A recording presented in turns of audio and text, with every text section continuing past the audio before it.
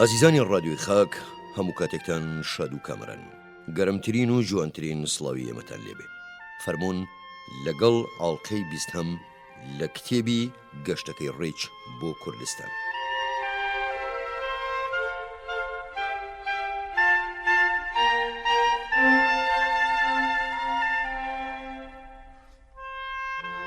چواری ئەیلولی 1920 لە 6:04 لە گوندی قەرەبووکرا دەرچوین.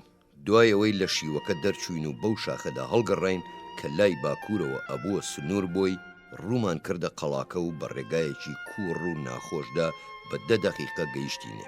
پاشان کەوتینە پێچاو پێچکردنەوە بە دەوری ترۆپکی کێوەکاندا.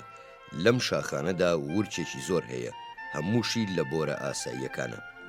لە 9:05 دەقیقەدا چوینە سەر ڕێگایەکی چاک، خۆمان لە دۆڵێکی بەردینی تەنگەبەردا یان شیوێکدا دیەوە کە شاخ دەوریاندا بوو.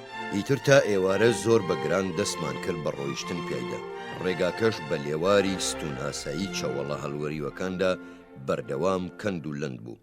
تەنگەکەش تەسک و لار بوو. لە ڕاستیدا لە توولە ڕێیەک زیاتر هیچی تر نەبوو کە لای چەپیەوە 1000 بە 1000 بوو. کوردەکان خۆیان ددانیان بەوەدانا کە ئەم ڕێگایە ناخۆشترین ڕێگایەکە تا ئێستا پیایدا ڕۆشتوین. سەرنجی شمدان بۆ یەکەمین جار بوو لە ئەسپەکانیان دابەزن و بەپێ بەو تەنگە بەرە سەختانەدا ڕێ بکەن. ئەسپەکەی عومەراغا لای چاڵێکی 1000 بە 1000ەکە هەڵەنگوت، بەڵام زۆر چابووکانە یەکسەر لەسەر ئەسپەکەەوە خۆی فڕێدا بەبێ ئەوەی جڵەوەکەی لەدەست بەربێ. خۆ ئەگەر وای نەکردایە خۆی و ئەسپەکەی پێکەوە سەرنگرێ ئەبوون و ئەمردن. تووشی ژانەسەرێکی قورس بووم، ناچاریش بووم بە لێواری 1000 بە 1000 شاخەکەدا تا کۆتایی ڕێکردنەکە ڕێ بکەم.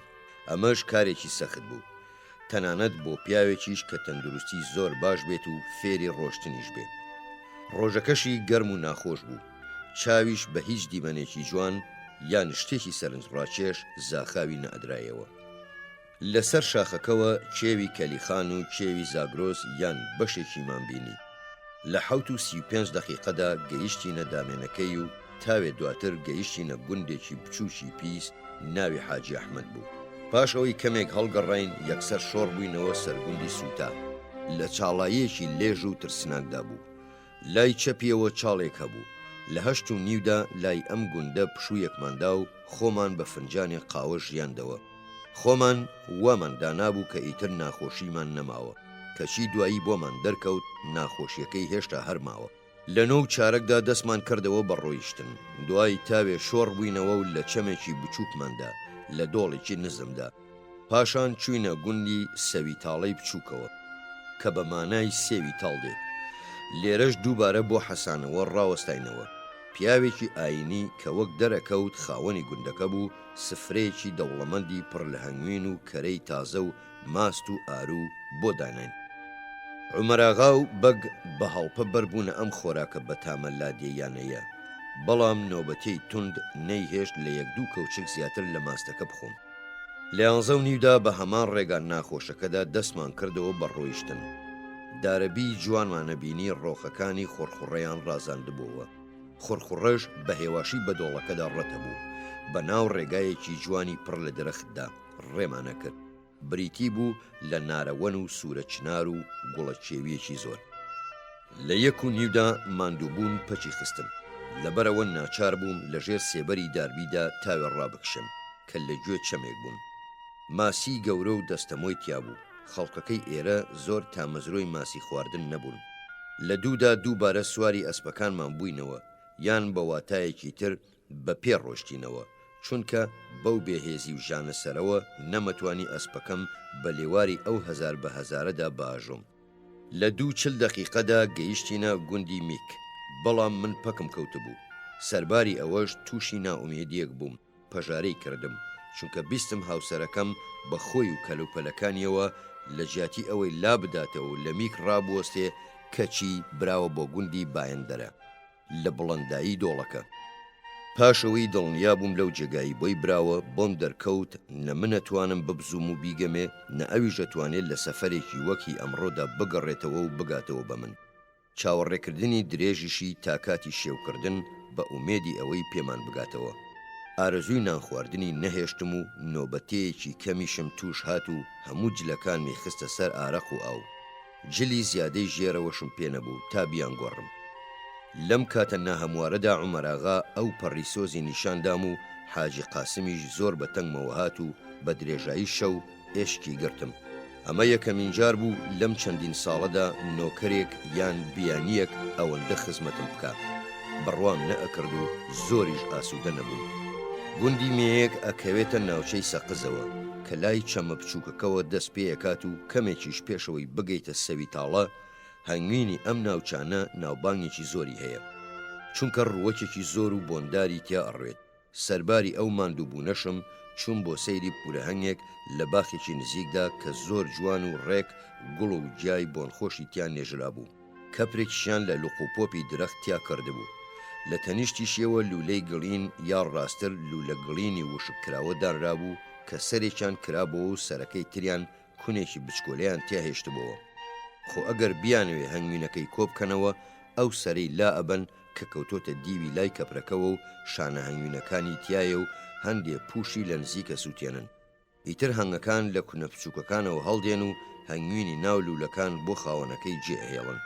گوندنشینەکان شانەیەکیان لێ دەرهێنا و هەنگەکانیان نیشاندام کە لە شانەکانیە کارەکەن. بە جۆرێ سەرگەرمی کارکردن بوون، گوێیان نەئەدا بەوانەی دەستکاریانەکردن و هێرشیشیان بۆ نەئەهێنن. ئەمڕۆ جۆمان لە دەنگێکی بێشماری کەو بوو. ئەیانود لە هەورامان زیاتریش هەیە و کە ڕاوچیان بە سەدانیان لێ ڕاوەکەن.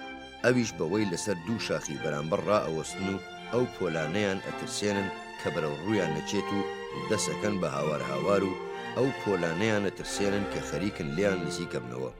ئیتر ئەوانیش ترسیان لێ ئەنیشێ و ئەشڵەژێن و ئەپسێن و ئەکەون. ئەوسا گرتنیان ئاسانە بێت. عەبدوڵڵا بەگ بۆی جێڕامەوە گوایە جارێکیان لە هەورامان لەگەڵ والیدا بووە و ئەم جۆرە ڕاوەیان کردووە. ئەیوت نزیکەی 1000 کەویان ڕاو کردووە. ئاسکیش بە هەموو جۆرەکانیەوە و بزنەکێوی و کەڵەکێوی کە وەک من پێی بزانم پێی ئەڵێن شور، هەروەها جۆرە ئاسکێکی تریش لەم ناوچانەدا زۆرە کە پێی ئەڵێن مەڕەکێوی و لە وەرزی زستاندا ڕاویەکەن، بەڵام ڕیم لە ناوچەی ئەسفەنداباد هەیە.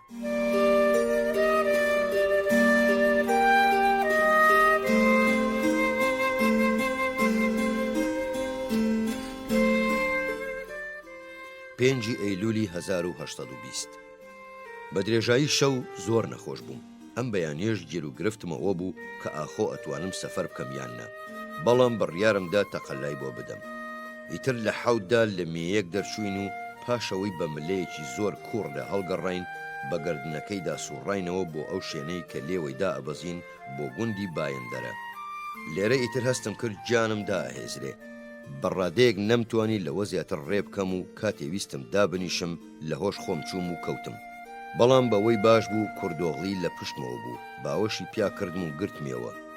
لێرە ئیتر بۆم دەرکەوت یان بە واتایەکی تر ماندووبوونم وای لێکردم بزانم کە ناتوانم لە بایەندەرە زیاتر ڕێ بکەم کە دوێنێ شەو هاوسەرەکەم تیایدا مابووەوە. بەڵام کڵۆڵیم هەر دەست بەردارم نەبوو، چونکە زانیم هاوسەرەکەم لەبەر هەڵەیەک قۆناغێکی تر پێشکەوتە بوو. کاتێ عومەراغا کە بەمەی زانی خۆی چوو بوو بۆ بایەندەرە، سوارێکی نار بە دوای کۆمەڵەکەدا پێیان بڵێ لە نزیکترین گوندی ئاقار بایەندەرە بەریان لێ بگرێ و پاشان خۆی گەڕایەوە و ئەوەی کردبووی بۆی جەڕامەوە. لەبەرەوە دەستمان کردەوە بە ڕۆیشتن، یان بە واتایەکی تر کوردۆغڵی و ناڵبەندەکەمان هەڵیان گرتم تا دامێنی لێژاییەکە. لەوێ دووبارە لەژێر سێبەری بیەکدا لە گوێچەمێکی جوان بۆ حەسانەوە ڕاکشەم. لەم جێگایە فنجانێک قاوم خواردەوە، ژیان میوە. عومەراغای جگەرسۆزیش سوور بوو لەسەرەوەی دوو کەوچک لە دەرمانە گشتیەکەی کورد بخۆمەوە کە دۆ بوو. لە بایەندەرەشەوە بۆمی هێنا بوو. پیاو هەق بڵێ زۆری ژیان بۆ. لە 2:30 هەستم کرد توانای ئەوەم هەیە ئەوەی لە ڕێگاکە ماوە بیبڕم، بۆ بەختەوەریشم ئاسان بوو. بە سواری لەسەر خۆ لە دۆڵێکی پێچاو پێشدا ڕێمانە کرد، بەڵام تا ئەهات تەختترە بوو.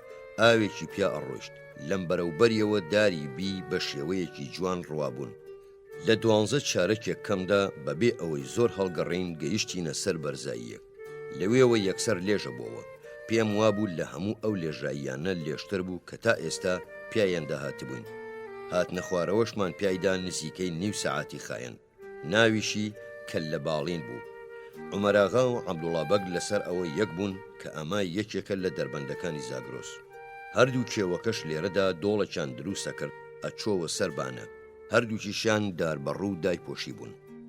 لە دامێنی لێژاییەکەدا بەناو ڕێگایەکی پڕ لە داری بەڕوو نارەوەن و چنار و بیدا ڕێمانە کرد.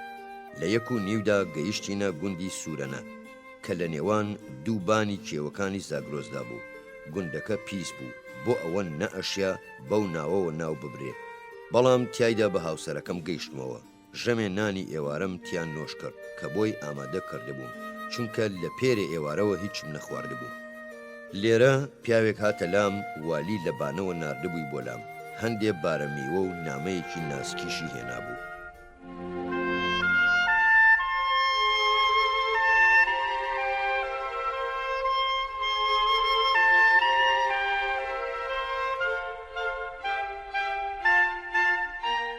شەشی ئەیلولی 1820 لە شەشدان لە سوورەنە دەرچوین و بە دۆڵە جوانەکەدا دەستمان کردەوە بە ڕۆیشتن. لە حەوتدا بە گوندی بیجەیی یان بزەییدا ڕەت بووین کە ئەکەوێتە لای ڕاستمانەوە. دوای تاوێ دۆڵەکەش و هەردوو کێوەکەش زۆر وەرئەچەرخانەوە بەلای باشووردا. لێرەدا ئەو سێ خاڵە یان ئەو سێ لوتکەیەمان دین کە پێشتر باسکران. تاوێ دواتر کێوەکان لە دەربەندەکەدا کە ئەچۆوە سەر قەزڵجە وەک خۆیان لێ ئاهاتەوە. لە 9:30 گەیشتینە خانووەکەمان لە ئەحمەداباد یان نەحمەداوە وەکو کوردەکان هێڵێن کە گوندێک بوو لە تەنیشت بانەوە. خانووەکەشمان بەسەر جێگایەکی جوانەوە بوو لەسەر کێوەکانی ئاربابا کە بەشێک بوو لە خۆراوە یان باشووری زنجیرەی زاگرۆس و ماوەی 10 دەقیقەیەک بە سواری لە بانەوە دوورە بوو. هەندێ ڕەز و پێشهەیوانێکی جوانیشی لێبوو کە زۆر جار سوڵتانی بانە بە نیازی سەیران چادرەکەی تیا هەڵەدات. بیەکی زۆر جوانیش لە نزیک کانیەکی سارد بوو، گەرمایەکەی 53 پلە بوو. بەڕاستی ئەم بیە جوانترین بی بوو کە تا ئێستا دیبووم. والی هەندێک چادری بۆ پێشوازیمان هەڵدا بوو. باننۆکەرەکەیشمان بینی لەگەڵ هەندێک چێشتچیدا چاوەڕوانیان نەکردین. دوای نیوەڕۆ حسێن قولیخان کە یەکێک بوو لە کوڕەکانی والی بۆ بە خێراتنم هاتە لام و وەزیرێک و 3 ئەندامی ئەنجومەنی لەگەڵدا بوو. یەکێکیان پیرێک بوو وەک بزانم ناوی میرزا عەبدولکەریم بوو، هەر ئەمیش وێژەر یان سەرۆکی قسەکەر بوو لە ناویاندا. بەڵام خانی گچکە مێرمنداڵێک بوو تەمەنی نزیکەی 12 ساڵێکە بوو. سیمای لە میری گچکەی سناچوو، بەڵام لەو بزێوتر و زرینگتر بوو. هەڵس و کەوتی لێزانانە و بەڕەوشت بوو. بە نەزاکەتێکی زۆرەوە بە فارسی بە خێرهاتنی کردم و گفتوگۆیشی بە پرسیاری ماوەی نێوان وڵاتەکەی و ئینگلترا دەست پێ کرد و کوردستانت چۆن هاتە بەرچاو و ئاخۆ ئێمە لە وڵاتی خۆمان قەنە ئەکێشین و گەلێ پرسیاری تریش. پاشان پیاوە پیرەکە سەری قسەکانی لێوەرگرت. وتوێژەکانیش چونکە هەمووی دەربارەی خوخدەی ڕێزگرتنی ئێرانیانە بوو، بۆیە تۆمارکردنی زۆر شایستە نییە.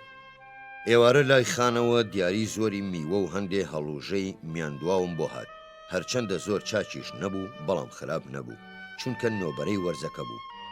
لە کاتی پێشکەشکردنی دیاریەکانیشدا وێنە هەڵکۆڵراوەکانی پەرسەپۆڵسم وەک چاکترین نمونە ئەهاتە بەرچاو کە سەرۆکی کۆمەڵەکە بە گۆچانێکی درێژەوە پێشەکەوێ و کۆمەڵێکیش نۆکەر لە دوایەوە هەر یەکەیان شتێکی هەڵگرتووە. بەم جۆرە بەنیازی گەورەکردن دیاریەکە بەسەر زۆرترین ژمارەدا دابەشەکەن. خان پێی لەوە داگر کە ئەبێ نانی ئێوارەمان لە چێشتخانە تایبەتێکی خۆیدا بۆ ساز بکەن و دیارە بە پێی زەوقی ئێرانیانە ئەبێ و وەک بزانم لە نانی سنە چاکتر و خۆشترە بێ و بەتەنگ کاتی حەسانەوەشمانەوە بوون.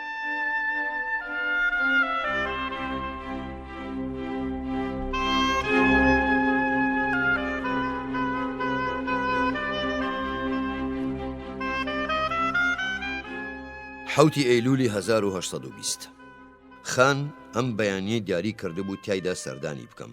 پەیمانیشی دابوو بە فێنچی پێشەوەی گەرمادا بێ کە ئەترسام تینەکەیم بەرکەوێ پێشوازیم بکە. بەڵام تا پێش 10:30 ئاگاداریان نەکردم کە ئامادەی دیدەنیمە. ئەو ساییتر سواری ئەسپەکانمان بووین و چوین بۆ شار. لەوێ لەبەر شاردا میر عینایەتوڵڵا و دەستەیەک سوارە پێشوازیان کردین. ئاپورەکردنەکەشیان لەو گەرما و ناوتە پوتۆزەدا زیاتری ئەنوان. کاتێ ئێمە بە ناویاندا ڕەت بووین بەدەم سەرکەوتنمانەوە بۆ سەر شاخی قەڵاکە کۆمەڵێک تفەنگبەشانی سەقزی و گەلێ ناوچەی تری کوێستانیمان بینی کە لە هەردوو بەری ڕێگاکەوە ڕیزیان بەستە بوو. هەروەها سەربازان یان سەربازە نیزامیەکان کە سڵاوی سەربازانەیان بۆ کردم. بەڵام لەو هاوڕێیانەیان چاکتر نەبوون کە لە سنەدی بوو من. ژمارەشیان نزیکەی 150 سەربازێگە بوون. قەڵاکە یان کۆشکەکەش یان هەر ناوێکی تری لێ بنرێ شوێنێکی دیمەن ناشرین بوو. چاوم بە خان کەوت. لە هۆڵێکدا دانیشتە بوو دیوارەکانی گەچکاری نەکرابوون. کۆمەڵێک کاڵەکی لە دەور بوون. بۆ پێشوازیکردنم هەستا. دەستی بۆ من و میستەر بێڵ درێژ کرد. لەوە نائومێد بووم کە هەڵسوکەوتی و ڕوخساری بەو جۆرن نەبوو پێشتر لە دیدی مندا بوو. وام چاوەڕێیە کرد قیت و قۆزی داود پاشای تیا ببینم. بەڵام هەر ئێرانیەکی ئاسایی ڕوخسار تند یان بە واتایەکی تر دووڕەک بوو. یا لەو شێوانە بوو کە پێیان ڕێن پیاوێکی چاک و سنفراوان. لەوانە نەبوو توشوخێ بە قسەکانی ئەو بکات و هەر بەوە دەست پێیەکە کە هەندێک پرسیاری کورد بکات و سەرنجی کورتیش دەرەبڕێ. باڵای لە مامناوەندی کەڵەگەتر بوو. دەموچاوێکی کتوپڕ و ڕیشێکی سپی و دوو برۆی ڕەش و پڕی پێوە بوو کە شێوەی ڕاستوەستان و لەیەکەوە نزیکیان وایان کردبوو سەرەوەی دەموچاوی دڵی پێ نەکرێتەوە. لێرەدا ئەبێ ئاماژە بە ئەوە بکەم کە هەرگیز ئێرانیەکم نەدیوە لە هەموو ڕوویەکی جوانیەوە جوان بێ. ڕەنگە هۆی ئەمەش هی ئەو جل و بەرگانەیان بێ کە لە جوانی بێبەشیانەکە. ڕەفتاری تند و قەبەیان و ئاخاوتنیان بە دەنگێکی گڕ لایەن بووە بە خویەکی باو کە لاسایی پیاوانی خێڵەکی و ناو کۆشکەکانەکەنەوە. بەڵام بەلای منەوە لە ئەو باشێکی پۆشتە زیاتر هیچی تر نین. لەگەڵ خاندا موساخانی حاکمی سەردەشتیش دانیشتە بوو کە بۆ سەردانی والی هاتبوو لەگەڵ سوڵتانی سەقزدا. ئەمیان خزمی خۆی بوو. هەروەها سوڵتانی بانەش لە تەنیشتیانەوە دانیشتە بوو. دانیشتنەکەیشی بێزۆر لە خۆکردن و ئاسایی بوو. لە هەمووشیان زیاتر بە ئازادی و ڕەهاییەوە دانیشتە بوو. ئەوە وای لێکردبوو ئەتوت شازادەیە لە ناویاندا. هەردوو کوڕەکەی خان لە پشت پەنجەرەکەەوە ڕاوەستا بوون کە سەرۆکاری کۆمەڵێک نۆکەر و چەکداریان نەکرد. ئەو کوڕەیانی کە زۆر لێی نزیک بوو محەممەد عەلی خان و ئەوەیان بوو کە لە جەژنی نەورۆزی داهاتوودا کچەکەی شاخوازێ. کوڕێکی داڕێژراوی ڕەشتاڵە بوو شێوەی لە باوکیە چوو. بەڵام ئەو کوڕانەی تری کە دیبوو من لەو ناچن. جلوبەرجی دەرەوەی والی بریتی بوو لە شاڵێکی ڕەشی کشمیری جلەکانی تریشی ئاسایی بوون. چەکی جوان و خەنجەری گرانبەهای هەڵنەگرتە بوو. پێشەوەی دەربارەکەیشی بەم شت و بەو شت نەڕازاندبووەوە. لە دووربینێکی پاپۆڕ و باستۆنێکی بەلەک بۆیەکرا و زیاتر نەبێ کە شوێن دەستکەکەی زیوین بوو لەگەڵ قاپێکدا کاتژمێرێکی تیا بوو. دووسێ مۆر و توێکی تریاک لە دەستکاری بەرمەنگام. بە تورکی دواندمی کە ئێستا بۆتە زمانی باوی چینی خانەدان لە ئێراندا. منیش ئێستا لەبەرەوەی قسەکانی شایستەی تۆمارکردن نەبوون کەمێکیم لەبیرە چونکە هەر کورتە پرسیاری کرد. قسەکانیشی وا کرد کە دەربارەی شتی بێبایەخ و بە ئەنقەست دووبارەکردنەوەی تیا بوو بۆ ئەوەی واد لێ بکە تۆش دووبارەی بکەیتەوە. پرسیاری دەربارەی تەمەنم کرد. وەڵامم دایەوە. وتم 33 ساڵم. کەچی سەرنجێکی بە کوردی دەربڕی وتی وەک 40 ساڵێکە نوێنێت. پاشان دەربارەی نەخۆشیەکەم پرسیاری بە تۆپەڵێک زاراوەی پزیشکانەی خۆرهەڵاتیانە دەست پێ کرد کە وەک بۆم دەرکەوت شارەزاییەکی تیا هەبێ. دەربارەی ماڵکۆڵم دوا و ستایشی زۆری کرد. ئاگاداریشی کردم کە ماڵکۆڵم گەلێ دیاری جوانی داوەتێ. دوایی سەبارەت کار و ئەرکی نیشنگەیەتی بریتانی لە بەغدا پرسیاری کرد و پێی لێ ڕاکێشا بۆ موچەکەم. اینجا نزیکەی 50 کاڵەکێکیان بۆ هێنایە بەردەمی. ئەویش قەڵەمبڕێکی بچووکی بەرمەنگامی لە جرفانی دەرێنا و یەکەیەکە لێی چەشتن. سینیۆ حەڵواشیان هێنا. ئەو لێی خوارد و منیش هەر لێم خوارد. ئیتر هەر خەریکی ئەوە بوو پارچەی بچووکیان لێ بکاتەوە و بەدەستی خۆی پێشکەشمیان بکە. پەیتا پەیتاش قەنە ئەهێنرا. پرسیارێکی زۆری دەربارەی بۆناپارت کرد و پرسیاری ئەوەشی کرد کە ئاخۆ میرنشینگەل پێک دێنێ. وتیشی بۆتە ناوداران. نزیکەی 2 سەعاتێک لەگەڵیا دانیشتم کە بەجێم هێشت هەڵسا و دووبارە خۆشاتنی کردم. پێشی وتم لەم نزیکانەدا سەردانم مەکاتەوە. پرسیاری تایبەتی دەربارەی دەست و پەیوەندەکانی سنەی لێپرسیم کە ئاخۆ لە هەڵس و کەوتیان ڕازی بووم یان کەسێکیان شتێکی نابەجێیان بەرامبەرم نەکردووە ئەو تووڕەیەی لە سەر و سیمایدا دەرەکەوت و ئەو ترس و لەرزەی لە نۆکەرەکانیان نیشت کاتێک کە ئەو تووڕەیەی دەرەکەوێ وایان لێ کردم ئەگەر هیچیشم لەبارەیەوە نەبیست بێ بڕوا بکەم کە سەرکردەیەکی ترسناکە. لە ڕاستیشدا هەرچیم لەسەری بیستووە ئەوە ئەسەلمێنن کە پیاوێکی فێڵاوی و قیناوی و زاڵمە. قامچی لێدان لەبانە ئەوە هەر پیشەی ڕۆژانە بوو. سامانێکی زۆری تیا زەوتەکرا. پارزستان لێرە شۆڕشێک بەرپا بوو، وتیان هۆیەکەی ئەم کارە تونند و تیژانە بوون. بانە شارێکی پیس و قێزەونە، لەو ئاستەدایە شایستەی ئەوە نەبێ ناوی بنێ شار. حاڵیشی لەو گوندانە چاکتر نییە کە پیایاندا ڕەت بووین، ئەوەندە نەبێ کە لەوان بڵاوترە. خانووەکەش یان قەڵاکەش لەسەر گردێکی تورەکە ڕێژ دروست کرابوو. هەر بەڕاستیش ناوی بانە هی ناوچەکەیە، ئەجینا شارەکە ناوی بەڕۆژە، بەڵام بڵاو نییە، جوولەکەیەکی زۆریشی تێدا نیشتەجن.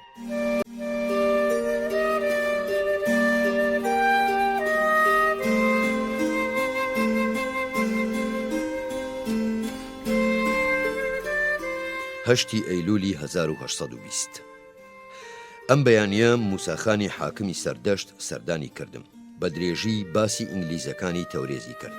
ئەوەشی جێی دڵخۆشی و شادی بوو ئەوە بوو کە هەموو لایەک بەباشی باسی هەڵسوکەوتی ڕۆڵەکانی وڵاتەکەمیانە کرد. سەر لە ئێوارە والی سەردانی کردم کە لە پێشیەوە سەربازەکانی و لە دوای شێوە ژمارەیەکی زۆری سوارە ئەڕۆیشتن.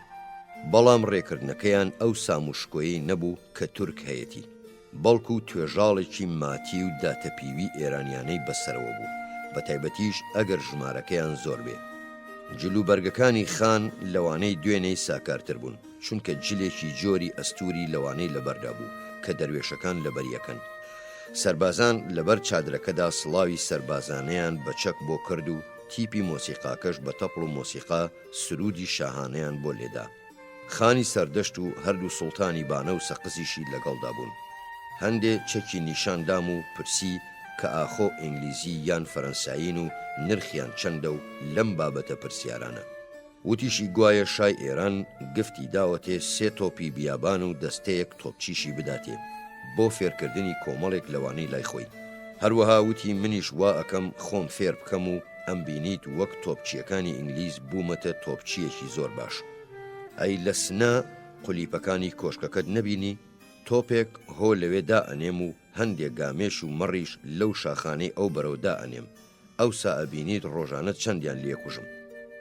ئێستا ئیتر هەڵوێستی دۆستانەتر بوو، قسەکردنیش لەگەڵیا هەرچەندە لە ڕووی زانیاریشەوە زۆر بەکەڵک نەبوو، بەڵام بێزۆر لە خۆکردن و ئاسایی بوو.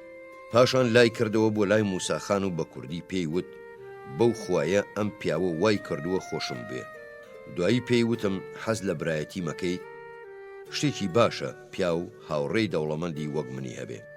ئیتر باسی کتێبخانەکەم هاتە پێشەوە و عومەراغا زرینگانە هەلەکەی قۆستەوە و ئاگاداری کرد کە ئەمەوێت دانەیەک لە کتێبی بەناوبانگی مێژووی کوردستانم چنگکەوێ کە ناوی مێژووی کوردانە. لێرەدا گەیشتە ئەو پەڕی گەشکە و وتی مێژووی کوردانە دەوێ سابەخوا چنگ دەکەوێ. چەند ساڵێک بوو بەردەوام لە هەوڵی پەیداکردنی ئەم کتێبەدا بووم. ئەم کتێبەش ئەوەی ئەهێنا پیا و هەر لەبەر خاتری چنکەوتنی سنەی بۆ بگرێتە بەر. لەوەشە چوو بەم دواییە حاڵێکی ئاینی بۆ هاتبێ، بۆیە دەستی کرد بە زیکر و وێرد خوێندن و تەسبیحات، وتیشی نیازی حەجی مەکەی هەیە. پاشان پرسیاری وەختی لە ئامادەبوان کرد کە وەڵامیان دایەوە، پارچەیەک تریاشی پچکۆلەی دەرهێنا و کۆڵۆیەک شەکریشی بەدوادا هەڵدا و دەست کرا بە قەنەکێشانێکی زۆر. باسی ئەوەم بۆ کرد کە سبەینێ نیازی سەفەرم هەیە، ئەویش تکای لێکردم بیخەمە 2 سبەی تا دووبارە دیدەنیم بکاتەوە. لە سەعات 4 هاتە لام و تا نزیک بانگی شێوان لام مایەوە. پاشان مۆڵەتی خواست و بە نەزاکەت و ڕەوشتێکی زۆرەوە ڕۆیشت. سواری ئەسپێک یان بارگیرێکی گەورە ببوو، سەرتاپای بە مەخمەڵ داپۆشرا بوو، هەر کە لایشی بەلای دەست و پەیوەندەکانی ئەکردەوە یان یەکێکی ئەدوان ئەوان دائەسڵەچین و ئەبڵەقە بوون. 9 ئەیلولی 1820 ئەمڕۆ ئەبوایە سەردانی والی بکەم و مۆڵەتی لێ بخوازم. پێشتر داوام لێ کردبوو خۆی کاتێکم بۆ دیاری بکە، چونکە ئەوەندەی پەیوەندی بە منەوە هەبێ هەموو کاتێک بۆ من وەک یەکە. ئەویش وەڵامی دامەوە کە ئاگادارە مەکاتەوە. بە درێژایی ڕۆژی ئەمڕۆ هەر لە بەیانیەوە بۆ یەکلاکردنەوەی حسابی بانە بەسەر برد. چاوی سێ پێوماقولی ئەم بەشەی میرنشینەکەی دەرهێنا و ئافرەت و کچەکانیانیشی لەگەڵ کۆمەڵی خەڵکی تردا ئاوارەی سنەکردن. کاروانێکی درێژی ئەو ئافرەت و کچانەمان دین کە میر ئاوارەی کردن. بەسەر وڵاخەوە ئەو دەشتیانە بڕی و هەندێ یاساوڵی سەر بەخانیش بە سواری لە نێوان ئافرەتەکاندا ڕێیانە کرد. ڕۆژی ئەمڕۆ ئەمە کردەوەی خان بووە، بەڵام بۆ بەختەوەری تا نەگەشتایەتە سەعات 11ش دەستی پێ نەکرد. تا زیاتریش دەنگ و باسەکانیمان ببیستایە زیاتر ڕخمان لە دڕندایەتی و ملهوڕێکەیە بۆوە. دوای نیوەڕۆ چوو بوو بۆ سەردانی گوندێک کە پێشتر ڕووتی کردبوونەوە، کەچی پێش ڕۆیشتنی هەواڵێکی بۆ ناردبووم ئەڵێ ئەمڕۆ بە هەندێک کاروبارەوە بەسەری بردووە کە نەیتوانیەوە دەست بەرداریان بێت و تکاشەکە کە سبەینێ سەردانی بکەم و لەوێوە ماڵاوایی لە یەکترە خوازین و ئیتر ئەو بەڕێیەکدا ڕوات و منیش بەڕێیەکی تردا. ئەم دواکەوتنەش زۆر بێزاری کردم، بۆیە نوێنەرێکم ناردە لای و داوای لێبوردنی لێ بکەم کە ناتوانم سبەینێ دوا بکەوم، بەڵام ئەو جێگایی جێهێشتە بوو تا درەنگانێکی شەویش نەئەگەڕایەوە. لە 11دا چوومە سەر جێگەکەم، بەڵام هەر تاوێک ئارامم گرت تا باننۆکەر هات کە لە هەمان کاتدا بانهۆبەش بوو. ئەگەداری کردم فەرمانی پێکراوە بە پەلە چادرەکان بپێچێتەوە. سرم لەم تونند و تیژێ لە پڕە زۆر سوڕما، بۆیە من و عومەراغا کە هەواڵەکەی گەیاندبوو هەرچەندمانە کرد نەمانەزانی چۆن هەواڵەکە لێک بدەینەوە، بەڵام بڕیارمدا چادرەکان کۆنەکەنەوە مەگەر هێزێکی لەوەی خۆمان گەورەتر بە زۆر پێمان کۆبکاتەوە. لەبەرەوە ئەگەرچی شەویش درەنگ بوو، بەڵام داوام لە عومەراغا کرد سوار بێت و بچێتە شار تا سۆراخی ئەم هەواڵە سەیرە بکە بزانێت چییە. عومەراغاش داواکەمی گرتە ئەستۆ و دوای نیو سەعات مەلاکەی یا میرزاکەی فەقێ قادر گەڕایەوە. بینی خۆمان بێ پیاوێکی ئێجگار چاکە بۆ ئەوەی ئاگادارم بکاتەوە کە شتەکە هەڵەیەک بۆ و میرزاکانیش لی پەڕاونەتەوە کە نەیگەێنێ بە خان. باننۆکەرەکەش لەرزی لێنیشت بوو ئەیود ئەگەر خان شتەکە بزانێ هەردوو چاوی هەڵەکۆڵێ. عومەراغاش ئاگاداری کردم کە نەیتوانیەوە والی ببینێ، لەبەرەوە وای بە چاکەزانێ لە شار بێ بۆ ئەوەی وڵاخەکان بهێنێ کە ئەبوایە والی بۆمانی پەیدا بکە، چونکە بەبێ فەرمانی ئەو پەیدا نەئەکرا تا بتوانین سبەینێ بەیانی بە زوویی ڕێبکەوین. چاکیشم کرد کە لە مەسەلەکە بێدەنگ بووم، چونکە سەیرم کرد هیچ سوکایەتی پێکردنێکی دەست هەڵبەستی تیانیە. بۆشم دەرکەوت کە ببێ و نەبێ فەرمانەکە بە سەرخۆشی و لە کاتی مەستبوونێکی زۆردا دەرکراوە، چونکە والی جگەل لە بانکێشانیشی مەیەکی زۆری ژەخواتەوە. لەبەرەوە زۆر ئاسانە لەم کاتەدا بیهێنیتە بەرچاوت کە ئەبێتە چ دڕندەیەکی زیان بەخش. ئەم ڕووداوە ناخۆشە تا دوای نیوەشە و خەوی لێزڕاندم.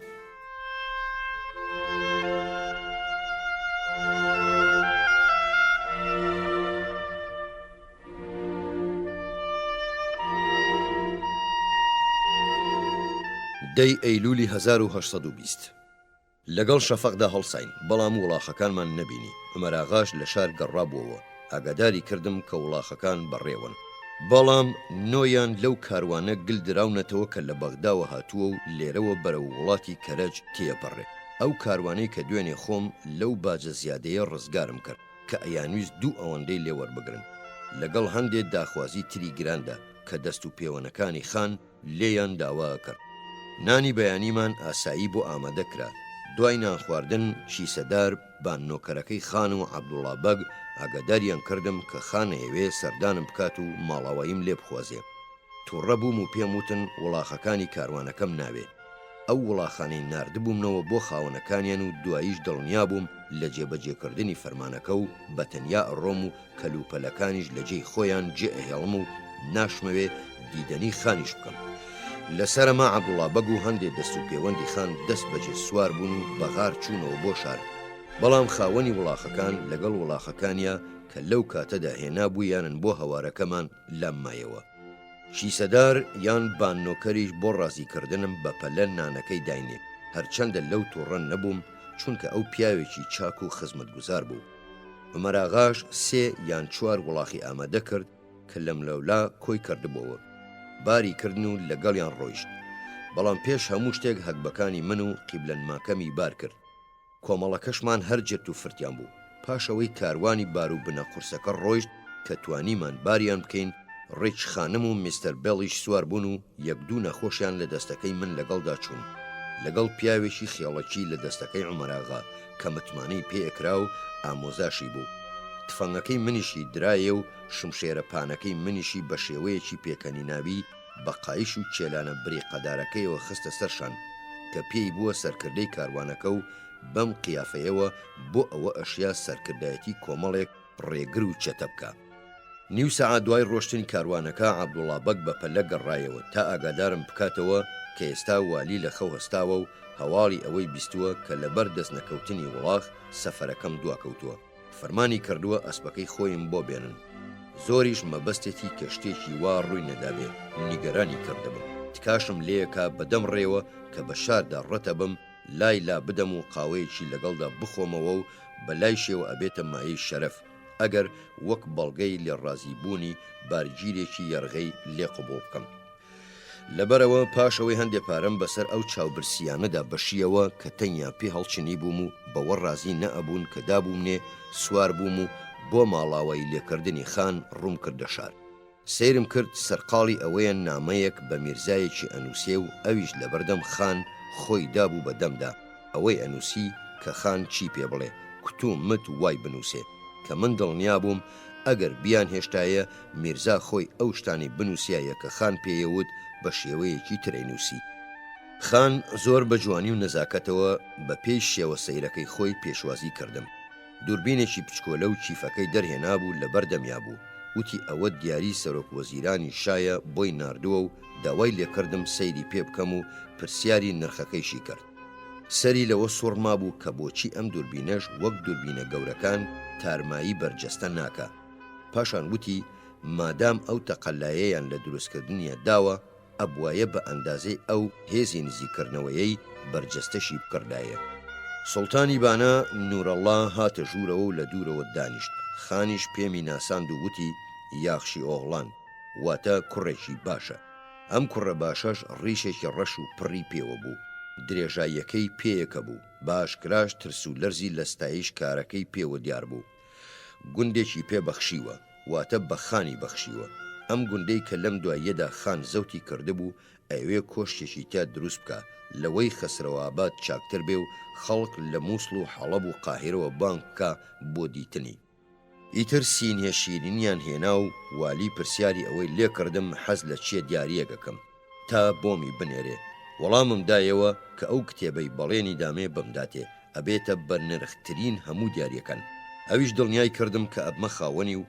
وتی لەبەرەوەش کە هەرگیز لە ژیانیان درۆی نەکردووە ددانی پیانێت کە دوو دانەی هەیە بەڵام ئەوێ بەراوردیان بکات و بە هەموو دڵنیاییەوە دانەیەکیانم لەگەڵ تەتەرێکدا لە سنەوە بۆ ئەنێرێ بە مەرجێ لە بریتی ئەوە چەند پاکەتێکی باروتی بدەمێ پرسیارەکەی دووبارە کردەوە کە حەز لە چ جۆرە دیارەکەم و هەردوو پاتیە کردەوە کە ڕوانیم هەر پێدا ئەگرێ پێم وت زۆر سوپاسگۆ ئەبم ئەگەر هەر کتێبێ پێی وابێ بەلامەوە چاکە بێ ئەوە بۆمی بنێرێ وەڵامەکەم ڕازی نەکرد و پێیداگرت کە ئەبێ هەر کتێبێک دەستنیشان بکەم منیش پێم وت کە گەڕامەوە بۆ وڵاتی خۆم لەوێ چاوەجێڕم بزانم چیم پێویستە ئەوسا ئاگاداری یەکەمەوە وەڵامی دامەوە کە ئەو کاتە ئەویش ئاڵوگۆڕێکم لەگەڵدا دروسەکە واتە ئەو هەرچی بوێ بۆمی بنووسێت و بۆی بنێرم و منیش هەروە بکەم دوای ئەوەی سەعاتێک لای مامەوە ماڵەوەیم لێ کرد ئیتر هەستا و دەستمی گوشی و گەلێ وشەی خۆشهاتن و میوان نەوازی دەربڕی و بە تکاوە داوای لێکردم پێی بڵێم کە ئاخۆ لێ ڕازیم هەرەمڕۆ خان بە ڕێگەڕانەوەی خۆیدا گەڕایەوە بۆ سنە ئەمە شەبێتە مایی خۆشی دانیشتوانی ئەم ناوچانە سەعات 12:30 لەبانە دەرچوین پاشەوەی ڕۆ و باکووری خۆراوا دەشتەکەمان بڕی چوینە ناو دۆڵێکی تەنگەبەرەوە کە شاخی بە بەڕوودا پۆشرا و دەوریاندا بوو بەم جۆرە تا 1:45 دقیقە ڕێمان کرد پاشان سەرکەوتینە سەر زنجیرە زورجێک کە ئەبوونە سنوور بۆ ڕێگاکە لە دوودا گەیشتینە گوندی سوێروەی بچووک و پیس کە بەسەر دۆڵەکەمانەوە بوو ئیتر لێرە هەستمان کرد بەشێکی تەواومان لە قۆناغی ئەمڕۆمان بڕیوە چونکە درەنگ بەڕێکەوتە بووین ئەمڕۆ نۆبەتەیەکە سەردانی زۆربەی کۆمەڵەکەمانی کردەوە عەبدوڵڵا بەگ ئەبوایە تا ئێرە یاوەریم بکە بەڵام بۆ ئەوەی پاشماوەی شتەکانی ترمان بۆ بنێرێ و ئەو وڵاتدارە بە سزمانش بە سەلامەتی ئازاد بکە کە من پاراستم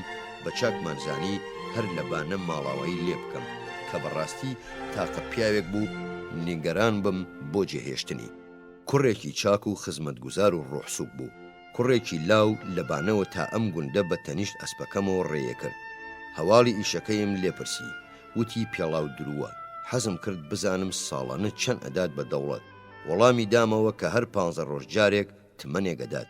بەڵام ئەوەتەی خان هاتوۆتە بانەوە بنەماڵەکەیان 5 تمەنی داوە، لەبەرەوە خەریکن لە برسا بمرن، چونکە ئیشەکەی داهاتێکی ئەوتۆی نییە تا باجێکی ئەوەندە بدات.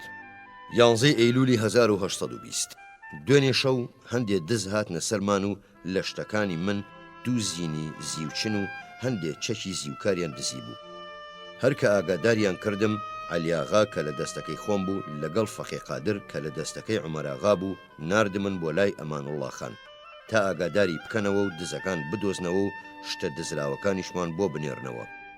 لە 7:30 لە سوێراوا دەرچوین و پاشەوەی چوینە سەر ڕێگاکەی دوێنێمان تا 9 لە دۆڵەکەوە ڕوە و باکووری خۆرهەڵات ڕێمان کرد. ئیتر لە دۆڵەکەدا گەیشتینە کوێرە شیوێک. پاشان لە ڕێگاکە لاماندا و لە 9:30 گەیشتینە گوندی نوێژگە کە بە لاپاڵی شاخێکەوە بوو لە باکوورەوە ئەبۆ سنوور بۆ شیوەکە. ڕێگاکەی ئەمڕۆمان بەلای زۆرەوە تەختەڵانی و پڕ لە دار و درەخت بوو کە زۆربەیان داری بەڕوو هەرمێکێوی لەبوون. زەویش کەوەڵە و گەچۆڕاوی بوو. هێشتاش هەر لە ناوچەی بانەدا بووین، بۆیە ئەگەر شتێکی بە شتێکی ترەوە بەیاد بێتەوە ئەوە ئەم ناوچەیە بە دز بەناوبانگە. هەرچەندە ئەو وڵاخانەی لەبانە پەیدامان کردبوون ماندووش نەبوون کە زۆربەیان بارگیر بوون، بەڵام چونکە لە نێوان نوێژگە و مەروەدا گوندێکی تر نەبوو کە نێوانیان 4 سەعاتە، بۆیە نەمانتوانی لە نوێژگە زیاتر بڕۆین. ئەحمەد بەجی چۆخای گوندەکە سەرنجی ڕان نەئەکێشا و شەڕانیش دیار بوو. ئەم بەیانێش پێیان وتین کە نایەوێ وڵاخمان بۆ پەیدا بکات و ڕێگاشمان نادات، ئەوانش کە پێمانە بەکاریان بینن. وتبووشی ئەم فرمانەی لە سوڵتانی بانەوە وەرگرتووە. ئەمەش وا پێچوو زۆر دوور نەبێ، چونکە لەو نامەیەدا کە لای سوڵتانەوە بۆم هاتبوو، ئەو سوڵتانەی حەقم بوو لە ڕووداوی تریشدا لە هەڵس و کەوتی ڕازی نەبم، وا دیار بوو بەلای ئەو پیاوەدا دایشکێنێ کە گومانی زۆرمان هەبوو لەسەرەوەی پەیوەندی بە دزەکانەوە هەبێ. تیا مابووین و نەمانەزانی چی بکەین، چونکە ئەمانوڵڵا خان سەفەری کردووە و واش پێچوو تاقە دەسەڵاتێک کە ئەتوانین پشتی پێ ببەستین بۆ هاوکاریکردنمان دژی خراپەی ئەم چۆخایە پشتی ئەوی زیاترە گرت وەکی ئێمە. گوندەکەش لە جێگەیەکی قایمدا بوو. 30-40 تفەنگ بە دەستیش خڕ ببوونەوە. کۆمەڵەکەی ئێمەش خۆیان لە خۆیاندا کەم بوون و هەمووشیان سوارە بوون و نەخۆشی پەچی خستبوون. لەبەرەوە نەمانەتوانی بەرەنگاری تنگانە ببینەوە. لێرەدا لەوە پەشیمان بوومەوە کە نەئەبوو سەربازەکان بنێرمەوە بۆ سلەیمانی، چونکە هەربوونیان لەگەڵماندا مایەی ئەوە بوو هەموو شتێک بێتەوە دۆخی جارانی خۆی. دوای ڕاوێژکردن لەگەڵ عومەراغادا کە بۆ ئەم داروبارە تووپڕە چی بکەین، بڕیارماندا هەرچۆنێ بێت ڕێ بکەین و خۆمان بگەێنینە بابانەکان و کەلوپەل و چادرەکان لە دوای خۆمانەوە بەجێ بهێڵین و کۆمەڵێک چەکداری شینچی خێڵکی ئازای شاخاوی بوو لە نزیکمانەوە بوون لە سنووری ناوچەی باباندا بینێرین بۆ ڕزگارکردنی کەلوپەلەکان. ئیتر هاوسەرەکەم بە پارێزگاری میستەر بێڵ و محەممەد ڕەزا چاوەش و هەندێک نۆکەر کە هەموویان سوارەی چەکدار بوون ناوچەکەی بەجێهێشت. من و عومەراغاش خۆمان دواخست بۆ ئەوەی ئاگاداری نەخۆشەکان بکەین و بەرهەڵستی هەر هێرشێ بکەین کە بکرێتە سەرمان. وا دیار بوو ئەم هەڵوێستەی ئێمە و ڕاوێژەکەمان بە دڵی ئەحمەد بەگ نەبوو، بۆیە بەپەلە هات و وتی ئامادەیە چەند گوێ درێژمان بوێت بمانداتێ و ڕێکەوتین و دوای دەردەسەریەکی زۆر و دواکەوتنێکی درێژ و سوێن خواردنی ئەوان و هەڕەشەی ئێمە لێیان وڵاخەکان ئامادەکران. ئێمەش بار و بنەمان بار کرد و نەخۆشەکانمان سوار کرد و دەستمان بە هەموویانەوە ناو تا ماوەیەکی ڕێگاش بەڕێمان کردن پێش ئەوەی خۆمان ببزوێن. بەڵام بە لە بەرچاوگرتنی هەڵس و کەوتی ئەمان و بەو شتانەشدا کە لە کاتی ڕۆیشتنماندا لێیان ڕوویدا، عومەراغا سڵیەوەی هەبوو لە ڕێگادا هەڵکوتنە سەرمان. بێگومان ئێمەش ئامادەی بەرهەڵستی بووین و منیش هەستمە کرد متمانەی تەواو بەتوانای خۆمان هەیە بۆ ڕووبەڕووبوونەوەیان، چونکە سوارەی چاک و چەکدار بوون و خۆشمان بە چاکترین شێوە ڕێخستە بوو بۆ ئەوەی بەو پەڕی تواناوە پارێزگاری بار و بنە و نەخۆش و پەککەوتەکانمان بکەین. ئەو خۆڕێخستنەی خۆشمان هەر پاراست تا بە سەلامەتی سنوورمان بڕی. وا دیار بوو چۆخاکەی نوێژگە وای بە چاکزانی بوو دەست نەهێنێتە ڕێمان و لە ناوچەکەی دەرچین و زیانمان پێ نەگەێنێ، چونکە ئیتر دوای ئەوە هیچ شوێنەوارێکی خۆی و دەستە و کۆمەڵەکەیمان نەدی. لە 7:30دا ڕۆیشتین و لەسەر خۆ ڕوومان کردەوە ئەو ڕێگایی دوێنێ دەستبەرداری بووین و لە 8دا گەیشتینەوە سەری. دوای تاوێ سەیرمان کرد بە زەویەکی چاکتردا هەڵەگەڕین. نەزارەتدار بەڕوویەکی گەورە و دار هەرمێکێوی لەو داری تری تیا بوو، لە شێوەی گۆیشدا بوو. بەدەم ڕێوە دووجار لەسەر ئەو شاخە هەڵوێستەمان کرد کە پیایدا سەرەکەوتین و ناوی بێلوو بوو. کەمێکیش ڕووی ئەکردە باکووری باشوور، بەڵام بەرزبوونەوەی شاخەکە لە دەشتی بانەوە لەسەر خۆ بوو، بەڕادەیەک کە لەم لایەوە هیچ نیشانەیەکی ئەوەی پێوە نەبوو شاخ بێ. کەمێکیش لای چەپمانەوە چێوی سوورکە و بەخۆی و لاپاڵە لێژەکانیەوە بەرز بووبەوە. ڕووی ئەکردە باشووری خۆرهەڵات و ئەم سەری نزیکیشی لێمانەوە ئاوی بانە و چەمی تر دابڕدابڕی کردبوو. ئاشکراشە کە بەشێکە لەو زنجیرەیەی پێشتر بەسەریا تێپەڕین و وەک پێشم وابێ هەر ئەو کێوەیە کە ئەبووە سنوور بۆ ئەحمەد کۆڵوان و لە کاتی تێپەڕینماندا لە سلێمانیەوە بۆ ئەحمەد کۆڵوان بەو ڕێیەدا کە ناوی تاریەر بوو بڕیمان. دوایەوەی لەسەر کێوی بێلوو حەساینەوە وڵاخەکانیشمان تاقەت کرد.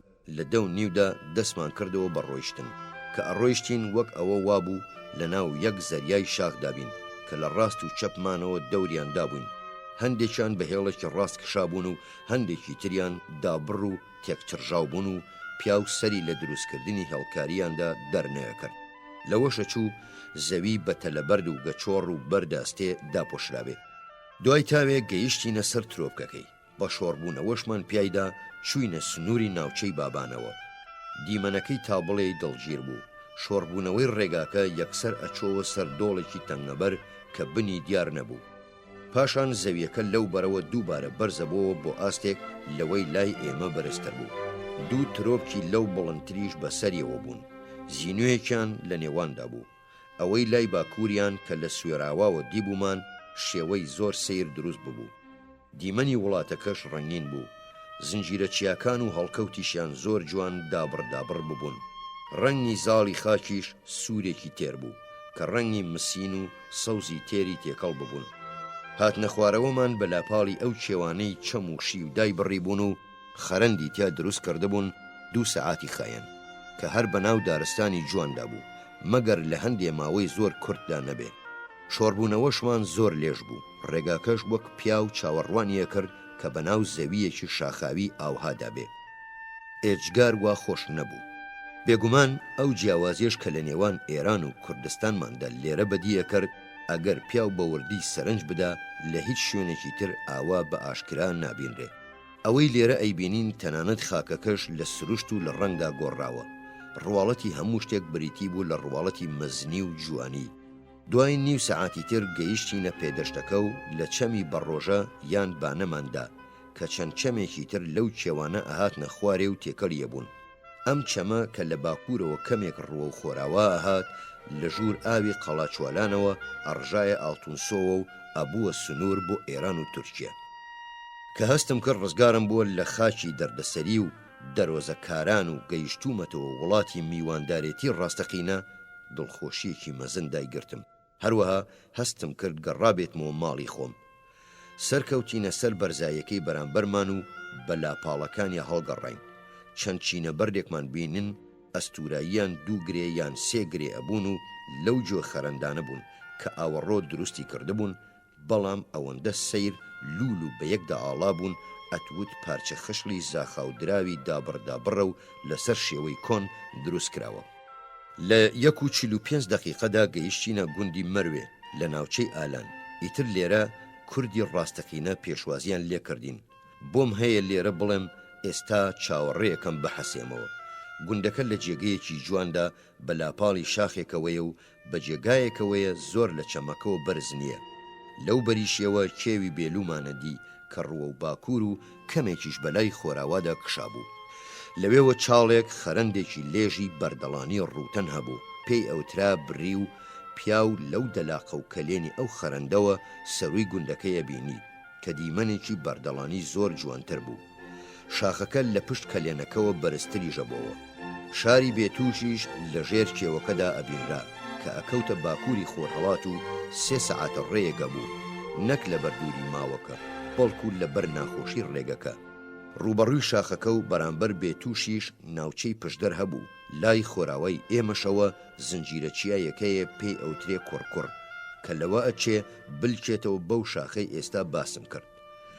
لەو تەنیشتەی شێوە کە لە ئێمەوە نزیکە گوندی شینکەیە کە 5 سەعاتە ڕێیەکە بێ، گەڵاڵەش لە نزیک شینکە کە لای ڕاست واتە لای باکوورەوەیە.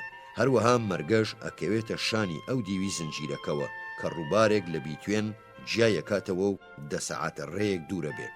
لە ئاقاری مەروێەوە تووتنێکی زۆرەکرێ کە ئێستا گوندنشینەکان لەسەر تەناف خەریکی وشکردنەوەین. هەر بۆ تاقیکردنەوە تووتنەکەم کێشا هەستم کرد مامناوەندیە. لەم ناوچانە ماشێکی زۆرەکرێ و مەزرا سەوزەکانیشی دیمەنێکی جوانیان هەیە. لە نێوان ئەم کێوانەدا گژوجای کێویش بە تایبەتی لەم ناوچانەدا زۆرن کە وەک نەخش بەسەر ڕووی زەویەوەن.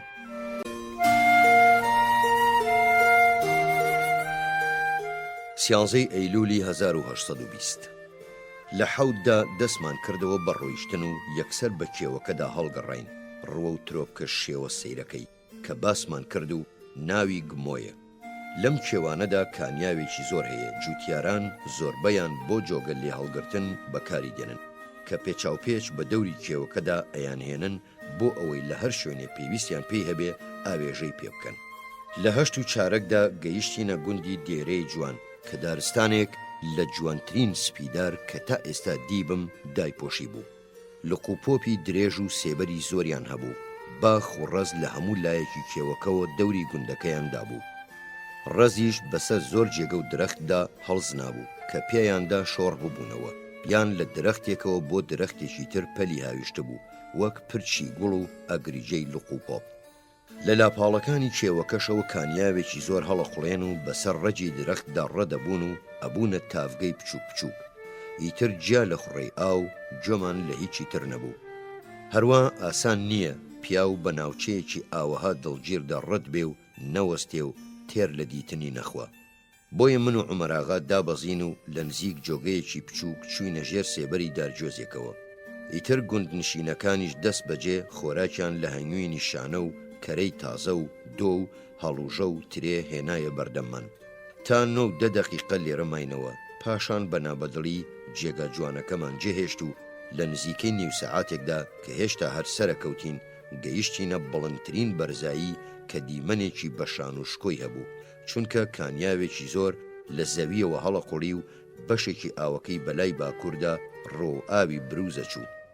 ئاوی بەشەکەی تریش ئەڕۆیشت و کەمێک لەولاترەوە ئەڕژایە ئاوی شینکەوە.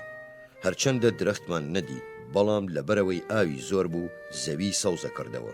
ئەم شوێنەش بە هەزارکانیان ئەناسرا. لێرەدا گەیشتینە بەرزترین شوێنی ڕێگاکەمان، بەڵام گمۆ و هەردوو لووتکەکەی کە ڕوتەن و بەردەڵانی بوون ئاستیان لەوەی ئێمە بەرزتر بوو. ماوەیەک ڕۆیشتین و هێشتا دوو لووتکەکە هەر بەسەرماندا ئەیان ڕوانی، نەئەکرا ڕێگایەکی لەمە چاکتر بگرینە بەر کە بەهۆیەوە بتوانم بیرێکی ڕاستەقینە دەربارەی زنجیرە چیاکان و لە یەکتردانەوەیان گەڵاڵە بکەم. سورکێ و کەوتبووە هاوتەریبی ڕێگاکەمان و وەک پێشتریش بڕوام وابوو چێوی قزڵجە یان تاریەری پێکەهێنا کە ئێمەی پیاڕەتە بووین و لەگەڵیا لێکەداتەوە و چێوی کوڕەکاژاویش ئەکەوێتە پشتەوە یان باشووری ئەم کێوەوە کە کەمێک ڕوە و باشووری خۆرهەڵات بەرەو تاریەرە کشێ. لەو زەویێشدا کە ناوبەناو شاخی شەقارشەقاری تایە هەردوو زنجیرەکە بە بەرزی لێمەوە دیارن. ئیتر گوند و شوێنە سەوزەکان یان بە تەختایی لاپاڵی کێوەکانەوەن یان هەندێک جاری تر لە لێژاییەکانیاندان کە بە هەموویان جیاوازیەکی دیمەنی جوان پێکەهێنن. هەر 100 یاردەیەک ئەڕۆیشتین و تووشی کانیەکی ساردەبووین، ئەگەر لێت بخواردایەتەوە دان تێتەزان. زەویش ڕەنگێکی مسینی ڕەنگۆگردی هەبوو، ڕێگاکەش وەک ئاسایی درەخت داین پۆشی بوو، هەرچەندە فشەڵ و بەردەڵانیش بوو، بەڵام وەک توولەڕێی ناوشاخ خراپ نەبوو.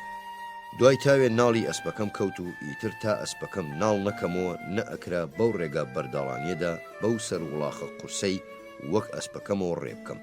ئەوەندەش نەئەبوو کە مۆڵۆتی ناڵبەندەکەمان دابوو سەردانی دەستگیرانەکەی بکە کە لە گوندێکی نزیکی ئەم ناوە بوو. سوارمان کرد و کۆمەڵێک دیاریمان بۆ ئەم دیدەنیە خۆشە پیانار. ئیتر عومەراغا کەرەسەی پێویستی ناڵکردنەوەی پەیدا کرد و خۆی بەدەستی خۆی ئەسپەکەی ناڵ کردەوە و وتی ئەو سەربازەم بە پولێک ناوێ ئەگەر نەتوانێ ئەسپەکەی خۆی ناڵ بکاتەوە. ئەم ناڵکردنەوەیە ماوەیەک دوای خستین و تا نەبووە سەعات دوو نەمانتوانی بگەینە گوندی کەنار و لە ناوچەی سیوەیل.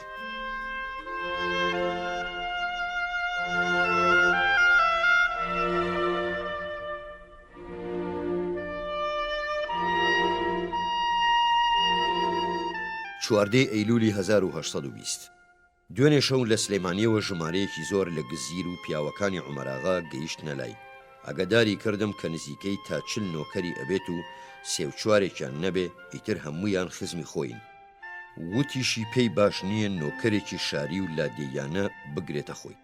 هەروەها وتی ئەوانە زۆر پێتەوە نانووسێن، لە تنگانەشدا لەگەڵتان نامێننەوە، بەڵام خێڵەکی بە پێچەوانەی ئەوانەوەن و ئەگەر خێڵ و هۆزەکەی خۆشی نەبن زۆر پابند دەبن و برسێتی و تینوێتی و هەژاری و ماندووبوون و مەترسی لێیانت جاناکاتەوە. زۆریشم پێخۆش بوو کە لە پیاوەکانی عومەراغام بیست نەخۆشەکانی کۆمەڵەکەمان لە سلێمانی چاک بوونەتەوە. لە 6:30 سواری ئەسپەکانمان بووینەوەی ڕۆیشتین. سەمتی ڕێکردنەکەشمان ڕوە و باشوور بوو. بە شیوێکدا شۆڕ بووینەوە تا بندامێنی سەرسیر. پاشان لە شیوەکە لاماندا و پاشماوەی ئەو زنجیرەیەمان بڕی کە ئەلکایەوە بە شاخی سەرسیر و دوێنێ لێماندا بوو. دوایی بۆ سەر چەمی سیوێل داگەڕین کە لە لاپاڵەکانی سەرسیرەوە ئەهاتە خوارەوە و پاشان کەمێک بەلای باکووردا لای ئەکردەوە بۆ خۆراوا و لای ماوەتدا ئەیدایەوە لە چەمی قەڵاچوالان و ئەوسا هەردوو چەمەکە ڕوویانە کردە ئاڵتون کۆپری. ئاوەکەی لەو شوێنەی ئێمەی لێپەڕینەوە تا چەند هەنگاوێ ئەگەیشتە ئەژنۆی وڵاخ و دواتر تەنکە بۆەوە. پانتاییەکەی نزیکەی 12 یا 15 یاردە ئەبوو، بەڵام شوێن ڕێڕەوەکەی زۆر لەوە پانتر بوو. زۆر جاریش لە زستاندا بوار نادا مەگەر بە کەڵک. لێرە زەوی هەمووی گڵەسپی بوو. بەرەو دەشتی شارباژێر شۆڕ بووینەوە و دوای تاوێ توانیمان کێوی گودرونی دۆستی دیێرینەمان لە شاخی گۆیژە جا بکەینەوە کە ڕوتەن و بەپاڵ یەکەوە تا چاو بڕیە کرد وەک وارشێکی قولیدار هەرەکشا. ئێستا لە خاکێکدا بووین تەمۆخ و گاشەبەردی زۆر تیا بوو. درەختیش کەم بوو بووەوە یان هەر نەما بوو، لە هەندێک جێگادا نەبێت. لە نۆ چارەکێکەمدا شۆڕ بووینەوە ناو دۆڵێکی تەنگەبەر کە چەمی قەڵاچوالانی دروست کرده بوو. ئیتر تا قەڵاچوالان ڕێمان کرد کە پایتەختی کۆنی ئەم بەشەی کوردستان بوو. شارەکە لەم تەنگەبەریەدا دروست کرا بوو. وا دیارە کورد حەز لەم جێگە چاڵ و نەدیوانە ئەکا تا شار و گوندی تێدا دروست بکەن. شارەکە هیچ شوێنەوارێکی نەما بوو. لە هەندێک کۆلیتی پیسی ئەو گوند نشینانە زیاتر کە لەم جێگایە نیشتەجن. لە سلێماناوە یان سلێماناباد دابەزین کە شوێنەواری باخچەیەکی دەستنێژی سلێمان بەبەی باپیری بەناوبانگی بابانەکان بوو. ئەم دۆڵە بە میوەی چاک و بە تایبەتیش بە ترێ و شووتی بەناوبانگە کە هەموویە چێ بۆ سلێمانی. لە 6:10 دەقیقەدا دەستمان کردەوە بە ڕۆیشتن. پیاوەکانمان گەشکە و شادی دایگرتبوون کە ئایانزانی دوای سەعاتێکی تر ئەگەینە سلێمانی. من خۆشم هەستم بە گەشکەیەگە کرد وەک چۆن پیاو هەستەکە دەچێتەوە ماڵی خۆی. هەر بەڕاستیش ئەو نەزاکەت و میوان نەوازیە جوانەی کە لە سلێمانی لەگەڵماندا کرابوو لەو هۆگەورانە بوون کەوا هەستەکەم نیشتیمانی دووەمینمە. ڕێگاکەشمان دوای دۆڵەکە یان دوای چاڵایی ڕێڕەوی ڕووباری قەڵاچوالان وردە وردە هەر سەرەکەوت و تەنگەبەرێکی هاتەبەر کە سێڵاو دڕی بووی و ئێستا وشک بوو بووەوە. خاکەکەی هەڵوەری و تەمۆخەکەیشی بە جۆرێ بەسەر یەکدا لولدا بوو وەک ئاسەوارێکی کۆنینە بەم لاولادا بڵاوی کردبوونەوە. لە 7:30 گەیشتینە چاڵاییەکانی بەردەمی شاخی ئەزمەڕ. دوای تاوێ بە کوڕترین بەشیدا بە ڕێگایەکی زۆر باریکدا بە پێچ و گەوەوە بە لاپاڵی شاخەکەدا سەرکەوتین بێ ئەوەی بەرەو خوارەیەکمان بێتە ڕێ. لە 8:00 گەیشتینە سەر ترۆپکەکەی. پاشەوەی 5 دقیقە ڕووە و باشوور هەر بە ترۆپکەکەیدا ڕێمان کرد دەستمان کرد بە هاتنە خوارەوە. لە سەرەتادا هاتنە خوارەوەکەمان ناخۆش نەبوو، بەڵام دوای ئەوە ئیتر ڕێگاکە بە لێواری هەزار بە هەزارێکەوە بوو، بە تایبەتی لە جێگەیەکدا کە چاک نەکرا بوو. لە ناوەڕاستیا نوچی بەردێکی گەورە دەرچوو بوو. ئیتر ناچار بووین هەمومان لە ئەسپەکانمان دابەزین و خۆمان لەسەر دەست بەسەریا تێپەڕین و ئەسپەکانیشمان لەسەر خۆ و هێمن ڕێی خۆیان کردەوە و هاتن. لێرەش بە سەلامەتی ڕزگارمان بوو. لە 8:30 گەیشتینە دامێنە سەرەکیەکەی خوارەوە. هێشتاش سەمتی ڕۆیشتنەکەمان هەڕووە و باشوور بوو. دیوەکەی تریشی لە بانێکی بەش پێک هاتبوو کە بە هاوتەریبی یەکتر درێژ ببوونەوە. لە 8:50 دقیقەدا لە چاڵێکی ئەو بانەوە چووینە ناو شیوی سلێمانیەوە کە لە 9دا گەیشتینێ. سەمتی شارەکەش وا ئەکەوتەوە کە 20 پلە ڕوو لە باشووری خۆراوا بکە. لە 10دا گەیشتینەوە بەر چادرگەکەمان لە باخچەکەی پاشادا لە چوارباخ. بەم جۆرە گەشتەکەم تەواو کرد کە ئەگەر چیش بەلای نەخۆشەکانی لای منەوە زۆر خۆش نەبوو، بەڵام سوپاس بۆ خوا کە لەوە کەمتر ماندوو بووین لەوەی چاوەڕێیەکرا. ئەگەر ئەوانە لەبەر چاو بگیرێ کە نۆبەتێمان توش هات و هەڵکەوتی لە شولاری بەغداییەکانیش بەرگەی ئەو سەختیەیان نەئەگرت و ئەترسان و هەمووشیان ئەوانە بوون کە کارگوزار و کاربەدەستانی کۆمەڵەکەمیان پێکەهێنا. گەشتەکەش کەڵکێکی زۆری هەبوو چونکە سەردانی گرنگترین و سەیرترین پارچەی کوردستانم کرد و دانسقەترین ئەو جێگایانەم بینین کە پێش من نەناسرابوون. ئەو شوێنانەی ڕێی تێناچێ گەشتوەرێکی تر بەم نزیکانە سەردانیان بکە. ئەو ڕێگایانش کە زۆربەیان بەڕێکەوت یان لە ئەنجامی بڕیاردانی ئەو سات و کاتەدا گرتم نەبەر. بۆ بەختەوەریش هەمویان لەو ڕێگایانە بوون کە بەهۆیانەوە توانیم بیرێکی گشتی لەسەر وڵاتەکە گەڵاڵە بکەم و هەر هەمان ئەو ڕێگایانەش بوون کە ئەگەر پێشتر زانیاریم دەربارەی بەرنامەیەکی گشتی تێکڕاییان هەبوایە ئەمویست ڕووپێویان بکەم.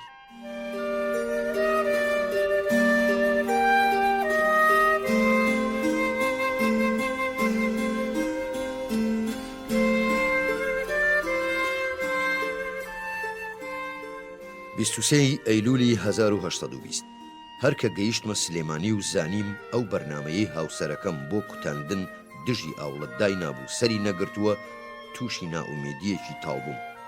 سەرنەگرتنەکەش بەهۆی نەزانین و هەڵەشەی ئەو پیاوەوە بووە کە کارەکەی لاستۆ گرتووە و پێکوترا و واتە لقاحەکەش خراپ بووە و بەڵخەکانیش ناتەواو بوون.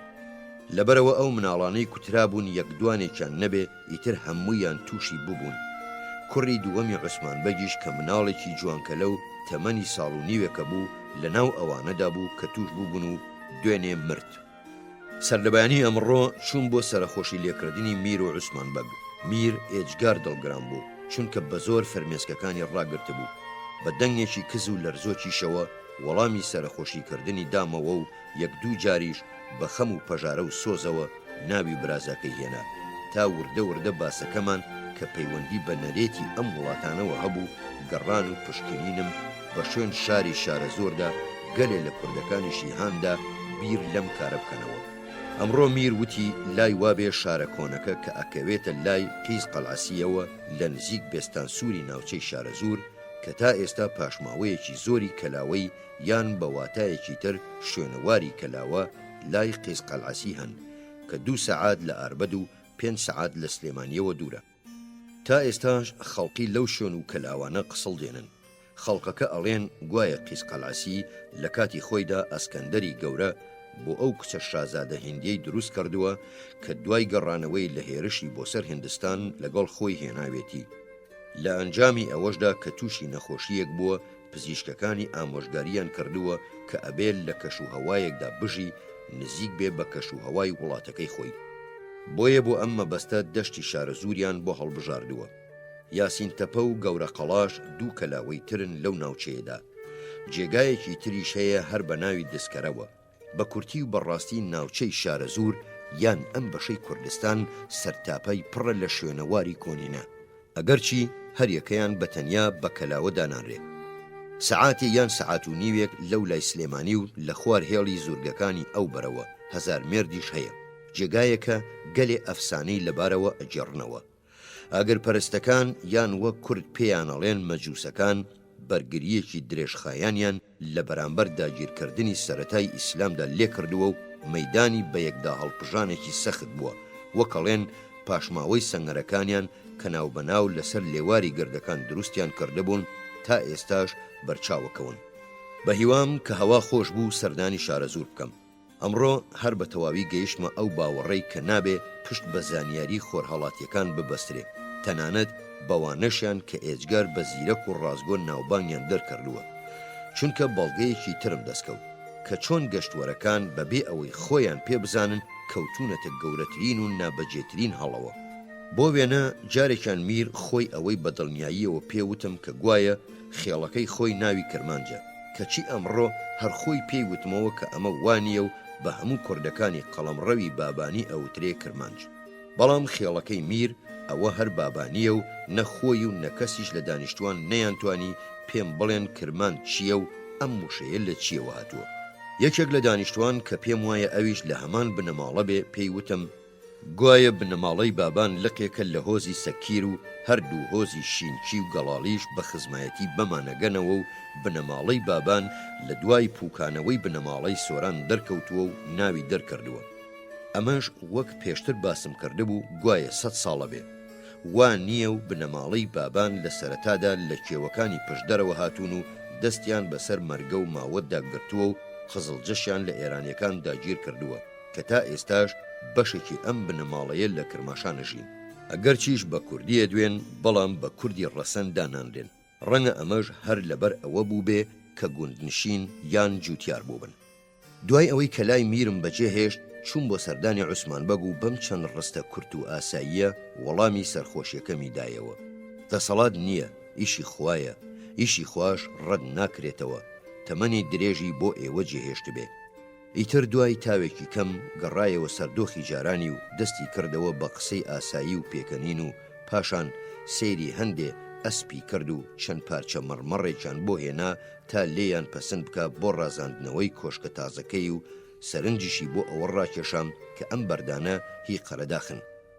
هەموو دانیشتوانی سلەیمانی ئەمساڵ لە دەست ڕەشەبا هاواریانە کە هەوای ئەمساڵی ئەوەندە گەرم کردووە بۆ تەمایەی سستی و تەمەڵی و لە سەرەتای هاوینەوە ئەوەتەی دەستی پێ کردووە 3 ڕۆژی لەسەر یەک بێ ڕەشەبان نەبووە. ئێمەش لەوەتەی لەو چۆستانانە گەڕاوینێتەوە ئەگەرچی ڕەشەباکە لە چاو جاراندا کەمێک خاوی کردوتەوە، بەڵام لەشمان لەبەر قرچەدا داهێزراوە. هەر لەم چەند ڕۆژە کەمەشدا سەرنجی هەڵکەوتی ئەم ڕەشەبا سەرسەختەم داوە، هەستم کردووە کە دێت ئەیکات بە گەردەلوول و لە شێوەی تەوژمێکی ڕاستدا بەسەر شارە زووردا ڕەتەبێ. ئەمەش لە کاتێکدا لە ناوشاردا وا ئەکا کە چەند سەد یاردەیەک لە چادرەکانی ئێمەوە دوورە کەچی لای چادرەکانی ئێمە شنەیەکی کەم نەبێ هیچی تر نەبوو، ئەویش بە ئاستەم چادرەکانی ئەلەراندەوە.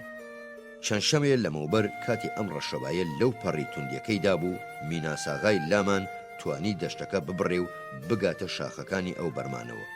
بەڵام هەرکە لە تانجەرۆ پەڕی بۆەوە شوێنەواری ئەم ڕەشەبایی هەست پێ نەکردبوو کەچی لە گەڕانەوەیدا لە هەمان شوێن ڕەشەباکە گرتوویەتەوە.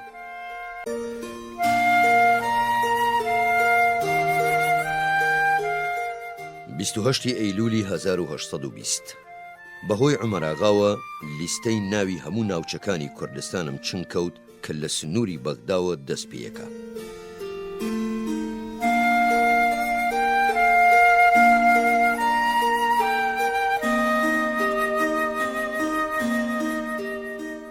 بیستونۆی ئەیلولی 1820 هاوڕێی جگەرسۆزم عومەراغا بەدەم قسەوە مێژووی ژیانی خۆی و ئەو چەوساندنەوەیەی لەم دواییەدا بەسەری هاتبوو بۆی جێڕامەوە وتی 4-5 لە دڵسۆزترین لە دەستەکەی خۆم لەگەڵمدا زیندانی بوون. زیندانەکە شێدار و بێ کەرەسەی گەرمکەرەوە بوو. زستانیش لەو پەڕی ساردیدا بوو. هەر ڕۆژەش جارێ یان 2 جار یەکدوانێکیان لەو پیاوانەی لای منە بردە دەرێ و دارکاریەکی سەختیان نەکردن، هەر لەسەر ئەوەی شوێنی شاردنەوەی سامان و دراوی سەرکردەکەیان نەئەدرکان، کەچی سەرباری ئەوەش کەسیان وریان بەرنەدا و ددانیان پێدانەنا تا ڕۆژێکیان هەموو پیاوەکان کۆبوونەوە و گەیشتنە ئەوەی ئاگاداری ئاغاکەیان بکەن کە پلانێکیان ساز کردووە لەو شەوەدا زیندان بشکێن و نۆبەدارەکان سەر ببڕن و سەرکردەکەیان بفڕێنن بۆ کەرکووک. بەڵام ئەم هەرگیز ڕێی ئەم تەقەلایی نەداون. لە کاتێکدا پیاوەکان لە ماوەی ئەو زیندانیکردنەدا خەریک بوون لە برساندا بمرن، بەڵام کەسیان ئەوەیان تیا هەست پێ نەکراوە کە ئارەزووی دڵگۆڕی نێ بکە یان خزمەتێکی تر بە چاکتر بزانێ لەوەی بەرامبەر سەرکردەکەی ئەیکات. لەگەڵەوەشدا کە زۆربەی پیاوانی عومەراغا خێڵەچین بەڵام جۆرە خەڵکێکن هەر لە مێژەوە لە خزمەتی باوکیشیدا بوون، چونکە فەقێ قادری باوکی و میرزاکەی و ژنەکەی و خوشکەکەی و برا بچووکەکانیشی هەموویان لە حرەمی عومەر بەگداژین و بەشێکن لە هەمان خێزان. پیاوەکانیشی هاوبەشی بوون و نەبوونیەکەن و هەرچی بکە ئەوە ئەکەن و کە ڕۆژگاریش پشتی تێیەکە بەرجی شەڕ لەبەرەکەن و کە دەستی شیەگاتەوە پلەپایە دەستگیرۆییانەکە. ئەم هەموو شتانەژەکەن بێ ئەوەی ورتەیان لێوە بێ یان ئاخو ئۆفێ بکەن، بەڵکو بە پێچەوانەوە هەموو ئەم شتانە لە ئەستۆوەگرن هەروەک شتێکی ئاسایی و پێویست بێ لە سەریان. عومەر ئاغاش خۆی ئەم نیشانە و ڕەوشتانەی تایە و شتێکە وەکەوان، میریش ئەگەرچی بە دڵنیایی و لە ناخەوە خاتری ئەمێوێ، بەڵام بە دنەدان و بۆ تێچاندنی عوسمان بەگ کە ڕقی زۆری لە عومەر ئاغایە لێی هەڵگەڕایەوە و ڕەفتارێکی تند و تیژی لەگەڵ کردووە. عومەر ئاغاش چونکە پێی وابوو کە میر ڕێزی ئەگرێ و ئەمیش ڕێزێکی زۆری بۆ ئاوڕەحمان پاشای باوکی هەیە، بۆیە هەرگیز بیری لەوە نەکردەوە ڕۆژێک لە ڕۆژان پشتی تێبکات و دەستبەرداری بێت و بێزاری و سکاڵاشی لە میر دەرنەئەبڕی، مەگەر بۆ پیاوێکی وان نەبێ کە زۆر متمانەی پێ بکە. لەبەرەوە لەو کاتانەدا کە قسەیشی بکردایە قسەکەی شتێکی وان نەبوو کە باسی بێدەسەڵاتی و دەستەپارچەیی میریشم بۆ کرد. عومەر ئاغا دەست بەجێ بە ڕازگۆییەکی ئاشکرا وتی: قوربان دڵنیا دەکەم هەر بە تەنیا لە ئاستی تۆدا وایە، ئەجینا خۆی وانییە. ئەم قسەیەشی سەرزاری نەبوو، باڵکو لە ناخەوە بوو. قسەکەیشی وای کرد تاوریان بکاتەوە، نەوەک گومان لە سەرۆکەکەی بکەم. عومەر ئاغا بەهۆی ئەوەوە کە پێشتریش وتم عوسمان بەگ ڕقی لێیەتی و ڕقەکەی خۆی لێ ناشارێتەوە، باری ئابووری و دەرامەتیشی بە تەواوی داهێزراوە و تووچی دەرکردووە کەچی ناکڕوزێتەوە، بەڵکو ئەو پەڕی توانای خۆی بەکارەهێنێ تا هەست بە دەستکورتێتی و نەبوونیەکەی نەکرێ. لەگەڵەوەشدا کە چەند مانگێگە بوو لەگەڵ مندا بوو، بەڵام ئەوەندەی تۆسقاڵێک سووکە ئاماژەیەک یان ئارەزوویەکی دەرنەخستووە تا شتێکم لێ وەربگرێ. خۆ ئەگەر لە جاتی ئەم دەوڵەمەندترین تورکم لەگەڵدا بووایە، نە ئەگەیشتە نیوەی ئەم ماوەیەش کە بێ سێودووکردن دەستی لێپانەکردمەوە. چەند ڕۆژێک لەمەوبەر لە کاتێکدا تەتەرێکم بۆ ئەستەمبوڵ نارد، ئەو پایتەختەی ئێستا وای لێ هاتووە هەرچی دڵ ئەیەوێت لەو فەنتازی و شتە پێویستیانەی کە ڕەنگە خەڵکی خۆرهەڵاتی بۆی سەراسیمە ببێ، کەچی کە لە عومەر ئاغام پرسی حەز لە چیەکە تا بۆی بهێنێ، پێیوتم ئێستا هیچی بیر نییە، کە پێویستی پێی هەبێ و گورجیش باسەکەی گۆڕی. بەڵام مەسرف لە ناو ئامادەبووکاندا بوو. داوای لێکردم پارچەیەک کەهرەمان بۆ دەمی قەنەکەی بۆ ڕابسپێرم. لەگەڵەوەشدا کە عوسمان بەگ ئەگەر مەبەستی بووایە، عومەر ئاغای پێ لەناوە برا، کەچی عومەر ئاغا ڕووی هەر نەئەدایە و بێباک بوو لێی و سەرکەش خۆیانوان، وەک بڵێ لێی ناترسم و سڵی لێ ناکەمەوە. کە لێشم پرسی بۆچی خۆی لە بەگ ناگەیەنێ یان لەگەڵ منیشدا نەبێ سەردانی ناکە، وتی چونکە خراپەی لەگەڵ کردوم و خۆشم ناوێ. بە کورتی تا ئێستا دوای ئەو تاقیکردنەوە دوور و درێژەم لەگەڵ عەرەب و ئێرانیدا، عومەر ئاغا تاقە خۆرهەڵاتیەکە کە بە هەموو مانایەکی وشەوە بتوانم پێی بڵێم جەنتڵمەن.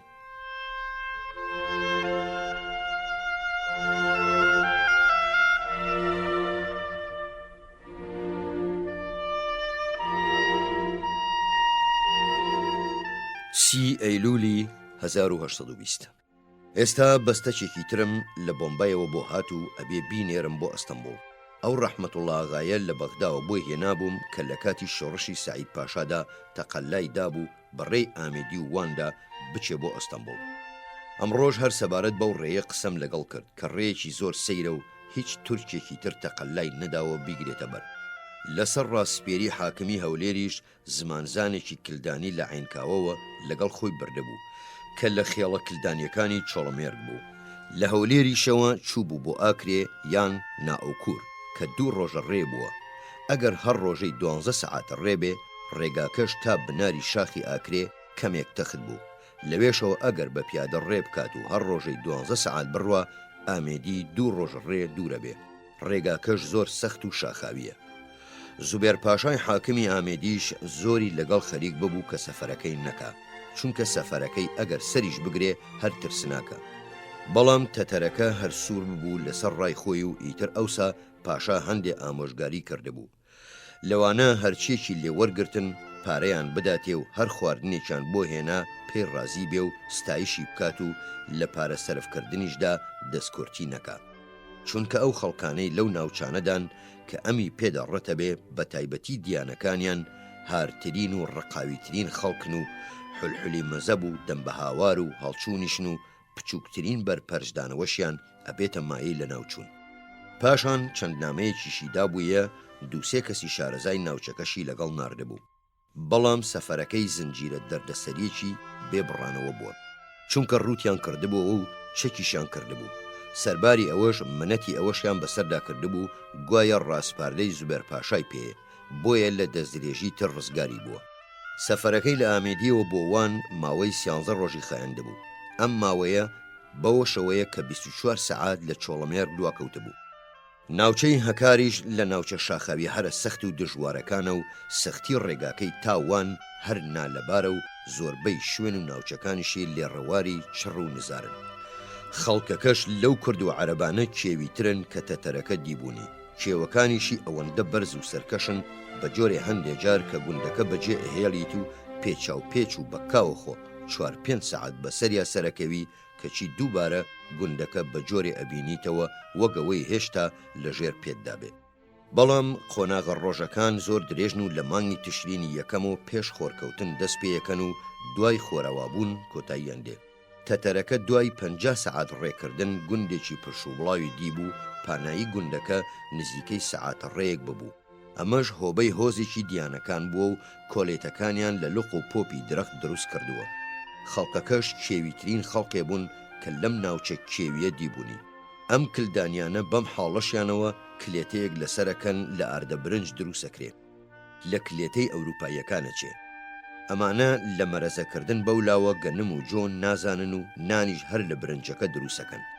لە چاو خەڵکی تریشدا باڵایان بەرز و بەهێزیشن. لە گوێز و هەنگوێن و نانی برنجیش زیاتر هیچی تریان نەبوو کە بیدەن بە تەتەرەکە. لە بەرامبەر ئەمەشدا پارێکی زۆریان لێ وەرگرتە بوو. سەرباری ئەوەش کە خۆڵەمێش و کای ئەوەندەی برنجەکە تێکەڵ بووە، بەڵام بەپێی ئەو ڕاستپێرانەی لە ئامێدی پێیوترا بوون سوپاسێکی زۆری بەرامبەر بەم خۆراکەی کردهبوون و زۆر بە لەزەتیشی زانی بوو. جگە لە دوانسیانێکیشیان نەبێ بە کوردی قسەیان نەکردبوو. کابرای زمانزانی عینکاوەش بە ئاستەم لە زمانەکەیان گەیشتە بوو. سەرسامیەکی زۆریشان بەرامبەر سەر و سیمای تەتەرەکە نیشاندا بوو کە ئەویش هەمان سەرسامی خۆی بەوان نیشاندا بوو. لێشیان پرسی بوو ئەبێ پیاوی کێبێ، ئەویش پێی وتبوون عوسمانیە. کەچی لەوە نەگەیشتبوون و ئەمیش هەرچەند نەیوێرا بوو ئاشکرای بکە، بەڵام ئەوەی پێگران ببوو کەوتبوویان سوڵتان ناناسین و ملی بۆ نادەین و هەر ئەوەندە زانی بوویان کە موسڵمانە پێیان وتبوو ئەمان زۆر لە پێش هاتنی مەحەممەدی پێغەمبەر لەم جێگایە بوون و لەگەڵ ئەوەشدا ڕوتیان نەکردبەوە کە بەجێی هێشتبوون لەو پەڕی تەباییدا بوون لەگەڵیدا و پێیان وتبوو پێشتر هیچ سوارێکی تریان نەدیوە بە چیاکانی ئەواندا گوزەر بکە. هەروەها ژمارەیەکی زۆری یەزیدیشی دیبوو.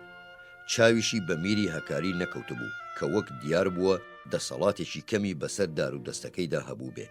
ئەوەش هەر لەبەرەوەیە کە ئەمانە خێڵەچین.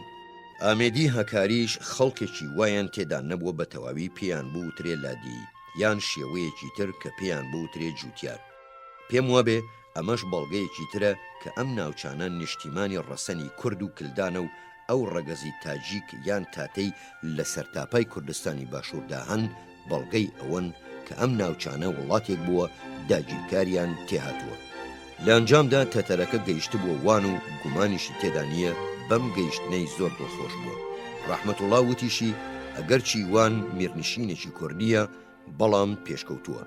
دەروێش پاشای میری وانیش پێی وتبوو پێشتر کەسێکم نەناسیوە لەو کێوانەوە هاتبێ.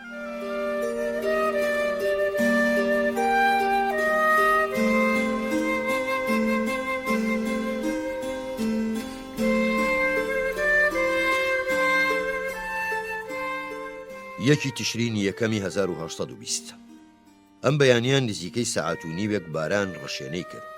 بارینەکەی پێشوەخت بوو لەبەرەوە ڕەنگە زیان بە شەتڵە مەرەزە بگەێنێ چونکە خەریکی پێگەیشتنە.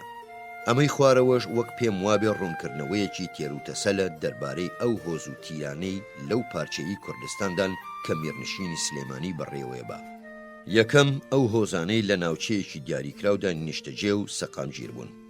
ئەلف لە ناوچەی پشدەر، هۆزی سەکیر و نورەدینی. ئەم دوو هۆزان نزیکەی 100 گوندیانە بێ و ئەشتوانن نزیکەی 1000 کەسێک چەکدار بکەن. بێ لەو ناوچانەدا کە بە ناوی هۆزەکانیانەوە ناو نراوە.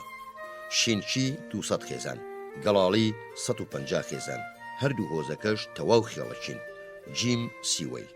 نەژادی ئەم هۆزە گومانی لێکرێ و ساغ نەبووتەوە، بەڵام هەرچۆنێ بێ ئێستا هۆزێکن و خەڵکەکەشیان تێکەڵی لادێی نابن.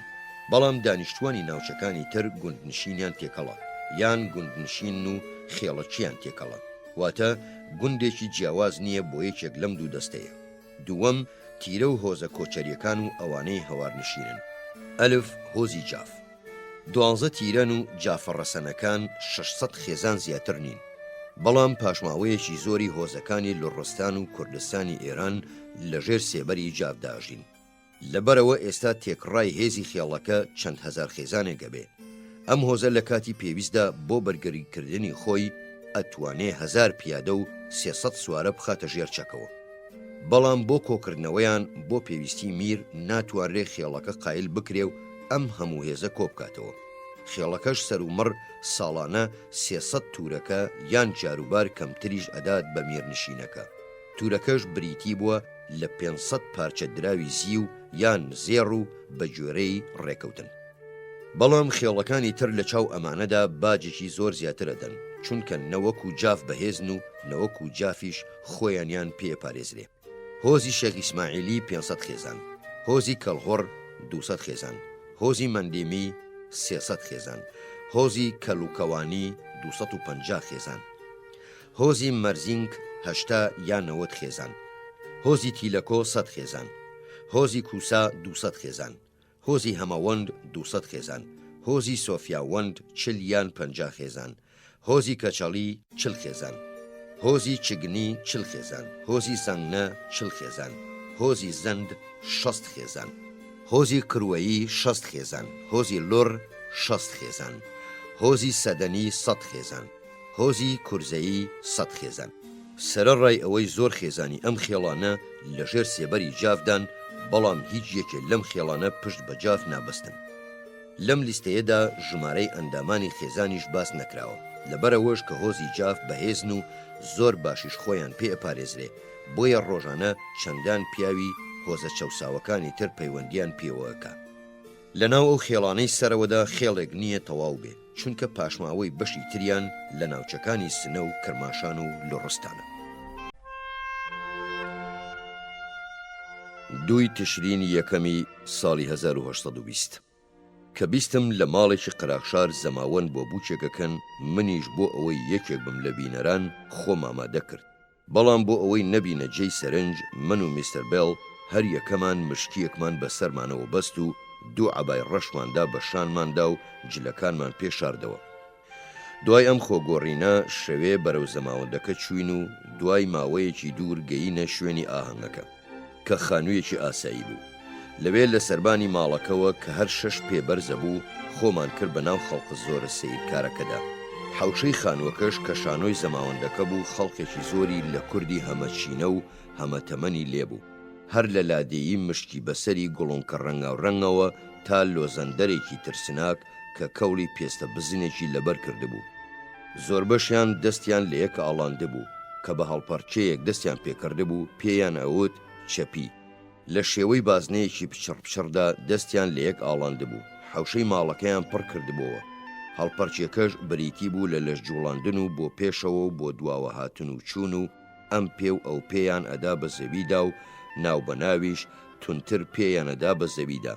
ئەم هەڵپەرچەیە ئەو گۆرانیە ئێرلندەی ئەهێنایەوە یادم کە ئەڵێ Rising on God and Sinking on Sagan، واتە جارێک بەرزە بنەوە و جارێکی تریش نزمە بنەوە. دڵخۆشی خۆشیان بە قریوەیەکی بەرز دەرەبڕی، ئەوانەی تریش کە هەڵنا ئەپەڕین بەشەکەی تری حوشەکەیان پڕ کردبووەوە. لە سەربانیش بە هەر چواردەوری حوشەکەدا ئاپورەیان بەستە بوو، هەندێکی تریش بە چیچکانەوە لە ناوەڕاستی حوشەکەدا دانیشتە بوون کە دەهۆڵ و زۆرناژانەکەشیان لە ناودا بوو. هەموو شوێنەکەش بە 3 چرا ڕووناک کرابووە. بەڵام ئاپورەکە گوێی نەئەدایە ئەو چڕە دووکەڵەی لە چراکانەوە بەرزەبوونەوە. هەڵپەرچێکارانیش سەعاتێ پێش گەیشتنی ئێمە هەڵپەرچەیان دەست پێ کردهبوو.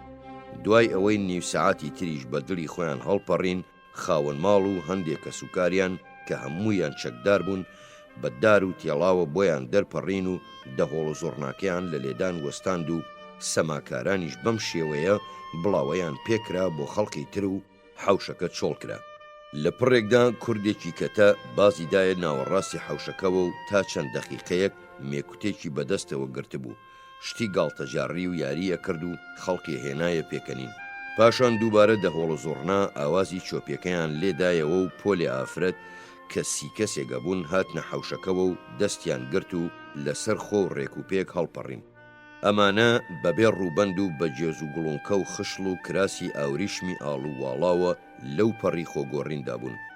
لە ڕاستیشدا دیمەنێکی زۆر ڕەنگین بوو، بەڵکو بەلای منەوە شتێکی تازە بوو، چونکە هێشتا لە خۆرهەڵاتدا ئافرەتم نەدیوە بە تایبەتی خانمەکانیان بەو سربەستیەوە بەبێ ڕووبەند تێکەڵ پیاوان ببن. تەنانەت ئافرەتی عەرەبیش ئەوەندەی ئەمان لەم مەیدانەدا سربەست نین، چونکە ئەوان خۆیان زۆرترە پێچنەوە. ئەم پۆلە ئافرەتە لەسەرخۆ بە دەوری حەوشەکەدا دەستیان کرد بە جوڵە و شەپۆلدان. هەڵپەرچیەکەیان هەنگاوێک گەهاتە چەقی حەوشەکەەوە و بە هەنگاوێکی تر ئەچوونە دواوە. کەمەر و سەر و لەشیان بە شێوەیەکی ڕێک و ئێجگار زۆر شیرینە جوڵان. ئاوازەکەشیان لەگەڵ جوڵانەوەیاندا زۆر هێما و گونجاو بوو. خانمەکانیش لە سەماکەیاندا شتێکی ناوێزەیان نەئەکردەوە.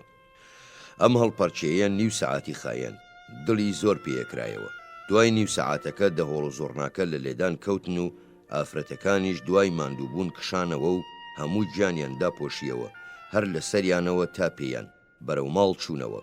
ئەم کارشیان لە جێی خۆیدا نەبوو، چونکە ئەو ژمارە پیاوەی هەڵپەرچیەکەیان بینی زۆرتر بوون لەوانەی کە ڕەنگە لە شەقامەکانی سلەیمانی تووشیان ببن و زۆر بەشیان جوان و شۆخ و شەنگ بوون. ڕەنگە دوای باسکردنی ئەم دیمەنە بێهودە نەبێ ئەگەر بڵین ئافرەتی کورد لە چاو ئافرەتی تورک و بەڵک و ئافرەتی عەرەبیشدا لە ماڵی خۆیدا کەمتر ڕووبەندەگرێتەوە. ڕێگا بە نۆکەری ژەدرێ بچێتە ماڵەکانیان، ئەوەندەش جۆ نادەن بە خۆداپۆشین، تەنانەت لەبەر چاوی بیانیش. کە لە ماڵی جەچنە دەرەوە بۆ ناوشار سەرپۆشێکی شینی سفت لەوانەی ئافرەتی بەغدا ئەیدەن بە سەریاندا ئەدەن بەسەردا و پەچەیەکی ژەگرنەوە لە تووکی چارەوێ دروستەکرێ. زۆر کەم و بەدەگمەنیش بەسەر دەموچاویاندا بەریەدەنەوە، مەگەر ئافرەتی چینی سەرەوە یان تووشی یەکێک ببن کە خۆیان حەز بکەن نەیان ناسنەوە. باننۆکەر حرەماغاسی میریش کە بە پێی دابوو نەریتی خۆرهەڵاتیانە ئەبێ خەسی و بێ لەگەڵ چەند نۆکەرێکی حرەمدا هەر لە کوردە ڕیشن و بازۆڵە بادراوەکان بوون. ئافرەتەکانی لای کەیخسرۆ بەجیش ڕووبەندیان نەئەگرتەوە، تەنانەت لە پێش چاوی پیاوەکانی دەستەکەشماندا کاتێ هاوسەرەکەشم چووبۆوە بۆ سەردانیان لە ڕەشماڵەکانیاندا. ژمارەی پیاوی ئەوەندەی ژمارەی ژنەکان لە ناویاندا دیبوو، بەڵام ئافرەتانی چینی هەژار لە سلێمانیشدا بەبێ ڕووبەند و عەبا ئەسوڕێنەوە. هەندێک جاریش بانیان زوو لە هاوینە لە سەربانی ئەو خانوە نزمانەیانەوە کە هەر 5-6 پێ لە زەویەوە بەرزەبن بەسەر کۆڵانە تەنگەبەرەکاندا ئەڕوانن لە ناو جێگادا لەگەڵ مێردەکانیاندا یان کە لە ناو جێ دێنە دەرێ بۆ سەر کاروباری خۆیان ئەبینرێن.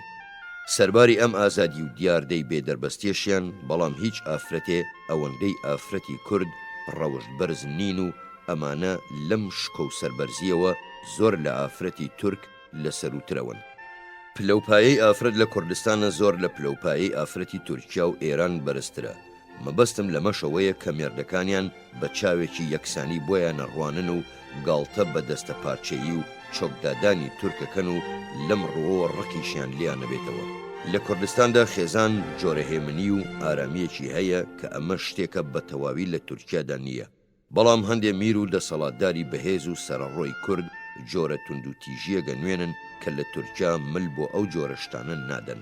ئەوی شەوەیە ئەگەر پیاوێکی ئەو چینە دەسەڵاتدارە کچێکی خۆشویست، دایک و باوکی ناچار ڕازیەکە بیدەنێ، چونکە ترسی پابندیان بە ئاینەوە نایەڵێ بە ڕێگایەکی تر بیخوازێ، کە لێشی تێر و بێزارە بێ تەلاقیەدات و لە نۆکەرێکی خۆی مارەیەکە. بە تایبەتیش لادێیە کڵۆڵەکان دووچاری ئەم جۆرە چەوساندنەوەیە ئەبن.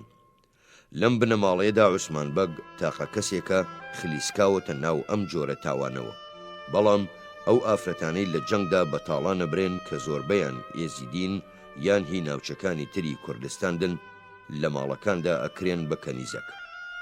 لای ئافرەتی کورد هەڵپەرچێ خولیایەکی گەورەیە، چونکە زۆر جار ئافرەت بەبێ پێوتن و بانگهێشتن خۆیان ئامادەکەن بۆ کارکردن لە زەماوەند و ئاهەنگدا بۆ ئەوەی ڕێگایان بدەن هەڵپەڕن، دیاری بچکۆلەش لەگەڵ خۆیاندا ئەبەن بۆ بووچێ. لەم جۆرە بۆنانەدا ئەگەر پیاویشی زۆر تیابێ بە ئاشکرا و بێ ڕووبەند و خۆپێچانەوە هەڵەپەڕن. هەڵپەرچەی خۆرهەڵاتیانەش سەرەڕای ئەوەی جیاوازیشیان تایە، بەڵام هەر لەسەر یەک شێوەن و ڕەنگە لە زۆر کۆنەوە بۆیان مابێتەوە. هەڵپەرچێش جۆرێکە لە سێرکۆی گریکی یان ڕۆمیکا، بەڵام ئەم ئاڵوگۆڕی کەمترتیایە و کەمتریش بزوێنەرە. جلوبەرجی ئافرەت لە کوردستاندا بریتیە لە ئاوەڵکراسێکی گەورەی تورکیانە و کراسێکی پانوپۆر. لە ناوەڕاستدا پشتێنێکی دوو گۆی گەورەی کەمەرە و هەیاسەی زی و یان زێڕی لەسرە بەسترێ، لەسەر ئەویشەوە کەوایەک لەبەرەکرێ، لەسەر شێوەی کەوای پیاوانەیە و لە بەرگردندا بە دوگمەتدا ئەخرێ، بەڵام دوگمەکەیدا ناخەن و تا دامێنی ئەکرێتەوە و کراس و کەمەرە و لولەی لێوە دەرەکەوێ. ئەم کەوایە لە ئاوریشمی میلمیل یان گوڵدار یان ڕەنگاوڕەنگ لە کوتاڵی کوجەرات و بە پێی جیاوازی وەرز و دەوڵەمەنی خاوەنەکەی ئەدوورێ. لەسەر و ئەمەشەوە سەڵتەبەنیش دێت و ئەمیش لە سەتنە و وەکو کەوا ئەدوورێ، بەڵام دوو قۆڵی تەسکی هەیە، درێژیان ناگاتە لای ئانیشک. لە زستانیشدا لە جیاتی ئەمە کڵۆنجە لەبەرەکەن کە ئەویش جۆرێکە لە سوخمە، بەڵام ناودارە و لۆکەی تایە. لە زستاندا چارۆکەش ئەگرنەوە، ئەویش لە ئاوریشمی جۆراوجۆر و چوار ڕنگ ئەدوورێ. ئەم چارۆکانە جۆرێکن لە دەسماڵ و کراسی گەرمکەرەوەی بێقۆڵ و لە بەرگەردندا گرێ ئەدرێ و لە دواشەوە بەسەر پشتدا شۆڕەبێتەوە تا ئەگاتە خوار هەردوو ڕەفیسکەوە. چارۆکە بە تەنیا بە کراس دانانرێ، بەڵکو لە ڕۆژانی جەژن و ئاهەنگدا لە جیاتی ئەمە سەڵتە لەبەرەکرێ. لەبەرکردنی ئەم سەڵتەیەش لە تورک و ئێرانەوە وەرگیراوە، لەبەرەوە سەڵتەیان لا شیاوترە وەک لە چارۆکە، چونکە چارۆکە هەر بە جلێکی تایبەت بە کوردستان ئەزانن. ئافرەتی کورد ڕۆب لەبەر ناکەن، بەڵکو لە ڕۆژانی ساردا لە جیاتی ئەمە کەوایەک یان دوو کەوا لەسەر یەک لەبەرەکەن. سەروپێکی ئافرەتی کورد ناتوانرێ بە تەواوی و بەوردی باسکرێ کە لە قوماشی ئاوریشمین یان بە واتایەکی تر هەمووی لە شاڵی ڕەنگاوڕەنگی وەک پەلکەزی ڕینەیە و بە شێوەیەکی ڕێک و پێک و هوەری لای ناوچەوانەوە ڕێکی خەن و بە جۆرێ بە دەرزی سنجاق ڕاگیریەکەن کە وەک تاج یان بە واتایەکی تر قۆچکەیەکی لێبێ کە ئەوەندەی دوو پێ بەسەر سەریەوە بەرزە بێتەوە، بەڵام ئەم لاولاکانی بە دیوی پشتەوەدا بەرەدەنەوە بۆ بەرپێ. ئافرەتە دەوڵەمەندەکانیشیان پێشی هەنیەیان بە لاگیرە و سەرپەرچەمی پان ئەڕازێننەوە کە وردەگەڵای زێڕیان پێدا شۆڕە بێتەوە و لەم لاولای فێستەکەشەوە ڕستێک شیلانی ئاڵی پێدا بەرە بێتەوە. ئەم ڕستە شیلانەش هەر بە لاگیرەکەەوە بەندە. لەژێر ئەم سەر و پێچەشەوە سەرپۆشێکی گەورە کە پێی ئەڵێن دەسماڵ ئەیدەن بە شان و ملیاندا و لەسەر سنگدا گرەی ئەدرێ و بەشی دواوەی بەسەر پشتدا شۆڕە بێتەوە. وەک بیستم ئەم دەسماڵە هەر ژنەکانیان بەسەر شانیاندادەن، قژیشیان لە پشتەوە زۆر دەرناخن، بەڵام ئاگریژەیان بەم لاولای لاجانیاندا بەرەدەنەوە. ئافرەتە هەژارەکانی شارەکانیش لە جلوبەرگدا لاسایی خانمە خانەدانەکانەکەنەوە، بەڵام ئافرەتە گوندنشینەکان هەر تەنیا کراس و ئاوەڵکراسی شینی ئەستور لەبەرەکەن و لە کەمەریشدا پشتێنی لەسرە بەستن. چارۆکەشیان لە قوماشێکی شینی تێر دروسەکەن کە دامێن و پەراوێزەکەی میلمیلی سپیتایە و لەسەرەوە لەسەر سنگیان گرێدەن، کڵاوی سەریشیان فێستێکی بچووکە. سەروپێکی ژنەکانیان زۆر قورسە و تا ڕادەیەکیش ئازارێکی زۆری پێوە کێشن، زۆر جاریش قژی تەوقەسەریان پێوە ڕوتێتەوە. لەو شتانش کە بەگران بڕوایان پێکرێ ئەوەیە بەم سەروپێچانەشەوە ئەخەون و سەرینی بچووکە خەنە ژێر سەریان و زێڕ و خشلیشیان کەمە. بەلای زۆریشەوە بریتیە لە زێڕ و مەرجان، بەڵام ئافرەتی چینی ڕەشۆکی دراوی زی و پارچە معدەنی بچووک و مور و بە سەروپێچەکانیانەوە دادرون. جلوبەرجی پیاوانەشیان لە ڕووی کوتاڵ و شێوەی دروستکردنیەوە زۆر لە شێوەی جلوبەرجی تورکیەچێ. جگە لە میریش بەشێکی کەمیان چۆغە یان سەڵتە بەنش و جبەی لە شاڵی ئەنقەرەی دروستکراو لەبەرەکەن. جلی ئاسایی سەرەوەیان وەک عنتەری یان وەک کراسی ژێرەوە ئەدورێ و لە بەرگەردندا دوگمەی لێدرێ، بەڵام هەروە ئەیهێڵنەوە و دایناخن. ئەمە لە قوماشی ئاوریشمی گوڵدار یان خەتخەت دروسەکرێ و لە زستاندا لە جیاتی ئەمە سەڵتە یان لبادە لەبەرەکەن و پشتێنیشی لەسرە بەستن. ئاوەزوونەکەی لە زێڕ یان لە زیو دروسەکرێ و با بەردی لاجیوەرد ئەڕازێنرێتەوە. لەسەر و هەموو ئەمانەشەوە ئەو عەبا ئاساییە لەبەرەکەن کە شێوەکەیمان لەبەر چاوە. ئەوەش کە بە تایبەتی کورد جیا ئەکاتەوە مێزەرەکەیەتی و بریتیە لە پارچە خۆماشێکی ئاوریشمی سفتی ڕەنگاوڕەنگی سوور و زەرد و شین کە سیمی زێڕ و زیویان تێکەڵە و ئەم مێزەرە بە جۆرێگە بەستن پێشی هەنیەیان بە دەرەوە بێ. هەنیەی کورد زۆر جوان و جوامێرانەیە، هەر لە قوماشی مێزەرەکەی خۆی گوڵینکە و ڕیشووی ڕەنگینی چنرا و بەسەر شان و ملیاندا شۆڕە بێتەوە کە ئەمەیان دیمەنێکی نائاسایی ئەهێنێتە بەرچاو باس ناکرێ. بە تایبەتی ئەو کاتانەی بەسەر وڵاخەون و لۆقەی پێەکەن. ئەو هەندەکەمەشیان کە جاروبار شاڵی کشمیری لەبەرەکەن بە شێوەیەک ئەیدەن بەسەر شانیاندا بەسەر پشت و ئەملاولای شانیاندا شۆڕە بێتەوە. تێکڕاژ هەموو وەکو ئەوروپایی پێڵاوی قەیتانلی لە پێیەکەن کە یان ڕەنگی ڕەشە یان زەردە و گوڵینکەی پێوەیە. هەندێکیشیان کڵاش لە پێیەکەن کە لە ئێران دیبووم، پێم وایە هەر لەو ناوچانەشەوە ئەیانهێنن. بەڵام لادیی و خێڵەکی هەژارەکان کراسی ئاودامان عنتەری لەبەرەکەن و لەسەر و ئەمیشەوە کەوایەک لەبەرەکەن لە شاڵێکی ئەستور دروسەکرێ و یەخەکەی کراوەیە و لە کەمەردا قایشێکی ئاوەزون مسی لەسرە بەستن. ئەم کەوایە لە خوار پشتێنەکەوە بە یەکەوەی نادرون و هەروە بە هەڵدڕاوی لە شێوەی چمکولۆی پاڵتۆدا دوو چمکی دواوە و ئەوەی دوانەکەی تری لە پێشەوە ئەهێڵنەوە. ڕەنگی ئاسایی ئەم کەوایانە سپی یان بۆرە، بەڵام بەرۆک و سەرقۆڵەکانی بەدەزوی ڕەنگاوڕەنگ پەراوێزی بۆ چندێ. مێزەرەکانیشان لە قوماشێکی لۆکەی ئەستورە و ڕەنگی سوورێکی تۆخە، چواردەوری بە ڕەنگی شینە چندێ. ئاساییەکانیش عەبا بەسەر شاندادەن، ئەوەشی نەتوانێ عەبا بکڕێ یان پێی گەرم نەبێتەوە لە جیاتی ئەوە کەوڵە بزنێک یان عەبایەکی خوری چنی ئەستور و ڕەنگ تۆخ لەبەرەکەن. کەپەنکیش کە لە لبادی سپی و ئاسایی یان لە کەوڵێکی کورتی بزن دروسەکرێ بەرجێکی ترە و هونەری تێدا نییە و لەو جلو بەرگانەیە کە ئاسایی لەسەرەوە لەبەرەکرێن. کورد بە هەموو چینەکانیەوە هەژار و دەوڵەمەندیان گەورە و بچووکیان خەنجەر هەڵەگرن. سەرباری ئەمەش جافەکان و خێڵی تر جگەل لە چەکەکەی خۆیان مێکوتیشیان هەیە کە دارێکی درێژە و سەرێکی ئاسنی پێوەیە. کەوابوو خەنجەر و گورز و شمشێر و مەتاڵێکی بچووک کە ئەیخەنە سەرشانیان بریتین لە چەکی کوردێکی پیادەڕەو.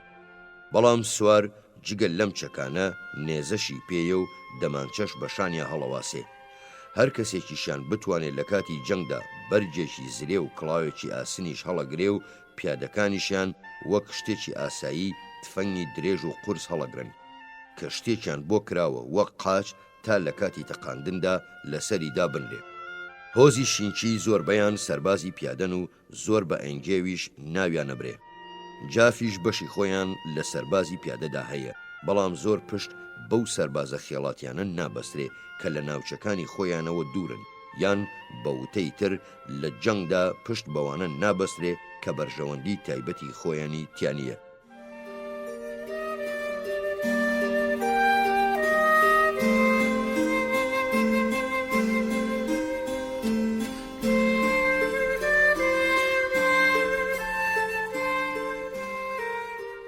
چواری تشرینی یەکەمی ساڵی 1920 ئەم بەیانیە پیاوێک لە دارەشمانەوە هاتبوو. عومەراغاش کە ئەیزانی ئارەزووی بیستن و دیتنی شتی سەیرم هەیە و حەزەکەم کۆیان بکەمەوە بە پەلە چوو و کابرای دیبوو.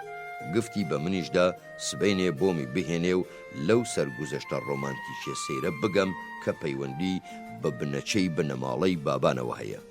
پێشەکی ئەبێ ئەوە بزانین کە دارەشمانە گوندێکی بچووکە لە پشدەر و کاتی خۆی ماڵبەندی بابانەکان بووە و دانیشتوانی ئێستای گوندەکە هەموویان لەو بنەماڵەیەن.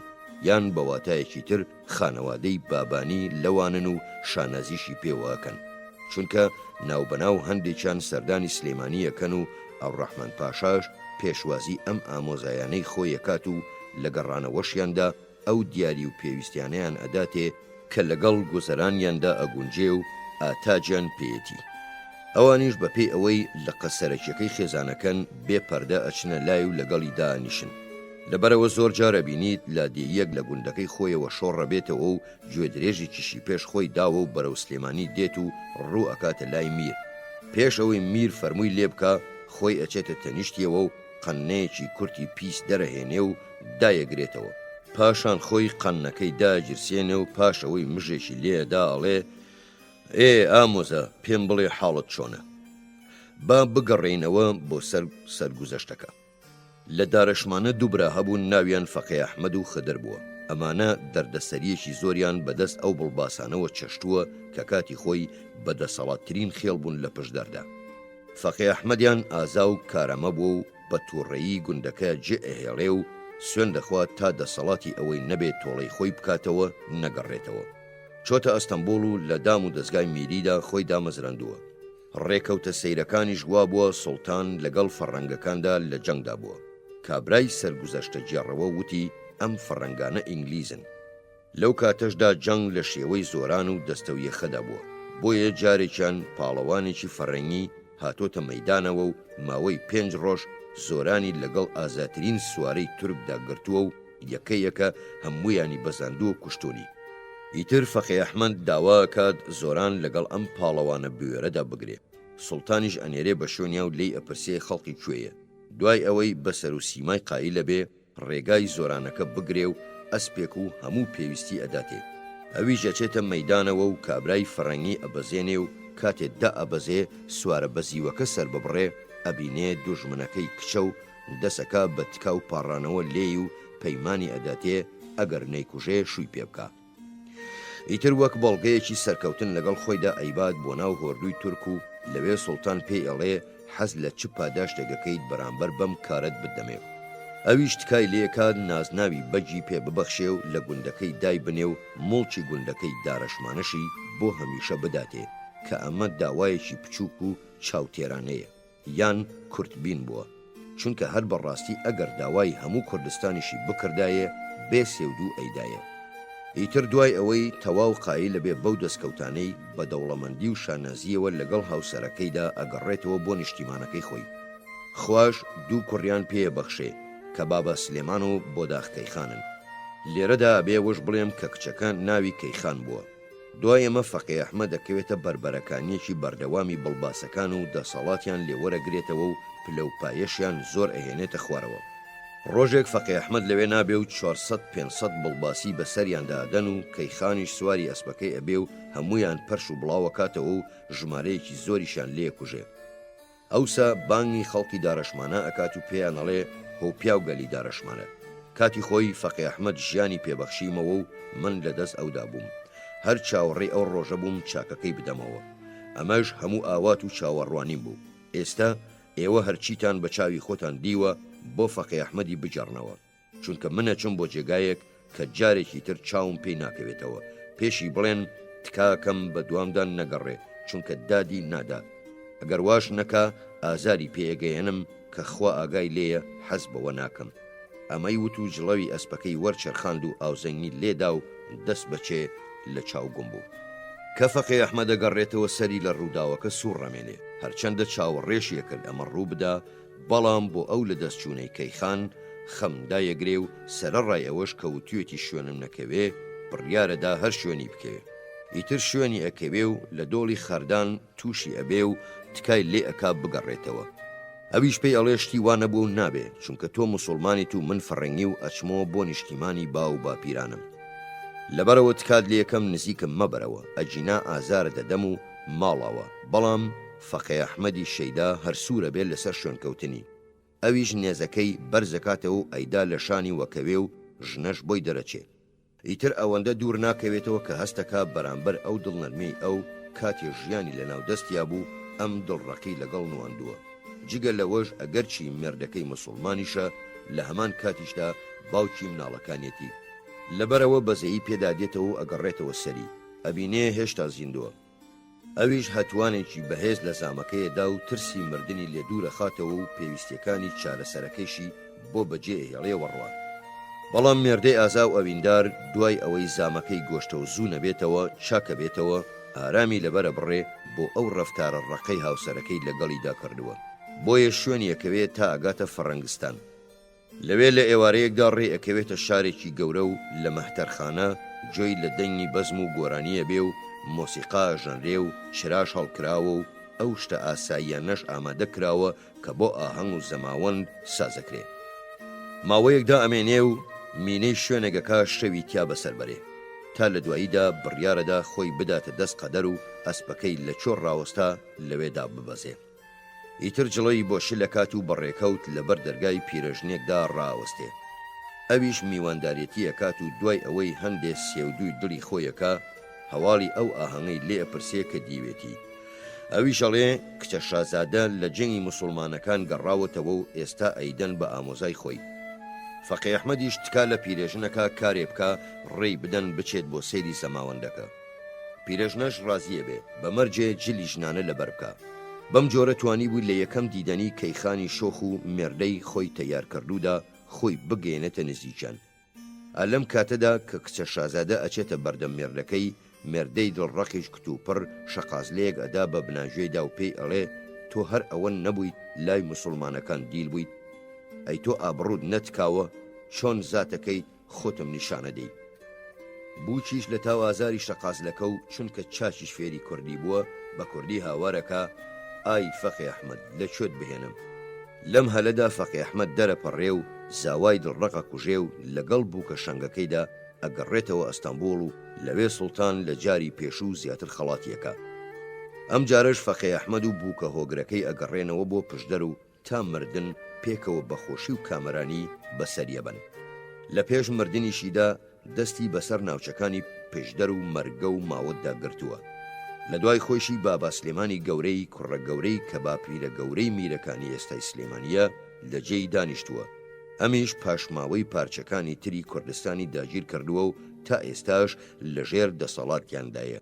بەڵام بۆ داخکەیخانی کوڕی دووەمی بە وەجاخچۆری سەری ناوەتەوە.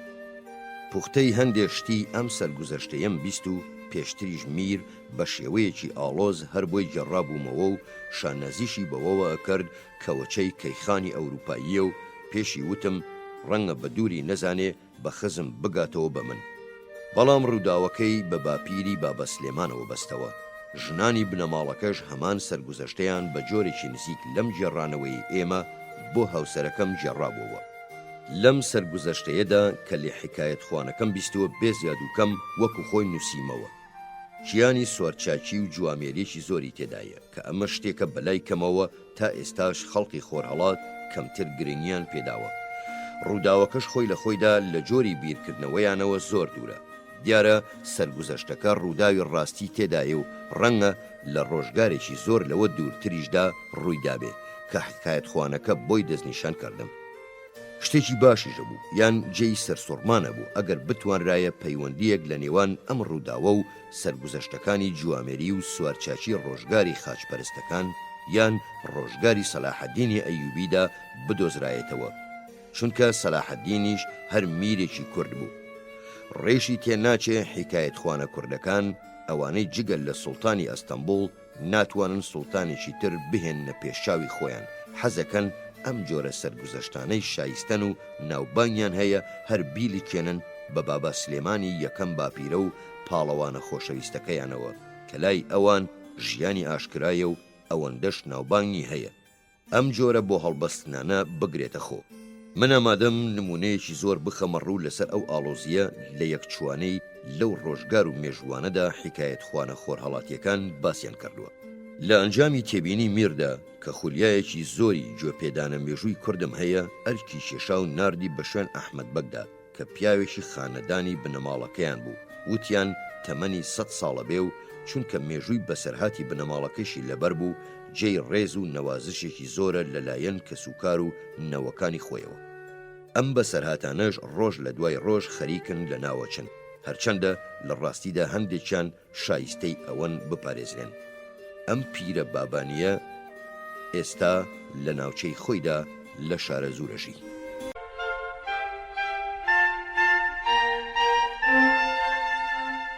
حوتی تشرینی یەکەمی ساڵی 1820 ئەم بەیانیە سەردانی میرم کرد، بەڵام هەتا بڵێ مات و دڵتەنگ و خەمبار بوو. دڵم زۆر بەو خەمباری و دڵتەنگیەی سووتە، چونکە پێم ناخۆش بوو ئەو کابرا جوامێرە بە خەمباری ببینم.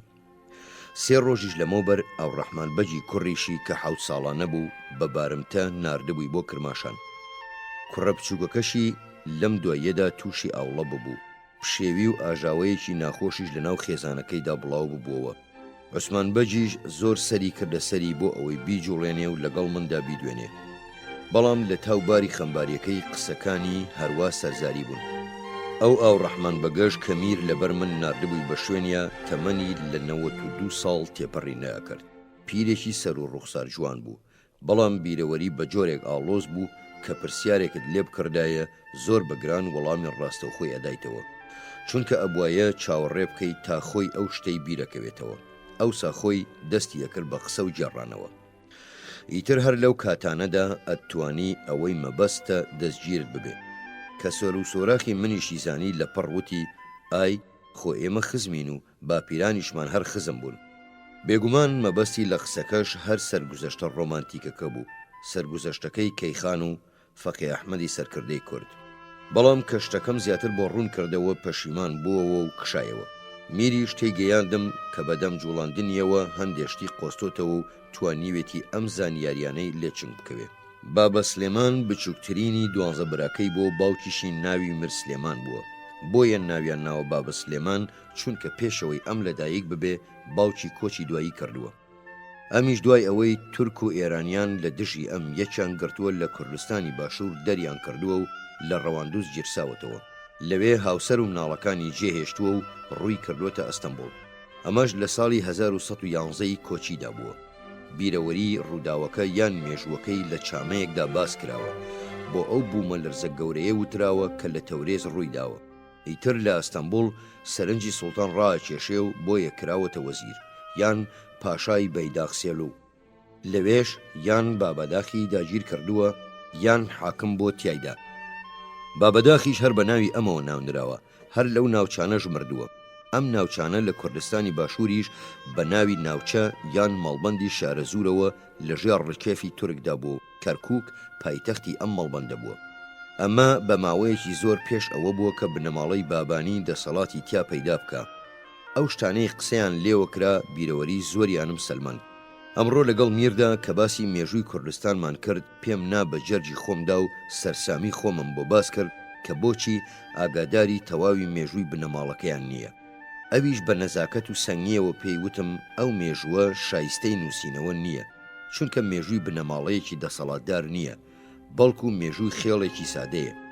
منیش پێموت بەڵام بنەماڵەکەیان مێژوویەکی دووریان هەیە و شەرەفمەندن. وتی بنەماڵەکەیان زۆر کۆن نییە و ئەندامانی بنەماڵەکەشیان تەنیا سەدەیەکە بێ بوونەتە میر و سەردار. منیش گوتم لەو کاتەوە ئاگاداری زنجیرەی بنەماڵەکەیانم، لەوە ئەچوو قسەکەم جێگایەکی باشی لە دەرونیان داگیر کردبێ. بۆیە یەکسەر گیانی خێڵچێتی جوڵاو گەشت بۆوە و ڕۆحی بە شێوەیەکی نائاسایی بوژایەوە.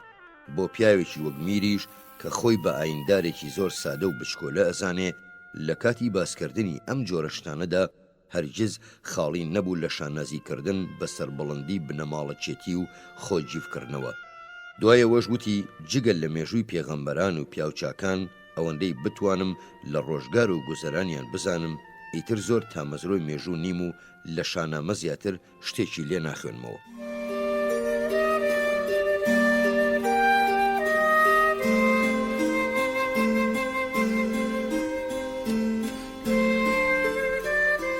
نۆی تشرینی یەکەمی ساڵی 1820 ئەم ێوارەیە عومەراغا دڵخۆشی کردم کە بەلوو لە کاغەزێکی درێژی پێچراوەوە خۆی کرد بەلامدا.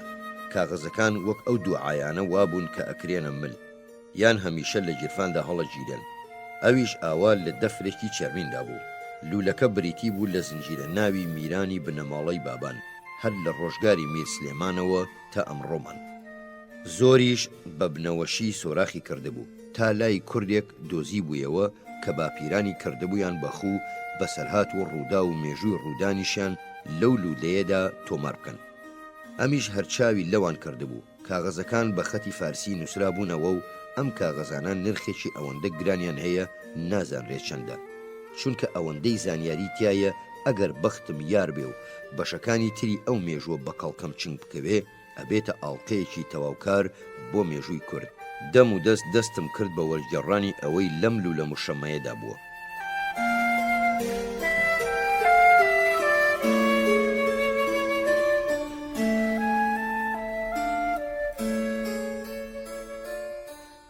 دەی تشرینی یەکەمی 1820 ئەمڕۆ عومەر ئاغا هات بۆ لام. کتێبێکی کۆنی بۆ هێنابووم، شیعری ئاینی پەرش و بڵاو و کورتەیەکیش لە حساب و پزیشکگەری تیا بوو. خاوەنەکەی هەندێ بەسەرهات و مێژووی تێدا تۆمار کردبوو. منیش هەندێکیانم لێ چنی.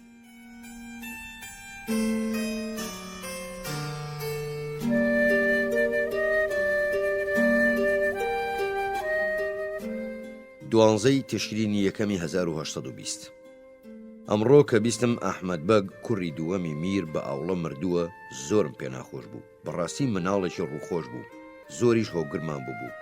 میستەر بێڵیش تەقەلای زۆر لەگەڵدا و دوو جاری سەردانی کرد، بەڵام نەیتوانی بوو دایک و باوکی ڕازی بکە تا دەرمانی بدەنێ یان لە جێگایەکی فێنکدا دای بنێن. هەرچەندە لە دواییدا کەمێک لە ڕاستپێریەکانی میستەر بێڵیان بەجێگەیاندەبوو سەلماندبووشیان کە هەموو ئامۆژگاریەکانی بەکەڵک بوون و کارێکی باشیان کردبووە سەر تەندروستی مناڵەکە. میر زۆر خەمگین و لێوبەبار بوو. کوردیش هەموویان زۆر بەتەنگ ژن و مناڵیانەوەن. هەر بەڕاستیش مناڵەکانیان لەو پەڕی شلکی جوانیدان، بەڵام تورک گوێ نادانە هیچیان. بە هیوا بووم سەردانێکی شارەزور بکەم بۆ دیتنی ئەو ناوچەیە لەم وڵاتە کە گرنگترین ناوچەی کوردستانە لە ڕووی شوێنەواری کۆنینەوە، بەڵام لەبەر نەخۆشکەوتنی کوڕەکەی میر سەردانەکەم دواخستە بوو.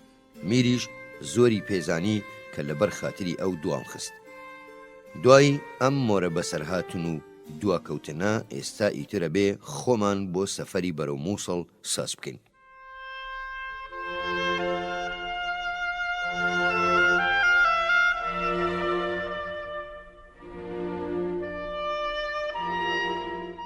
چواردەی تشرینی یەکەمی 1820 ئەمڕۆ چووم بۆ سەرخۆشیکردن لە میر. ئەمەش ئەوەندەی ئەرکێکی برایانە و پێویست بوو، ئەوەندەش بەلامەوە گران بوو، چونکە هەرچەندە میر زۆر مەردانە ئەیویست دڵتەنگی خۆی بشارێتەوە، بەڵام ئاشکرا دیار بوو جەرجی ژانیە کرد.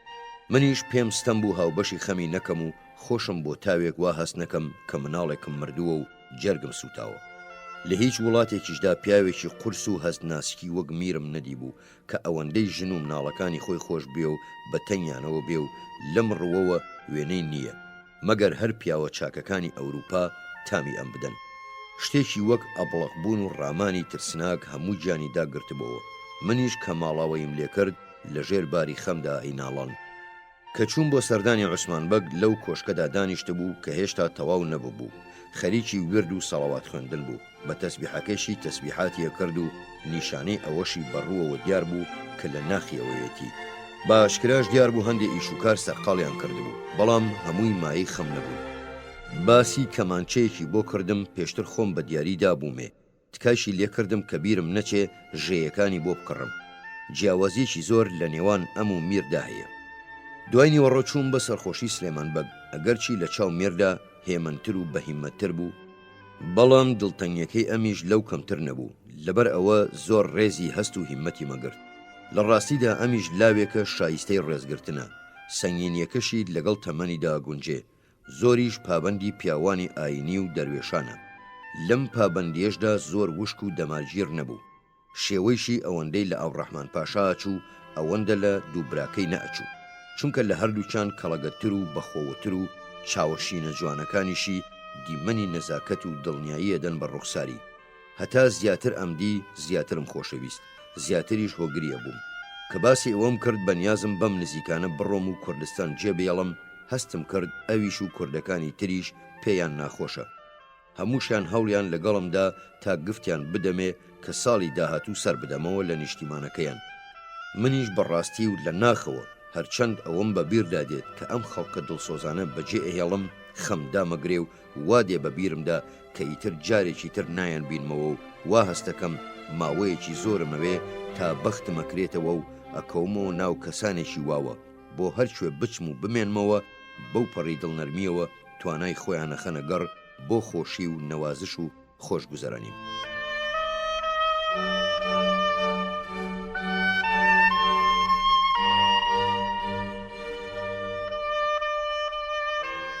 پانزەی تشرینی یەکەمی 1920 بازرگانی سلەیمانی بازرگانیەکی بەربڵاو نەبوو، چونکە بە شێوەیەکی گشتی تایبەت بوو بە نێوانی سلێمانی و ئەو جێگایانەی ناویان لە خوارەوە نووسراوە و بەهۆی کاروانەوە ئەجۆزرێتەوە. تەورێز هەر بە مانگی جارێک کاروانێک بەرەو تەورێزە چێ، بەڵام ئەمە بەڕێک و پێچی نییە. لەو سەریشەوە ئاوریشمی خاو و شتی تر دێننەوە. ئاوریشمە خاوەکە ئەنێردرێ بۆ بەغدا و ئاوریشمەکەش هەر لە کوردستان بەکارەبرێ. ئەو شتانش کە لە سلێمانیەوە بۆ تەورێز ڕەوانە ئەکرێ بریتین لە خورما و قاوە و ئەو شتانەی تر کە لە بەغداوە دێن. ئەرزڕوم بەلای کەمەوە ساڵانە کاروانێک لە سلێمانیەوە ئەچێ بۆ ئەرزڕوم کە خورما و قاوە و شتی ترەبات و لەوێشەوە ئاسن و مس و هێستر دێننەوە کە ژمارەیەکی زۆر لە وڵاخانە ئەکڕن و ئەیهێنن و چاکترین وڵاخی ئەم ناوچانەش هەر ئەوانن کە لە ئەرزڕۆم ئەیان کڕن. هەمەدان و سنە لەم دوو شارەوە مانگی کاروانێک دێت و لەگەڵ خۆیاندا ڕۆن و میوەی وشک و هەنگوین دێنن، هەروەها لە دەوروبەری زەریای قەزوین پۆڵا هێنن. کەرکووک بازرگانی لەگەڵ کەرکووکدا هەمیشە بەردەوامە و لەوێوە پێڵا و هەندێک کوتاڵی لۆکەی ئەستورە هێنن. لە سلێمانیشەوە نیسک و نۆک و ماش و پاقلە و هەنگوین و ترش و میوە و برنج و ڕۆن و لۆکە و مەڕووماڵات و مازوو ئەنێرن بۆ ئەوێ.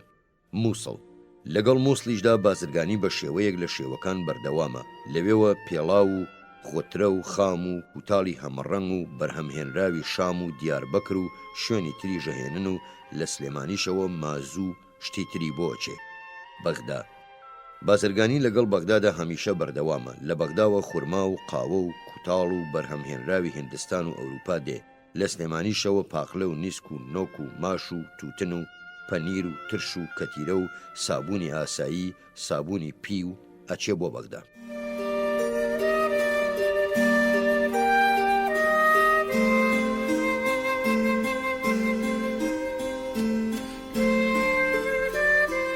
شانزەی تشرینی یەکەمی 1920 ئەم ێوارەیە عوسمان بەگ هات بۆ لام. ماوەی 2 سەعات لام دانیشت، باسێکی زۆری کاروباری نیشتیمانەکەی بۆ کردم و نهێنیەکی تایبەتیشی لا دەرکاندم و تکای لێکردم بیپارێزم. ئەویشەوەیە کە میر بیر لەوە ئەکاتەوە واز لە کاروباری میرێتی بهێنێ و ئەمیش ئەو پەڕی توانای خۆی خستۆتە کار بۆ ئەوەی پەشیمانی بکاتەوە.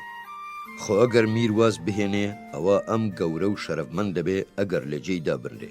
هەر بەڕاستی منیش ئاگاداری ئەوەم کە شازادەی کرماشان لە جارێک زیاتر پلەپایی ناوەتە بەر عوسمان بەگ.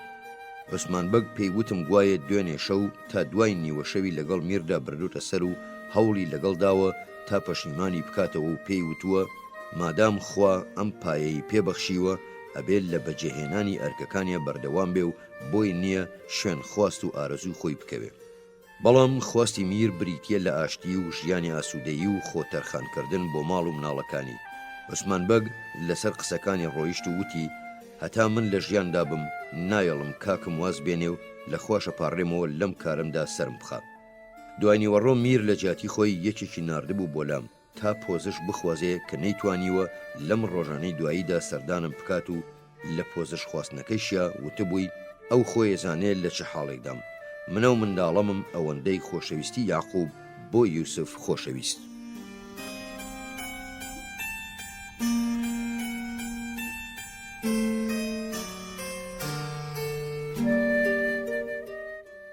هەژدەی تشرینی یەکەمی 1920 ئەم ێوارەیە هەندێک لە سکێچەکانم نیشانی عومەراغا دا و زۆرم پێسەیر بوو کە لێیەزانی.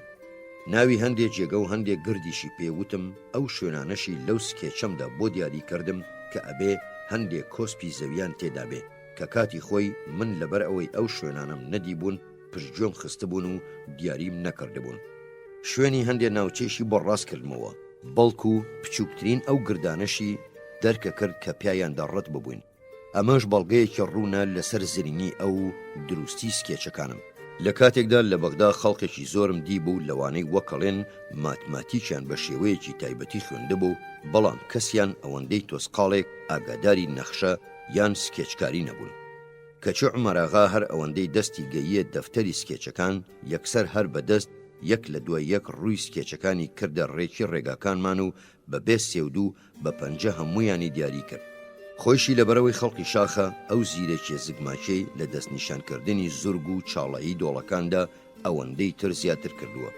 هەرە مەشە هەموو خەڵکی ئەم ناوچە شاخاویانە بە ئاسانی بە تەواوی لە سکێچ و هێڵکاری تێگەن، چونکە بۆ وێنە ئەوەی نەخشەی شاخی بەرجەستەی سپی و ناوچەکانی دراوسەی کێشاوە سەرتاشێکی شامۆنیایی بووە، هەر گوندنشینەکانیش نەخشەی تیرۆڵی جوانیان کێشاوە. منیش بەڵێنەدەم کە دوای چەند دەرسێک چۆن عومەراغا فێرەکەم خۆی لە مەیدانەدا سکێچ و هێڵکاری بکە. بەڵام بەداخەوە کە زووتر ئەم بیرە بە مێشکمدا نەهات، چونکە ئەو کاتە دەرفەتێکی زۆرتر لە بەردەم مابوو تا پێشەوەی لە سلێمانیەوە بچین بۆ ئەحمەد کۆڵوان ئەم کارە بکەم و ئەوساش بەدەم ئەم گەشتەمەوە کە لە دوای مانەوەم لە سلێمانی دەستی پێکرد ئەمتوانی لە ژێر چاودێری خۆمدا لەسەر وێنە کێشانی هێڵکاری و سکێچ مەشقی پێ بکەم. ئەو کەڵکانەی کە زانست لە پیاوێکی سەرتیژی ئاوای وەرەگرێ کە هەموو کونوکە لە بەرێکی ئەم نیشتیمانەی دیبێ، بێگومان زۆر زۆرە و جێی بایەخ پێدانە، چونکە ئەویش لای خۆیەوە ئەتوانێت خەڵکی تر فێر بکە. بەمەش زانست و زانین تەشەنە ئەکا. بە شێوەیەکی گشتیش من وایە بینم کە کورد زۆر تینووی زانیاری کۆکردنەوەن، بەڵام خۆیانی بۆ ئامادە ناکەن و جۆش نادەنە شتی خۆیان و ئەمان لە تورکەکانی زووتر فێری شتە بن، بەڵکو پێم وایە لە ئێرانیەکانیش ئاسانتر فێرە بن، چونکە هەندێک شت هەن ئێرانی ئەتوانێت فێری ببێ تەنیا لە بواری ئەدەب و زانستدا نەبێ. لەبەرەوەی لەم بوارەدا خۆی وا ئەبینێ کە لە نەتەوەکانی تر زۆر لەسەروترەوەیە. تورکیش بڕوای تەواوی بەوەیە کە لە هەموو شتێکدا لەسەرەوەیە و لاقرتەیەکی تاڵ بە هەموو ئەو شتانە ئەکات کە ئەیانزانێ یان تێیانەگا، بەڵام هەر تەنیا پەڕەسێلکەیەک هاوینمان بۆ ناهێنێ. بۆیە پیاوێکی ژیان دوو پیا و لە ناو نەتەوەیەکی تیونووی زانست و پێشکەوتندا بەز نین مەگەر لە قەوارە گشتیەکە ناوێزە بن. لەبەرەوەی زەبری سروشتی بۆ فکری ئادەمیزاد و ژێوەری هەندێک جار ئەو پەردەیە ئەبڕێ کە لوودبەرزی و دەمارگیری لە بەردەمیدا قوتیەکەنەوە. تەنانەت لە ناو زۆربەی گەلان و نەتەوە هەڕەمەچیەکانیشدا هیوایان تێدا هەڵناکەوێ لە هەموو ڕۆژگارێکی پێش سەردەمی خۆی و نیشتیمانەکەیشی پێش بکەوێ. بۆ وێنە کتێبی جیهاننما یان جوگرافیای حاجی خەلیفە لە ڕۆژگاری خۆیدا کتێبێکی زۆر مەزن بوو، چونکە هەموو ئەو زانیاریانەی تێدا بوو کە مرۆڤ هەر لە کتێبە ئەوروپاییەکاندا بەرچاویەکەوتن. حاجی خەلیفەش لە چاو هەر تورکێکی تردا پیاوێکی گەشبین و ڕووناکبیر بووە، بەڵام کەسی تری بەدووادا نەهاتووە. ئێستاش چ تورکێک جیهاننما ئەخوێنێتەوە یان چێ بیرێکی وای لا گەڵاڵە ئەبێ کە لای خۆیەوە پێوەرێک بۆ وڵاتەکەی خۆی و بۆ دنیا دابنێ، چونکە ئەگەر ماتماتیک و جوگرافیاش بخوێنێ بە هەموو دڵنیاییەوە ئەگەڕێتەوە بۆ کتێبەکانی ئیقلیدیس و مەجەستی و بەسەرهاتی حەوت هەرێمەکە و زەریای تاریکی و چارەکە زەوی پڕ لە جنۆکە و مێشکی خۆی زۆر کەم بەوە ماندووەکە کە ئاخۆ ئەم تێڕوانینانەی لەم کتێبانەدا هەن لەگەڵ بەرەو پێشچوون و دۆزینەوە تازەکاندا گونجن. تا ئێستا چاپخانەکانی ئەستەمبوڵ وریاکردنەوەی گەلیان لە ئەستۆ نەگرتووە، بەڵام هەندێک کتێبی بە کەڵکیان چاپ کردووە، ئەگەرچی کەس نایان کڕێ، بەڵکو ئەوەیشی دەستی بکەوێ نان خوێنێتەوە. تاقە بەرهەمێکیش کە چاپ کرابێ و بڵاو کرابێتەوە و لای خەڵکەوە خۆسترابێتەوە هەر فەرهەنگ بووە. عەباس میرزاش ئێستا لە تەورێز خەریکی دامەزراندنی چاپخانەیەکە. تۆ بڵێ ئەم چاپخانەیەش ئەوەندەی چاپخانەکانی ئەستەمبوڵ کەڵکیان گەیاندووە بە تورکەکان، ئەمیش ئەوەندە کەڵک بە ئێرانی بگەیەنێ. هیچ نەتەوەیەکیش هەرچەندە بەهێز و پێشکەوتن خوازیش بێ بە زەبروزەم و زۆرە ملێ و ڕەنجی تاکە کەسی پێش ناکەوێت. لەگەڵەوەشدا ئێرانیەکان لە تورکەکان بەتواناترن و ئەگەر ئەستەمبوڵ پایتەختی ئەمان بووایە ئێستا زۆر دەمێک بوو لە ڕیزی نەتەوە پێشکەوتوەکانی ئەوروپادا بوون. جارێکیان باسی مێژووی ئەسکەندەرم کرد کە ئاریەن نووسیوێتی. عومەراغا زۆر بە پەرۆشەوە حەزی کرد لەو ڕووداوانە بگا کە لەو سەرچاوە کۆن و باوەڕپێکراوانەدا هەن. منیش کە بەسەرهاتەکەم بۆ گێڕایەوە وا پێچوو باسی شتێکم کردبێ پێچەوانەی بیر و باوەڕی ئیسلامی بێ. بۆیە کوردێکی شینچی لە ناو دانیشتواندا هەڵی دایە و وتی ئەو مێژووە وەک ئەسکەندەر خۆی کۆنە لەبەرەوە پشتی پێ نابەسترێ چونکە پێغەمبەری ئێمە دەربارەی ئەمەی وتووە و ئەوەی وتووە. عومەر ئاغا بەمە کۆڵی ئارەزووی تێگەیشتنی لەو کتێبەدا مردەوە، بەڵام کابرای شینچی هەر لەسەر قسەکانی ڕۆیشت و وتی کاتی خۆشی کە ئاینی ئیسلام تازە بوو جوولەکە و دیانەکان بۆ ئەوەی لە پەیامە ئاسمانیەکەی محەممەد بگەن دەربارەی مێژووی خۆیان پرسیاریان لێ کرد تا بزانن وەڵامیان ڕاست دەداتەوە یان چەوت. ئەویش هەر بە فەرموودەی خوا کە قورئانە وەڵامی ئەدانەوە. هەندێک لە موسڵمانەکانیش وا ئەزانن ئەسکەندەری گەورە پێغەمبەر بووە، هەندێکی تریش پێیان وایە یەکێکە لە پاڵەوانەکان، هەروەها هەندێکی تر لایان وایە لوقمان پێغەمبەر بووە، هی تریش هەن ئەڵێن وەلی بووە.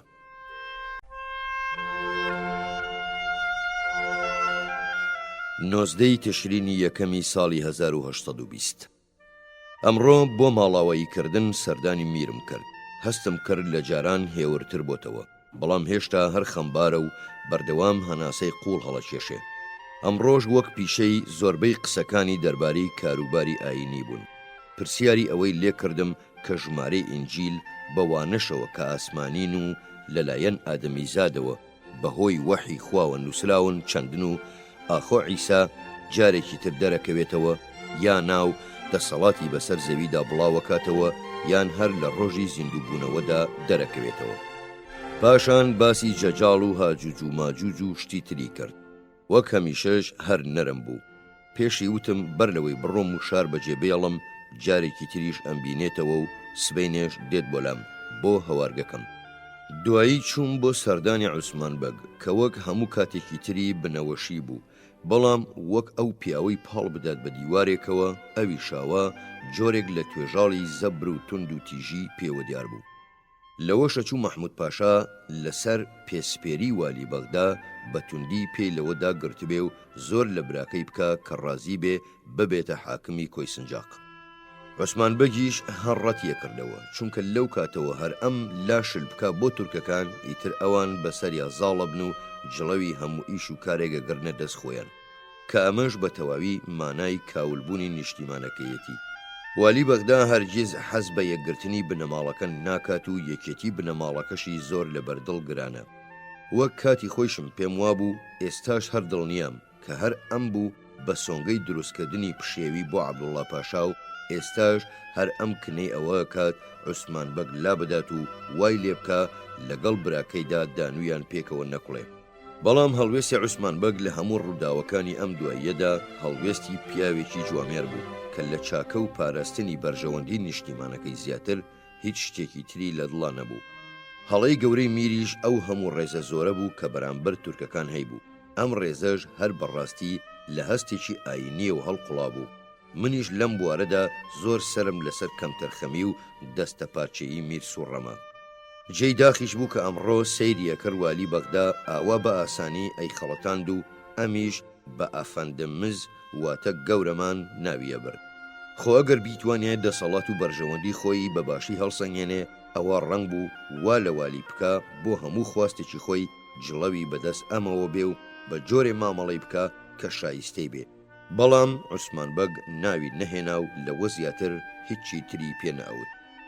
دوای ئەوەی ماوەیەک لای عوسمان بەگ مامەوە مەسرەف هات، بەڵام عوسمان بەگ بە جۆرێ قسەی لەگەڵ کرد کە پێویست ناکات درێژەی پێ بدرێ و وتی قسەکردن لەم شتەدا بێکەڵکە چونکە میر برای گەورەمە و سەرداریشمە، بۆی هەیە سزاشم بدات و هەرچیشم هەیە لێمی زەوت بکە. بەڵام من هەرگیز ناچمە کۆی سنجاق. پاش ماوەیەکی کەم ماڵاواییم لێ کرد و ڕۆیشتم. دوای نیوەڕۆ بیستم میر بە توندی کردوێتە سەری کە ئەبێ بچێ بۆ کۆی سنجاق. ئەجینا بێبەشیەکە لە مۆڵکەکانی و نایەڵێ کەسیش سەردانی بکە. بەبەر چاوی خەڵکیشەوە کەوتبووە داد و بێزاری دەربڕین لەوەی کە 7 ساڵە لەبەر کەمتەرخەمی خۆی گوێی بۆ پێشنیارەکانی عوسمان بەگ شل کردووە. عوسمان بەگ هەر هەڵەیەکیشی کردبێ، بەڵام خۆ لە هەموو ئەم ڕووداوانەی دواییدا هەڵوێستی مەردانەی هەبوو و هەر ئەویش بووە وای لە براکەی کردووە واز لە میرێتی نەهێنێ و هەر ئەویش بۆ نەیهێشتووە بچێ بەدەنگ بانگهێشتنی شازادەی کەرماشانەوە کە لە هەردوو بارەکەشدا سوورەی زانی ئەگەر مەبەستی خۆی بواە ئەبووە میر. بەڵام ئەوەی خەمگینی کردوم کردەوەی ئەم تورکانەیە کە تۆوی ناکۆکی لە نێوان ئەندامانی ئەم بنەماڵە خانەدانەدا چێنن. بڕیارمدا پێشەوەی شار بەجێ بهێڵم هەندێک قسەی چاک ئاراستەی عەبدوڵڵا پاشای دۆستی دێرینەم بکەم. عوسمان بەگ پێیوتم ئەوەی ڕوویدا بە فەرتوفێڵ و پیلانی تورکەکان بوو. ئەوەش کە گومانیتیانە ئەوەیە کە عەبدوڵڵا پاشا لە زۆربەی ئەو شتانی هەڵبەسترا بوون بێبەریە. هەروەها پێشی وتم لەم دواییەدا میر دڵی نەرم بووە و داوای لە والی بەغدا کردووە کە لە مامەکەی خۆش بێ و بڕڵای بکە. بەڵام داود پاشا ڕازی نەبووە بەری بدا. منیش پێم وت بڕوای تەواوم هەیە بەوەی ئەگەر تۆ خۆت بۆ ماوەیەکی کورت زیانی پێ نەگەیەنی هیچ شتێکی تر نییە بتوانێ زیانی پێ بگەێنیت. عوسمان بەجیش وتی هەرگیز تووشی هیچ زیانێ نابێت، چونکە ئێمە وەک تورک نین و کەسی وامان تێدا نییە ئەگەر دنیاشی بدەیتێ تاڵەموویەکی لێ بکاتەوە. پیاوێکی ڕەمەکی پێشکارمان بوو، ناوی محەممەد چاوڕەش بوو. یەکێک بوو لە گزیرەکانی عومەراغا و باوکیشی هەر خزمەتگوزاری خانەوادەی عومەراغا بووە. چەند شەوێک لەمەوبەر لەبەر دەرگا پیاسەمانە کرد. ئەم ویست چەند شتێ بە عومەراغا بڵێم کە تۆزێ لە پێشمانەوە بوو. بە محەممەد چاوەشم وت بانگی بکە. کەچی محەممەد چاوەش بە فیکە بانگی گەورەکەی کرد. عومەراغاش کە تەواو لەم جۆرە بانکردنانە شارەزا بوو یەکسەر ئاوڕێکی دایەوە تا بزانێ چێ بانگیەکات. هاوسەرەکەشم حەزیە کرد کەوڵێکی بچووک بە دیاری بدات بە یەکێ لەم نۆکەرانەی پێش ماوەیەک نەخۆش کەوتە بوو. لە محەممەد چاوەشی پرسی بایی چەندە؟ بە کوردی وەڵامی دایەوە کە بە گران قسەی پێیە کرد، وتی ئینجا بۆ نرخەکەیە پرسی هەروە 5 تا 10 قرۆشێگە بێ. بەڵام ئەگەرەتەوێ هەروە بۆ خۆت و حەزەکەم خۆشت پەستەکێکی لێ دروست بکەی بۆ خۆت. ئەم پەستەک و فەرەنجیانە هەر لەو لبادە ئاساییانە دروسەکرێن کە ئەکرێن بە تەکەڵتوو یان لبادی ڕاخستن. ئەم فەرەنجیانە یەک پارچە دروسەکرێن و ئەو شوان و خەڵقە ڕەشۆچێل لەبەریەکەن کە لەبەر سەرما کارەکەن. ڕەنگە ژنەکەی محەممەد چاوەشیش یەکێکی وای لەبەردا بێ. کورد وەک ئێرانیەکان لە ناو خۆیاندا غەڵبەغەڵ و ژاوەژاو ناکەن، بەڵام وا خویان گرتووە لە پڕێکدا بانگێ یان هاوارێگەکەن، وەکەوەی ئەگەر کوردێک بانگی یەکێکی تریان بکە یان ئاگاداری بکاتەوە بە دەنگێکی بەرز هاواری بۆوەکە. هۆ حەمەکە هۆ، بانگەکەش درێژەکاتەوە و حەمەکە هۆ هۆ هۆ هۆ، ئەویش بە هەمان دەنگ وەڵامێداتەوە. جافەکانیش هەروە یەکتر بانگەکەن و لە گردێکەوە بۆ گردێکی تر قسە لەگەڵ یەکترەکەن. کورد زۆر بە دەگمەنیش ڕاستە و ڕاست و بێدەنگ ڕێگا ئەبڕن. ئەگەر ماوەکەی هەرچەندیش بێ بەڵکو کە ئەچن بە لایەکدا هەر لە خۆیانەوە و بێهۆ ئەکەونە هاوار و دەنگەدەنگ و ڕاونانی یەکتری بەسەر وڵاخەوە، هەر بە پەلەشە گەڕێنەوە شوێنەکانی خۆیان. ئەو کاتێ عومەراغا بە ئیش چوو بوو بۆ کوردستانی ئێران، شەوێکیان لەبەر دووری ڕێگاکە برسیانە بێ. دوان لە پیاوەکانی خۆی ئەنێرێ بۆ گوندێک نانیان لە گوندەکە بۆ بکڕن. گوندەکەش زۆر لە ڕێگاکەەوە دوور نەبووە، شەوەکەشی تاریکە شەو بووە. دوای ئەوەی ماوەیەکی زۆریان پێچووە گوێیان لە دەنگی هەردوو سوارەکە بووە و بە بەردەڵانیەدا بە دوای یەکتردا غارەکەن و بەرەولای ئەمانە گەڕێنەوە. بەڵام لەبەرەوەی ناوچەکە جێی دڵنیایی نەبووە یان بە واتایەکی تر لەگەڵ بنەماڵەی باباندا زۆر تەبان نەبوون، بۆیە عومەراغا وای بە بیردا هاتووە کە ناحەز دوای سوارەکانی کەوتون. لەبەرەوە خۆی و پیاوەکانی خۆیان تیار کردو و چەکیان بەدەستەوە گرتووە. بەڵام لە پڕدا دەنگەکان نەماون و تا ماوەیەکیش بێدەنگ بوون بێ ئەوەی بزانن چی ڕوویداوە. ئیتر عومەراغان ناچارە بێ ڕووبکاتە شوێنی دەنگەکان، کەچی لە ناکاوێکدا ئەسپێکی بێسواری دیوە و سوارەکەشی لەولاوە کەوتووە. سواری دووەمیشیان دابەزیوە و بە دیاریوە وەستاوە و جڵەوی ئەسپەکەی ئەویشی بەدەستەوە گرتووە. تومە سەما دوای ئەوەی نانەکە کڕن گرە و لەسەر چەندراوێگەکەن کە پێشبڕچێ بکەن و دەست بەجێ پێشبڕچیەکە دەست پێکەن. بەڵام لەبەرەوەی شوێنەکەیان لان نامە و بەردەڵانیە بێ و شەوەزەنگێکی تاریکیش بووە، یەکیشانەکەوێ و ئێسکی ڕانیەشکێ. کورد سوارچاک و ئازان، چونکە ئەسپەکانیان بەسەر هەموو زەویەک و بە هەموو خێراییەک تاوەدەن و پێچی پێکەنەوە بێ ئەوەی بەزەییان پیایدا بێتەوە و دڵیان پێی بسووتێ. هەموو ئەم شتانش بەڕەقی و توندیەکەن و خۆیشان بەسەر پشتی وڵاخەکەەوە توندەکەن. سەرباری ئەمەش زۆر باش لە نەژادی ئەسب نازانن. ئەسپەکانیشیان هەمووی تەنانەت عەرەبیەکانیشیان دوای ماوەیەک تووشی کەم و کوڕی و نەخۆشیە بێ و چەموش و هاریان لێ دەرەچێ.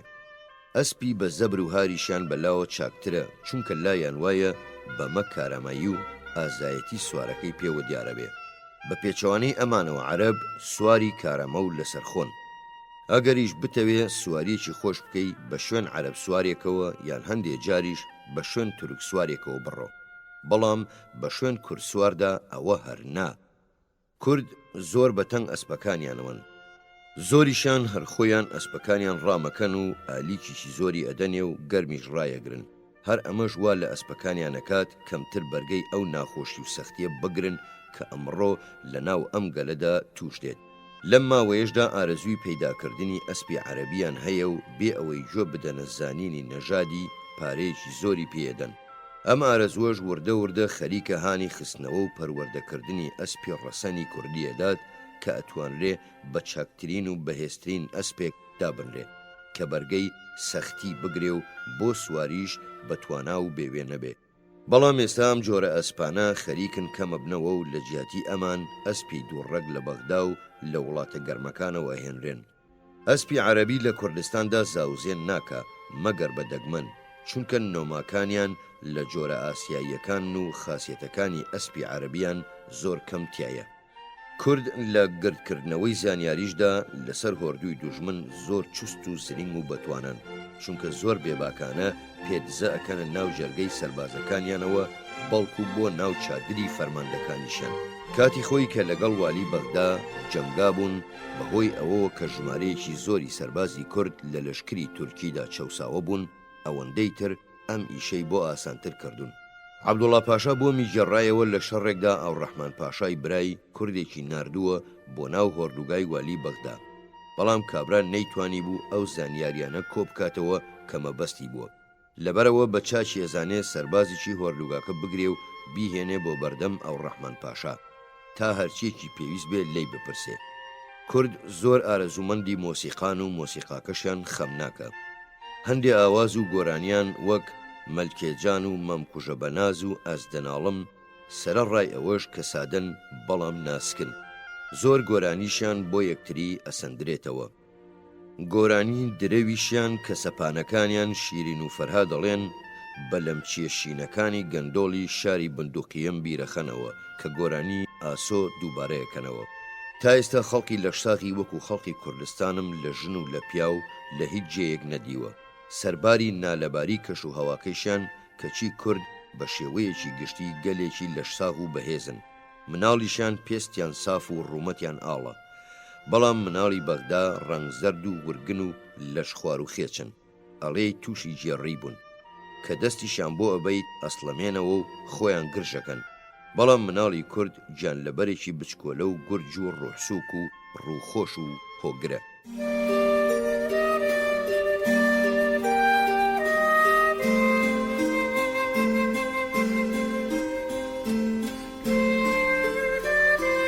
بیستی تشرینی یەکەمی ساڵی 1920 ئەم بەیانیە شێخ خالیدی بەناوبانگ هەڵات، لەگەڵەوەشدا کە ڕاکردنەکەی لە ناکاو و بەنهێنی بووە، بەڵام توانی بووی هەر چوار ژنەکەیشی لەگەڵ خۆی بەرێ و تا ئێستاش نازانرێ ڕووی لە چۆ کردووە. پێش چەند ڕۆژێک کوردەکان لە عەبدولقادریان گەورەتر داهەنا، میریش واخوی گرتبوو لە بەرامبەریا بە پێوە بوەستێ و قەنەی بۆ تێبکە. بەڵام ئەمڕۆ بە کافری ناوە بن و زۆر شتیش دەربارەی لوودبەرزی و کافری و خوانەناسی ئەجێڕنەوە. دوای مردنی کوڕەکەی میر شێخ ناوبانگی زۆر دۆڕەن، چونکە وتبووی چاچی یەکاتەوە و سەیری کتێبی بۆکە بزانێ خوا چی لە چارەی نووسیوە و شتی تریش. گەلێک قسە و باسیش لەسەر هۆی ڕاکردنەکەی ئەوترا و هەندێک ئەیانوت تۆوی پشێوی لە نێوان میر و براکانیدا وەشاندووە و ئەوانیش ویستویانن لە بەردەم میردا بەرەو ڕوویان بێتەوە. هەندێکی تری شەڵێن خەریکی دانانی بناغەیەکی ئاینی تازە بووە و ویستوێتی خۆی بکە بە گەورەی وڵات. ئیتر زۆری دەربارە وترا و تاوانی شتیوە لە ڕادەبەدەریشی درایە پاڵ کە لە ڕاستیدا وان نەبووە، چونکە زانا و سەیدەکان هەموویان و لە سەرویانەوە شێخ مارف ڕقیان لێتی، ئەویش کاتێ دەسەڵاتی هەبوو هەموویانی بەزاندەبوو. هەروەها یوسف بەجی برای شێخ خالید و حاکمی پشدەریش هەڵاتبوون و پەنایان بردبووە بەر عەباس میرزا کە ئەڵێن گوایە ئەمی دواییانی کردووە بە حاکمی سەردەشت و جگەل لەمەش بە پشتیوانی عەباس میرزا هەر بەردەوامە بێت لەسەر حاکمیەتی پشدەر. میر هەموو پەیوەندیەکی خۆی لەگەڵ عوسمان بەگ بڕی و هەرچی دەسەڵات و مڵکێکیشی هەبوو لێی سەندەوە کە بێگومان ئەمەش هەمووی بە فرتوفێڵی تورکەکانەوە بووە. ئابەم جۆرە ئەم بنەماڵە کڵۆڵە بەهۆی ناکۆچی و سۆدرەوە بەدەستی خۆی پشتی خۆیش چێنێ و ئاوا لای دراوسێت دەسەڵاتدارەکانیەوە تووشی پیلانە بێ کە ئەگەر وانەبێ ئەم دەسەڵاتدارانە ئەگەر بیشیانەوێ کەسیان ناتوانن بە تۆپزی و زۆرە ملی دەست وەردەنە کاروباری کوردستانەوە. ئەم ێوارەیە میر بۆ دوجار سەردانی کردم و هەرکە هاتە چادرەکەمەوە وتی وە هەستەکە هەر هەمان جێگا و کات و یەکەم سەردانی دوێنێتی. منیش بەدەم قسەوە پێم وت هەرچەند وە هەست بکە ماوەیەکی کەمم لە ناویاندا بەسەر بردووە، بەڵام ئەو ماوەیەم بەس بووە بۆ ئەوەی بزانم چاکەی وای لەگەڵ کردوم تا ماوم لە یادم ناچێ. ئەمڕۆ هەستم کرد لە جاران دڵگیرتر بوو، ڕەنگە دڵگیریەکەی هی ئەو کارە ڕقە بەرایەتیە بێ کە لەگەڵ براکەیدا کردبووی. ئەو برایەی دەسەڵاتی تەواوی بەسەریدا هەبوو. ئەم کارە خوێنی هێنا بۆ کوڵ و کەمێکیش خەمەکەی لەبیر بردبووەوە. ئیتر وردە وردە قسە هاتە سەرباسی میرنشینەکەی و ئەو ناکۆچەی لە نێوان ئەندامانی بنەماڵەکەیاندا هەبوو. هەوڵمدا هەستی نەتەوایەتی و بنەماڵەت چێتی تێدا ببزوێنم، بەڵام بێکەڵک بوو، چونکە هەستم کرد زۆر بۆیان پەرۆش نییە. کە باسی مێژووی کۆنیان و ئەو پایە و ناوبانگەم کرد کە نەتەوەکەی لە ناو نەتەوە سربەخۆکاندا هەیەی ئەو تۆزە پەرۆشێشی لە تراویلکە زیاتر هیچی تر نەبوو. پیاوێکی نەرم و سنگفراوان بوو کە لێکدانەوەی بێئەنجام وایان لێ کردبوو بە تەواوی پابەندی ئەو شتە پڕوپوچانە بێ کە نەیان نەهێشت دەستی بچێتە هیچ و دەستبەرداری هەموو کاروبارێکی خۆی و وڵاتەکەیشی ببێت و دوو دڵم ئەگەر بڵێم بەهۆی پابەندی بە ئاینەوە بەم جۆرەی لێ هاتووە و لەوەی تێپەڕاندووە گوێ بۆ کەس شل بکات و لەم بۆ چوونانەی خۆی لابدا. سەرنجمدا هەر مشت و مڕێکم لەگەڵە کرد ڕقی نیشانەدا تا لە دواییدا بەگاڵتەوە پێم وت ئەگەر بە هیوایە هەموو کارامەیی خۆی بۆ دۆزینەوەی کۆسپ و تەگەرە بەکاربێنێ بۆ چاکردنی میرنشینەکەی ئەوە هەمووی کردووە و هیچ نەماوە بیکە. سەرەڕای ئەمەش لەخوا پاڕێمەوە خێر و خۆشی و توانە بدا بە بنەماڵەکە و میرنشینەکەی. لە وەڵامدا وتی مادام بنەماڵەکە ئەم هەموو فرەکچۆخایەی تیا بێ ئەو ڕۆژە هەر نایێت کە میرنشین و بنەماڵەکەی بەهێز ببن. منیش سوور بووم لەسەر ڕای خۆم و وتم ڕەنگە ئەو ڕۆژە هەربێ.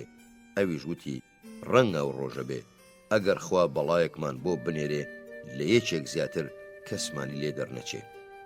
منیش دووبارە پێم وتەوە بەبێ ئەمانەش ڕەنگە ئەمە هەر ببێ، چونکە خوا هەموو شتێکی لەدەست دێت. وتی بێگومان خوا توانێ ئاگری دۆزەخیش بکوژێنێتەوە، بەڵام نایکوژێنێتەوە. پاشان باسی ئارەزووی وازهێنانی میرێتی خۆی کردەوە. پێم وتەوە ئەو جێیەی خوا پێڕەوا دیوە ئەبێ لە ئەستۆی بگرێ. وتی ئەوە شتی تێدا نییە، بەڵام سرم لەوە سوور ڕەمێنێ چۆن خوا ویستی بمکات بە فەرمانڕەوە. پێم وت بۆ چاکردنی ئەم هەزاران کەسە. وتی ئای لەو لێپرسینەوە سەختەی لە ڕۆژی دواییدا لەگەڵمە کرێ. لەمەیاندا لەگەڵی نەبووم و وتم بەڕاستی ڕەفتاری لەگەڵ خەڵکدا زۆر باش بووە و دڵسۆزی هەموویان بووە و ناشتوانرێ ئەو هەموو خەڵکە بە شێوەیەک لە شێوەکان چاک بکە کە ئەبنە مایەی ئاژاوە لە میرنشینەکەیدا و ڕەنگە ئاگای لێیان نەبوو بێ یان ئەوەندە توانان نەبوو بێ بۆ دامرکاندنەوەیان. ئەویش بە ڕاستگۆییە گۆڵامی دامەوە کە هەموو ڕوخساری داپۆشی بوو. وتی قوربان جۆ بگرە، مرۆڤ بەرامبەر بە کردەوەکانی حسابی لەگەڵەکرێ نەک بەرامبەر بە نیازەکان. لە ڕۆژی لێپرسینەوەشدا هەر بە تەنیا من بەرپرسیارم لە هەموو ئەو پشێوەی لە میرنشینەکەمدا ڕووەدا. داود پاشا هەموو چاکەکانی ئەم میرەی لە یاد کرد و بە تاوان و تەڕن ڕەفتاری لەگەڵ کرد. ئێستاش بە چەند قسەیەکی شیرین بەلای خۆیدا ڕای کێشاوە کە ئەمیش ئێستا بەڕاستی و بە تەواوی پابەندی داود پاشا بووە و هەر میر خۆیەی وت هەتا لە ژیاندا بێ ئەبێ خزمەتی داود پاشا بکە. بێگومان قسەکەی میر مەحموود هەر قسەی ڕوت نەبوو. ئیتر دوای گفتوگۆیەکی خۆش کە سەعات و نیوێکی خایاند میر هەڵسا بگەڕێتەوە، بەڵام کە ماڵاوایی لێکردم قورجی پڕ ببوو لە گریان و کە دەستیشمی گوشی دەستی ئەلەرزین منیش زۆر دڵگران بووم کە لێی جیابمەوە، تکاشی زۆر کرد کە جارێکی تریش چاوی پێم بکەوێتەوە. من لای خۆمەوە ترسیەوەم لێ نیشتە بوو جارێکی تر یەکتر نەبینینەوە، چونکە ئەگەر یەکێک بەلاشتەوە مەبەست نەبێ کە بۆ دوجار جێ ئەهێڵی هەر لەبەر دڵت گرانە، بە تایبەتیش یەکێک خۆشت بێ و ڕێزت هەبێ بۆی. کە هەر بەڕاستی میر مەحموود پیاوێکی خۆشەویست بوو. منیش هەمیشە بە تاسەوە یادی یەکەمەوە، چونکە ڕوخساری بێگەردی لە پاچی و دڵسۆزی و ساکاری زیاتر هیچی تری تێدا نەئەبینرا. بڕوام نەئەکرد لە خۆرهەڵاتدا پیاوێکی وا ببینم. ئەترسم مرۆڤ لە کۆمەڵگا پێشکەوتوەکانیشدا زۆر نمونەی ئەم پیاوە نەبینێ. مرۆ خەم و ناسکی لە ڕەوشتیا بەدیە کرد و ئەمەش ئەوەندەی تروای لێکرده بوو پیاوێکی ناسک و سەرنج ڕاکێشەر بێ کە هەر بەڕاستیش پیاوێکی وایە. تا ئێستاش ئەو خەمەی لە کۆڵ نەکەوتبوو کە بەهۆی مردنی کوڕەکەیەوە تووشی ببوو. من ئەم ڕایانەم کە ئەنووسم بە دڵنیاییەوە ئاڵێم لە هەموو خۆرهەڵاتدا پیاوێکی تر نییە ئەوەندەی ئەم ژن و مناڵەکانی خۆش بوێ. دوێنێ ئێوارە دوای کارە ساتەکە چوو بۆ حەرەم. مناڵێکی برازایی بە وشەی بابە بانگی کردبوو. ناوەکە و دەنگی ئەو مناڵی ناوەکەی هێنابوو لەوە گرانتر ببوو بتوانێ بەرگەی بگرێ، بۆیە قیژاندبووی و کەوتبوو بەدەمدا و لە هۆش چوو بوو. ئەبێ ئەوەش بزانرێ کە ئاینی ئیسلام ڕێی خەم خواردن نادات و زیادە ڕەویش لە بەتەنگەوە هاتنی ئافرەت و مناڵدا لەو کارە ناپەسندانن کە ئەبنە مایەی لاقرتێ لە ناو موسڵماناندا. هەرەمەشە بێتە سڕبوونی هەست و دڵڕەقی. لە ڕووی ئاین پەروەریەوە میر ببووە بەهێزترین ئایندار لە خۆرهەڵاتدا، بەڵام ئەم پابەندبوونەی بە ئاینەوە نەبووە هۆی دەمارگیری و هەست سڕبوون. ئەو ڕەوشتەی کە نمونەی بەرزێتی بوو لە هەموو بیر و باوەڕە نزمەکانی ئیسلام باڵاتر بوو. ڕەنگ بێ پیاوێکی لەو ڕەوش نزمتر زۆر شیاوتر بوایە بۆ فەرماندەرێتی کوردستان. میر مەحموود ئەو سەرکردەیە نەبوو بۆ ئەم وڵاتە دەست بدا، چونکە ئەم بۆ ئەوە ئەشیا ژیانێکی تایبەتی بژی، لەبەرەوەی پیاوێکی خۆش باوەڕ بوو، زۆر بڕوای بە خەڵکی ترە کرد، ڕێزی خۆشی لەوە کەمترە گرت کە پێویست بوو، لەگەڵ ئەوەشدا کە لە جەنگدا پیاوێکی ئازا و بوێر بوو، بەڵام هێشتا هەر پێویست بوو ئازاتر بێ. ئاین و بیرکردنەوە وایان لێ کردبوو لە ڕووی تنگانەدا کەمتر خەم بێ، هەروەها توندی و زەبریشی لێبڕی بوو. هەر کەسێ هەستایە ئەیتوانی بەلای خۆیدا ڕای بکێشێ، چونکە شانی بۆ هەموو ئەوانە شلە کرد کە ئاهاتن بەدەنگیەوە. تەنانەت ملی بۆ ئەو شتانەشەدا کە لەگەڵ بیر و ڕایەکانی ئەمیشدا نەبوون. لە کاتێکدا خۆی نمونەی ڕازگۆیی و شەرەفمەندی بوو، لە فرتوفێڵی ئەو چاو ڕاوکەرانە نەئەگەیشت کە ئەیان ویست پیلانە ژەهراویەکانی خۆیان بەو شێوەیە ئەنجام بدەن کە ئەم پێی ڕازیە بوو.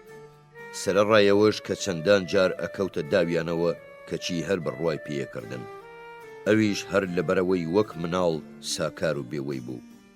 لەم دوایەشدا داود پاشا توانی براکەی لێهان بدا و هەوڵیدا ئەمیش تێک بشکێنێ، بەڵام ئێستا کە بۆی دەرکەوتووە بەرژەوەندی لەوەدایە بەلای خۆیدا ڕای بکێشێ، ڕێز و نەوازشێکی زۆری بەرامبەرە نوێنێ. میر مەحموودیش هەموو ئەو شتانی پێشووی لەبیر کردووە. شەوێ سلێمان بەگ هات بۆ ماڵاوایی لێکردنم، لاوێکی باش و لە براکەیشی چست و چالاکتر بوو کە باسی کوردستانیشی کرد. ناومێت نەبوو، بەسەرهاتی جەنگی 7 ساڵم بۆ گێڕایەوە، ئەویش بە پەرۆشەوە گوێی بۆ ڕاگرتم. گەشتەکەم بۆ سلێمانی بەم بەرگە دەستی پێکرد و بەوەش کۆتایی دێ کە سلێمانی بەجێ هێڵم. سبەینێش بە ڕێگای ئاڵتون کۆپری و هەولێردا ئەچم بۆ مووسڵ.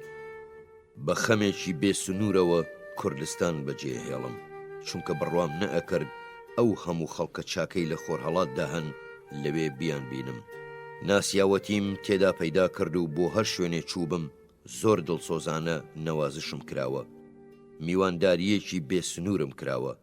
ئەترسم و چاوەڕێش ناکەم لەم گەشتەمدا کە زۆر ماندووی کردم جارێکی تر ڕەفتاری وام لەگەڵدا بنوێنرێ، لەبەرەوە هەتا ماوم ئەم یادگارانە لە ناخمدا هەرمێننەوە.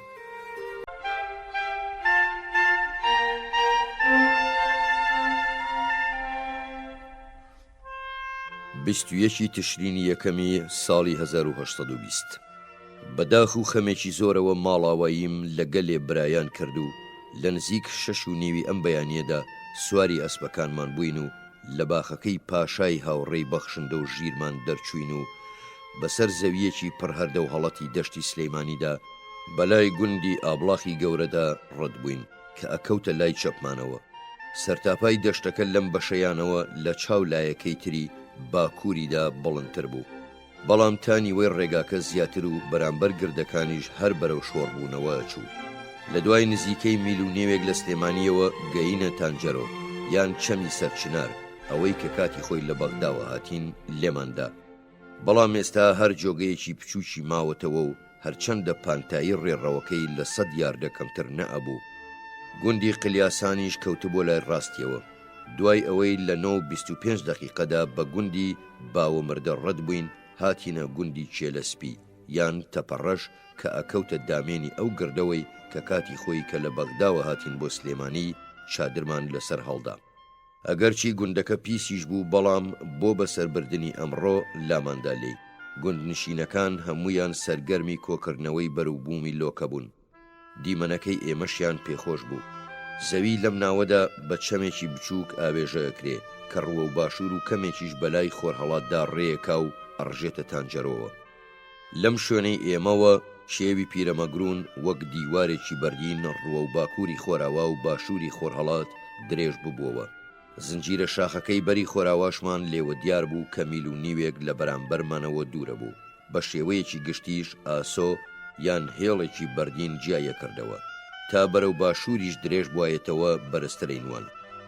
بەردەکانیش لە دوورەوە دیار بوون، بە شانی شاخەکانەوە شەقار شەقار ببوون. ئەم شاخانە هەر لەوە ئەچوون شاخی لە توپەت بن. لە دوورایی 2-3 میلێک بەلای خۆراوادا زنجیرەیەکی نزمتر لەم زنجیرەیە جابەوە ئەلچێتەوە بە پیرەمەگرونەوە. وا ئەینوان کە لەو لایەوە دۆڵەکەی سلەیمانی دابپۆشێ. گردە تورەکە ڕێژەکەی گەرماوە و پاشماوەکانیشی ئەکەوتنە ناو ئەم زنجیرە نزمەوە. لەویش دوورتر لە پشت پیرەمەگرونەوە گردنە بەردینەکانی کوڕکوڕی مەزن و ڕوتەن دیار بوو.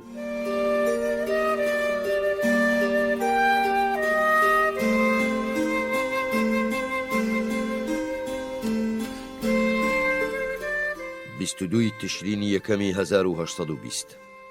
ئەم بەیانیە لە 6:20 دقیقەدا سوار بووین و لەبەرەوەی ڕێگاکەمان قوڕ بوو ناچار بووین بۆ ئەوەی لە قوڕەکە دوور بکەوینەوە تا ماوەیەک ڕووە و باکووری خۆراوە لە ڕێگاکە لا بدەین. لە کاتی خۆرکەوتندا هەوا زۆر سارد بوو. کەمێک دوای حەوت گەیشتینە شاخی تاسلوجە کە لەوێدا هێڵی چیاکان پانترە بنەوە و زۆریش نزمە بنەوە. لووتکەکانیشی بەردەڵانی نەبوون وەک هەندێجار لە دوورەوە لەسەر لووتکەی تری هەمان زنجیرە وا دەرەکەوتن. لە دیوی دەشتەکەی لای باشووری خۆرهەڵاتەوە بڵندترە بووەوە. ڕەنگە هۆی ئەمەش چاڵایی دەشتەکە بێ لەو ڕووەوە بەرەو ڕووباری دیالە لە دەشتی بازیانیشەوە هەروە بوو. ئەو دەشتەی کە دوای سەرکەوتن بۆی بە پلەیەکی زۆردا لە سەعات 8دا گەیشتینێ. ئەم دەشتە لە ناوەڕاستدا بە هێڵێکی شاخاوی لە قەرەداغ نزمترە بێ بە دوولەتەوە کەوا دیارە کەمێک لە دامێنی ڕێگاکەمانەوە کۆتایی بێت و بریتیە لە تەمۆخ و چینەکانیشی ڕووە و خۆرهەڵات بەرز بوونەتەوە و تۆزێکیش بەلای خۆراوادا لایەن کردوتەوە. لەم شوێنەدا تووشی چەند پیاوێک بووین جوانویەکیان پێبوو لە کەرکووکەوە هێنا بوویان بۆ سلێمانی بیفرۆشن. کەوتمە سەوداکردنی و دوایی بە 150 قرۆشی کاشم کڕی. ئەم سەودایە زۆر دوای نەخستین لە ڕێگاکە چونکە فرۆشیارەکان چۆن هاتبوون هەروە لەگەڵ ئێمە گەڕانەوە و بەدەم ڕێوە سەوداکەمان کرد. لە 10-20 دقیقەدا بەلای باشووری خۆراوادا لامان کردەوە بۆ گوندی دەرگەزێن. ئەو شاخانەش کە دەشتەکەیانە کرد بە 2 بەشەوە بە هەمان شێوە لایەنە کردەوە و پاشان وردە وردە نەئەمان. دەرگەزێنیش ئەکەوێتە ژێر زنجیرەیەکی بچووکەوە کە لە شاخەکانی دەربەندەوە ڕووە و ئەو شاخانە درێژە بووەوە کە دەشتەکەیان کردبوو بە دوولەتەوە. بەڵام پێشەوەی بیگاتێ دواییە هات و بەما کەلێنێکی لە بەشی خۆراوای دەشتی بازیاندا دروست کردبوو. لە 10:50 دقیقەدا گەیشتینە گوندەکە و هەر لە شوێن چادرگەکەی پێشومان چادرمان هەڵدایەوە. دانیشتوانی هەموو ئەو گوندانەی بەلایەندا ڕەت بووین لە چێڵگەکانیاندا خەریکی کۆکردنەوەی بەروبوومی لۆکە بوون. دیمەنیشیان جوان بوو یان هەر دانسقە بوو چونکە لە هەموو خۆرهەڵاتدا ڕێگاوبان هێمن و چۆڵە تەنیا لەم وەرزانەدا نەبێ. دانیشتوانی گوندی دەرگەزێنیش لە ڕەسەندا تورکمان و تا ئێستاش هەر بە زمانی خۆیان نەدوێن و زۆر بە ئاشکراش ڕوخساریان لە گوندنشینە کوردەکانیان جیاکاتەوە. شادمانیشم بە یادی بهێنمەوە کۆ عومەراغای دۆستی مەزنمان تا ئێستا میوان نەوازمانە. لە سلێمانی سرم لە دەستگاکانی دەوڵەتدا بۆ ئەوەی ئەو چەند گوندەی بدەنەوە کە بە شێوەیەکی ناشرین لێیان زەوت کردهبوو. ئەوانیش لەبەر خاتری من بەڵێنیاندا بیدەنەوە. لەبەرەمە عومەراغا بۆ وەرگرتنەوەی گوندەکانی لە سلێمانی مایەوە، بەڵام زۆربەی پیاوەکانی لەگەڵ من ناردن. نزیکەی 200 کەسێکی ئەبێ و هەمووشیان ژیانیان لەسەر ئەوە. لە کوردستاندا بنەماڵەیەکی ئاوها هەبێ، ئێستا بێت و دواتر بێ، هەر ئەبێ ببێتە خێڵێک. دوان لەوانەی لای ئەو فەقی قادر و ئاوڕەحمان زۆر هۆگری من ببوون. ئیتر بۆ هەرچۆ بچوومایە شوێنمە کەوتن و هەرچیم بکردایە ئەیان کردەوە. خۆ ئەگەر بۆ وەستامایە لە پاڵ ماوەستان سەیری شتێکم بکردایە گوێیان نەگرت و پێشەکی سەیری دەم و چاومیانە کرد. پاشان سەیری ئەو شوێنەیان نەکرد کە من سەیریەکەم. بە کورتی لە سێبەر نزیکتر بەدوامەوە بوون. ئەم شەو عەبدوڵڵای کوڕە بچووکەکەی عومەراغا گەیشتە چادرگەکەمان کە کوڕێکی 7 ساڵان بوو. مناڵێکی تریشی لەگەڵدا بوو. زۆر لە خۆی گەورەتر نەبوو. مۆڵەتی لە باوکی خواسته بوو بۆ ئەوەی لەگەڵ ما بێت. هەر لە دوای مۆڵەت وەرگرتنەکەش لەسەر نان خواردن خۆی لە باوکی دزی بووەوە و کەلوپەلەکەمەکانی کۆ کردبووەوە و کردبووی بە زینی ئەسپەکەیەوە و بەپەلە هاتبوو تا بە یەک قۆناغ ئەو ماوەیەی بڕی بوو کە ئێمە بە 2 قۆناغ نەبوایە بۆمان نەئەبڕا. گەرما لە 6 بەیانیدا 56 پلە بوو، لە دوای نیوەڕۆدا 84 پلە بوو، لە دەی شەودا 64 پلە بوو.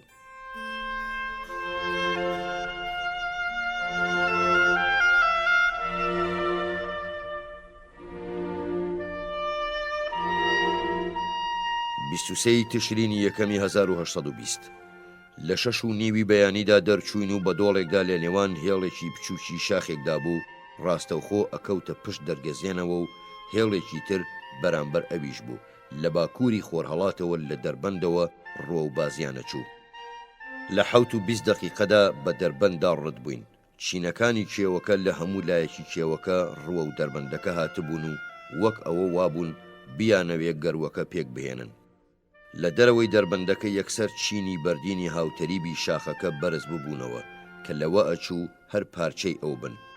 دیوی ئەو لاشیان هەمووی لە بن شاخەکەدا بوون و تەواوکاری چێوی قەرەداغ بوون. چینەکان بە شێوەیەکی سەیر پێچ و لولیان خواردبوو. لە دەرچی گەروەکەدا کەلاوەیەکی چوارگۆشە هەبوو، لە قەڵا ئەچوو. بیرێکیش لە ناویدا بوو. لەم ڕۆژانەی دواییدا دۆزی بوویانەوە. دیوارەکانیشی لە بەردی گەورە گەورە دروست کرابوون. لە گەروی دەربەندەکەوە ڕۆ و باشووری خۆراوە ڕێمانە کرد. هێڵی کێوەکانی کێشەخان و قەرەحەسەنی پچکۆلە و سنوورداریش لە بەردەمماندا بەرز ببوونەوە کە بەرەو باکووری خۆراوا و باشووری خۆرهەڵات کشابوون. ئێستا لای ڕاستمانەوە ئاستی ڕووی خاک نزم و سەخت و خراپە بوو. لەوە ئەچوون نزمبوونەوەکەی بەڕادەیە قوڵ بێ بگاتە 100 پێ. ئاڵ و گۆڕەکەش زۆر سەیر و سەمەرە بوو کە پڕی بوو لە هێڵی هاوتەریبی تەمۆخ و کلێنی چوون یەک. هەمووشیان لە باکووری خۆراواوە بۆ باشووری خۆرهەڵات کشابوون. ئەمیش وەک هەموو ئەو چینانەی تر کە بەلایەندا ڕەت بووین ڕووە و خۆرهەڵات بەرزەبەوە و بەڕووکاری خۆراواشدا لێژاییەکی زۆر شۆڕەبەوە. بنی ئەم چاڵاییە شەقار شەقار ببوو، ئاوی بارانە و خەتخەتی کردبوو. پیاو باشکرا لە زۆربەی ئەم شەقار شەقار و خەتانەدا شوێنەواری نێتراتی پۆتاسیە بینی. ڕەنگی خاکەکەش بە تێکڕایی سوورێکی تێری مەیلە و ڕەش بوو. لە 7:30دا بۆیدا گەڕاین و بە درێژایی قۆناغی ئەم ڕۆمان هەر پیایدا ڕێمانە کرد. دوای تاوێ هاتینە گوندی شێخوەیسی بچووک لە ناوچەی شوان. لێرە هەستمان بە خۆمان کرد کە کەمێک لە ڕێگاکە لامان داوە. بۆیە ڕووە و باشوور بە 45 پلە لامان کردەوە بۆ ئەوەی بچینەوە سەر ڕاستە ڕێگاکە. لە گوێ چەمێکی بچووک ژاڵەیەکی زۆرماندی. لە 8:45 دقیقەدا چوینەوە سەر ڕاستە ڕێگاکە. زەویەکەی دەور و پشتمان دیمەنێکی زۆر سەیری هەبوو. ئەتوت هێڵی خوارخواری لە چینە تەمۆخ لەسەر کێشراوە و شەقار شەقاریش بوو. بەو جۆرەش کەمێک لە تێکڕای زەویەکە بەرزتر بووبەوە. لە 10:30دا گەیشتینە گوندی غەزالانی گەورە و هەندێک جوولەکەمان تێدا دی. وا پێچێ دانیشتوانی ئەم ناوچەیە سەر بە چراغ سوێندەیرن واتە چراکوژێنەوە بن. کەمێک دوای ئەوەی لە ئاقاری گوندەکە دەرچوین دیسان ڕووی زەوی دەستی کرد بە بەرزبوونەوە. ئیتر ڕێگاکەمان بووە بەردەڵانیەکی شاخاوی و لە 12 دەقیقەدا گەیشتینە شوێن قۆناغی ئەمڕۆمان کە گوندی غۆڵۆمکۆوە بوو لە ناوچەی شوان کە 5 سەعات و 40 دەقیقە ڕێمان کردبوو. ڕێکردنی ئەمڕۆشمان ناخۆش بوو چونکە ڕێگاکەم ماندووکار و سەخت بوو. لەم شوێنەمانەوە زۆرگەکانی کەرکووکمانەدی وەک هەردەیەگە هاتە بەرچاو پان ببووەوە و تا ئەهات بەرەولای ئەو زەویەی ئەکەوتە نێوان ئەو زورگانە و دەربەندەوە پلە پلە و شەقار شەقار و خەتخەتاویەی نوان. گەرما لە 6 بەیانیدا 62 پلە و لە 2 دوانی وەڕۆدا 84 پلە و لە 10 شەودا 64 پلە بوو.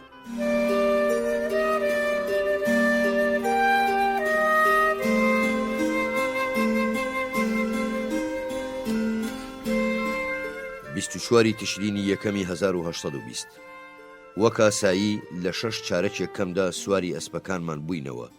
لەو دۆڵە تەنگەوە کە کۆڵۆنکەوەی تێدا بوو سەرکەوتین. ڕووی زەوی لە خۆڵ و چەو تێکەڵ بوو بەسەر ئەو خەتخەتی تەمۆخەدا کە دوێنێ لە هەموو نشێویەکەیدا ئەماندی، بەڵام ڕەنگی خاک بەو سوودیەی پێشووی نەمابوو. لێرەدا ئەم بەشەی زەوی زورگاوی بوو کە من پێم وانییە هەموو جێگایەکی ئاوا بەردەڵانی تر بەم جۆرە سەخت و قوڵیان هەبێ و چەمی قوڵیشان پێداڕەت بێ کە لە هەندێک شوێندا ئەگەیشتە 60 پێ. زەویش لەم ناوەدا ئەگەر قوڵاییشی بەم ڕادەیە بێ، بەڵام لە خۆڵ زیاتر چینەکانی خۆی دەرناخات و تەمۆخیشی پێوە دیار نییە. ئەو چەوەش کە بینیم یان لە تەمۆخ یان لە مەڕمەڕ یان گەچۆڕ یان بەردە قسڵ بوو. تاوێ دوای دەرچوونمان لە کۆڵۆنکەوە بە کەمێک ناڕەحەتی لە 2 دۆڵی قوڵماندا، بەڵام پیا هەڵگەڕانیان لە پیاهاتنە خوارەوەیان کۆرتر بوو. هێشتا هەر لە ناوچەی شوان داین و سەریشم لە چۆنێتی بەڕێوەبردننی دەرنەیەکرد چونکە ناوچەکە سەر بە کەرکووک بوو، بەڵام گوندنشینەکانی سەر بە کوردستان بوون. ئەم ناوچەیەش بۆ کاروباری خۆی جاری وا هەیە سەر لە سلێمانیەدات و جاری واش هەیە سەر لە کۆی سنجاقەدات. ڕێگاکەمان لە کۆڵۆنکەوە بۆ لای ئەم ناوچە زورگاویە شەقار شەقارە لایە کردەوە کە ئەمەش لە ڕاستیدا هەر درێژبوونەوە بوو بۆ قەرە حەسەن کە لەم حاڵەتەی ئێستایدا لە هەندێک درەختی بچووک زیاتر لە دۆڵەکانیا ئیتر مرۆڤ هەر چۆنێ چاو بجێڕێ سەوزایی تێدا نامێنێ، تەواو ڕوتەن و قاقڕە. زۆرمان یادی دۆڵە دڵگیرەکانی کوردستان کردەوە. ئەو دۆڵە جوانانەی لە وەرزی وشک بوونیشیاندا هەر جوانن. پیرەمەگرون هێشتا سەر و گەردنە بەرزەکەی هەردیار بوو. ئەو ئاوانەی دوێنێ دیمانن ئەمڕۆژ دیمانن، لای چەپمانەوە ڕێیانە کرد. لە 6:30دا ڕێگاکەمان کەمێک لەو ڕێگایە لا بدا کە ئەچێ بۆ کەرکووک، کەمێک دوای 8 ناچار بووین تاوێ ڕاوەستین تا ناڵێکی ئەسپەکەم چاک بکەینەوە کە لە سمی ئەسپەکەم کەوتە بوو. خاڵخاڵان و کۆی سنجاقیش هەردووچیان بە تەواوی ئەکەوتنە باکووری ئێمەوە. لە 8:30دا دەستمان کردەوە بە ڕۆیشتن. لەم ناوە زەوی کەمتر شەقار شەقار ببوو، یان شەقار شەقار بوونەکەی وەک ئەوەی پێشووی نەبوو. لە 9:50 دەقیقەدا گەیشتینە گوندی قەفار کە کۆتایی قۆناغی ئەمڕۆمان بوو. زۆربەی گوندنشینەکانی لە نزیک گوندەکەوە لە چادردا بوون. ناوچەکەش و خەڵکەکەش لێرە سەر بە کەرکووک بوون. ئەمڕۆ 3 سەعات و 35 دەقیقە ڕێمان کردبوو. شەوی ڕابردوو عومەراغا پێمان گەیشتەوە و ئاگاداری کردین کە عوسمان بەگ لەم دواییەدا ڕازی بووە بچێ بۆ کۆی سنجاق. عومەراغای بەسزمان لە داواکردنەوەی گوندەکانیا سەر نەکەوت بوو. هەموو پیاوەکانی و کەسوکارەکانی و خێزانەکەشیانی هێنا بوو جگە لە ئافرەتیان. منیش هەموو توانای خۆم ئەخەمە پێناوی. گەرما لە 6 بەیانیدا 50 پلە و لە 2 دوای نیوەڕۆدا 88 پلە بوو. 25 تشرینی یەکەمی 1920 ئەم بەیانیە لە 6دا کەوتینە ڕێ. سەمتی ڕۆشنەکەشمان 30 پلە بەلای باکووری خۆراوادا بوو. بۆ ناو دۆڵێک چەمێکی پێدا ڕۆشت، گوندێکی زۆری پاراوە کرد و ئاشێکی زۆریە جێڕا کە قولیپی پچکۆلەیان بەسەرەوە بوو. هەندێک درەختیش دەوری دابوون، شێوەیان لە کەنیسەی گوندە چوو. لێرە بە دواوە دۆڵەکە لایە کردەوە و ڕووە و دەشتەکەش پانترە بوو. وا پێچێ ئەوە دەشتی کۆکدەرە بێ و چەمەکەش ئەڕژێتە کۆپریسۆوە. بەلای گوندێکی زۆردا ڕەت بووین، لەوانە گوندێکی گەورە ناوی عومەربەگ بوو. لێرەوە گەیشتینە دەشتێکی بەرین و جوان، هەرچەندە ڕووەکەی هێشتا چەواوی بوو بەڵام کشت و کاڵێکی زۆری تیا کرابوو. خاکەکەیشی بۆ بەرهەمهێنانی دانەوێڵە بە بڕشت بوو. لە هەموو لایەکەوە گوندی گەورە هەبوون. یەکێک لەم گوندانە لە سەرەتای دەشتەکەدا بوو. گردێکی تورەکە ڕێژی پچکۆلەی لە نزیکەوە بوو، بەڵام نەمتوانی بزانم ناوی چییە. زورگەکانی قیزبیریش لە بەرامبەرمانەوە بوون کە بۆ لای چەپمانەکشان و دەشتەکەش هەتا لاپاڵەکانیان نەچوو. بەڵام لای ڕاستمانەوە ئەو زەویە زورگاویە شەقارشەقارەیەکشا کە ئێستا جێمان هێشت. لە حەوتدا بە گوندی کۆکتەپەدا ڕەت بووین. لای چەپیشمانەوە گردێکی تورەکە ڕێژ هەبوو، بە تەواوی ڕوویە کردە خۆراوە و میلێک کەمتریش لەو لای ڕێگاکەمانەوە بوو. گردەکە لە هەرەمێکی ناتەواوە چوو. لە تەنیشتی خۆراوایەوە گردێکی لەو نزمتر هەبوو. دیمەنەکەیان لە ئاسەوارەکانی بابل لەچوو. نزیکەی نیو سەعاتێک دواتر بەلای گردێکی تری تورەکە ڕێژدا ڕەت بووین، لە ڕێگاکەمانەوە نزیک بوو. لە نیوەڕۆدا گەیشتینە ئاڵتون کۆپری. ئەمڕۆ زۆر گەرم بوو. خۆناغی ئەمڕۆیشمان درێژ بوو، وەک چاوەڕێمە کرد 6 ساعت و نیوی خایەن. ڕۆ ڕووبارەکە بەسەر زەویەکەدا داگەڕین کە چەوی گەورە گەورەی تێدا بوو. بەردەکانی ڕووبارەکە و ئەوانەی بنەکەیشی چەوەڵە و ڕەقە بوون. تا ڕووە و ڕووبارەکە شۆڕ نەبیتەوە شارەکەت لێ دەرناکەوێ. لەبەری خواروی سەربازگەیەکمان دی. تۆپخانەیەکی گەورە و قورس و بیابانیان پێبوو. تازە لە ئەستەمبوڵەوە گەیشتە بوو. بۆ پادشای بەغدا نێردرا بوون کە بەکاریان بهێنێ. ئەم تۆپخانەیە بریتی بوو لە 4 بەتالیۆن و لقێکیش تۆپی قورس و 15 تۆپی بیابان و باری 500 حشتریش تەقەمەنی. بەسەر پردە تازەکەیدا ڕەت بووین کە لەم دواییەدا چاکرابەوە. پاشان بە ناوشاردا تێپەڕین و دوایی لە پردێکی تر پەڕینەوە و شوین لە تەختایەکی نزیک گەڕەکەکانی لای ڕاست، واتە لای باکووری خۆراوای شارەوە چادرمان هەڵدا. ڕووباری دیجلە ماوەی 18 سەعات لە ئاڵتون کۆپریەوە دوورە بێ. ئەگەر ئاوی ڕووبارەکەش هەڵسێ ئەتوانرێ ئەو ماوەیە بە کەڵک بە ڕۆژێک ببردرێ. بەڵام لەم وەرزەی ساڵدا گەیشتنە دیجلە 3 ڕۆژە خایەنێ. تۆپخانەکەش کە باسمان کرد لە نزیک بەستێک کە لە ناوەڕاستی ڕووبارەکەدا بوو، لێش بوو بەوە و لە ئاوەکەیدا و ئاوەکەش 3-4 پێقوڵە بوو. کۆی سنجاقیش کە 35 پلە ئەکەوتە لای باکووری خۆرهەڵاتەوە. بە پێی ئەسپێکی خێرا 12 سەعات و بە پێی کاروانیش 18 سەعاتە بوو.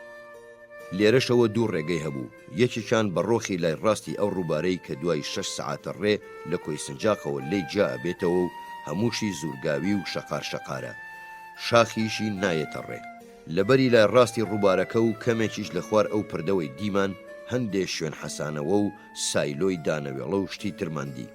لەم شوێنەدا باری ئەو کەڵەکانە خاڵیەکەنەوە کە لە کۆی سنجاقەوە دێن و هیتریش بۆ ئەوێ و بۆ بەغدای لێبارەکرێ.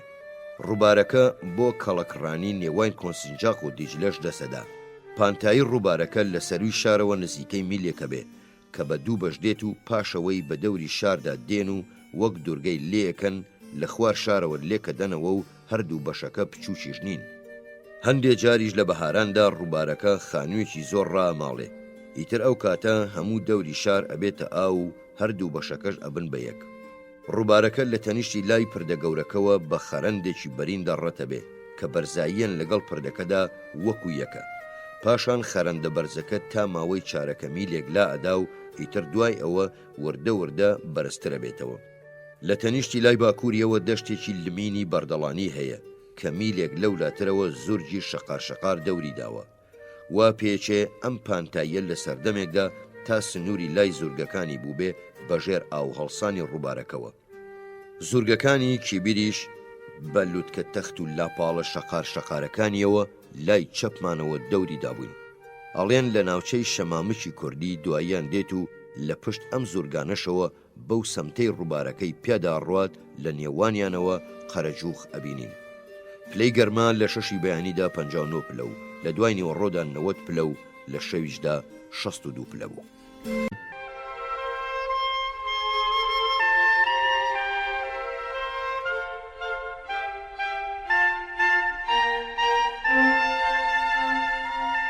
بیست و شەشی تشرینی یەکەمی ساڵی 1820 لە 6 بەیانیدا ڕووە و خۆراوە دەستمان کردەوە بە ڕۆیشتن بە ناوچەیەکدا کە ئەکەوتە نێوان ڕووبارەکە و زورگە شەقارشەقارەکانەوە. یان ئەو زەویە بڵندەی لە سەر و شارەوە دەست پێیەکات و ئەکشێ و لەو زەویە لمینە دوورەکەوێتەوە کە جێمان هێشت و سەر لە نوێ لە زورگەکانی کیبیرەوە دەست پێەکەنەوە. لە 6:20 دقیقەدا ڕێگاکەمان بۆ شەمامەک لایدا و بۆ لای چەپ دوورکەوتەوە. دوای تاوێک گەیشتینە کۆتایی ناوچەکە. ئیتر لێرەوە زورگە لمینە دابڕاوەکانمان بینی. لە پشتەمانەوە تا ئەهات وردە وردە زەوی بەرزترە بووەوە. زەویەکەی لای چەپیشمانەوە تا ئەهات ڕووە و زورگە لمینەکانی کیبیر خەتخەت و بڵندترە بووەوە. لای ڕاستیشمانەوە ئەو زەویە زورگاویە شەقار شەقارە بوو کە جێمان هێشت و لێرەوە پێیانەوت هەڵەجە و بستانە کە ناوچەیەک بوو سەر بە کۆی سنجاق بوو. لە پشت ئەمیشەوە شاخی ئەزمەڕمانە بینی، زۆر لە پشت ئەویشەوە شاخی تری بەرز دیار بوون. بە گوندی مەخزومەدا ڕەت بووین کە ئەکەوێتە لای چەپمانەوە. چەمێکی بچووکیش ئەڕژایە ئاڵتونسۆوە. وا دیار بوو ئەو ڕێی بەسەریدا ئەڕۆیشتین کاتی خۆی بۆ نیشانەی ڕێگاکە گردۆڵکەی بچووکی تورەکە ڕێژ و لە یەکتر دووری تێدا بوو کە هەندێکیانمان بینی. ئەگەرچی زەوی کەمێک چەوەڵانی بوو، بەڵام دەشتێکی چاک بوو، تاکی بیر و هەڵەجە و بستانە ئەکشا. لای چەپ و ڕاستیشمانەوە گوندی زۆر و مەزرای زۆر و گوندنشینمانە بینین خەریکی جووت و کارکردن بوون. لە دەدا گەیشتینە هەوارەکەی فارساغای سەرداری هۆزی دزەیی لە گوندی قوشتەپە. ناوەکەش لە ناوی یەکێک لەو زورگە بچووکانەوە هاتووە کە باسمان کرد. هۆزی دزەییش کاتی خۆی سەر بە کۆی سنجاق بوو، بەڵام پاشای بەغدا لە کۆی سنجاق و هەولێری جیا کردەوە و یەکسەر خستێ ژێر دەسەڵاتی خۆیەوە. لەبەرەوەیە ئەم هۆزە گوێ بە کەس نادات. فارساغا ئازوخەچیەکەمانی دەرکرده بوو، پێی وتبوو نە سەر بە وەزیری بەغدا و نە بە پاشای کوردستان و نە بە شای ئێرانە، بەڵکو خۆی سەرداری خۆیەتی و لە وڵاتی خۆی داژی و میوانیش ڕاناگرێ. لەبەرەوە چاکتر وایە بچن بۆ ئەربیل. ئیتر بێهیوا بووین، هەر بەڕاستیش چاکتر بوو هەڕێ بکەین چونکە ڕۆژێکمان بۆ ئەگەڕێتەوە. بۆیە دوای ڕاوەستانێکی کەم دەستمان کردەوە بە ڕۆیشتن لە 11:30دا لای جۆگەیەکی بچووک دابەزین بۆ ئەوەی فنجانێ قاوە بخۆینەوە. بەڵام بار و بنەکان ماوەیەک لێمان دوور کەوتنەوە. پاشان لە 12دا سوار بووینەوە و ڕۆ و باکوور دەستمان کردەوە بە ڕۆیشتن. لە 1:30 دوای نیوەڕۆدا 10 پلە بە لای باکووری خۆرهەڵاتدا هەولێرمان لێ دەرکەوت. دوای تاوێ ئاشکراتر دەرکەوت. لێرەدا وێنەیەکیم کێشا.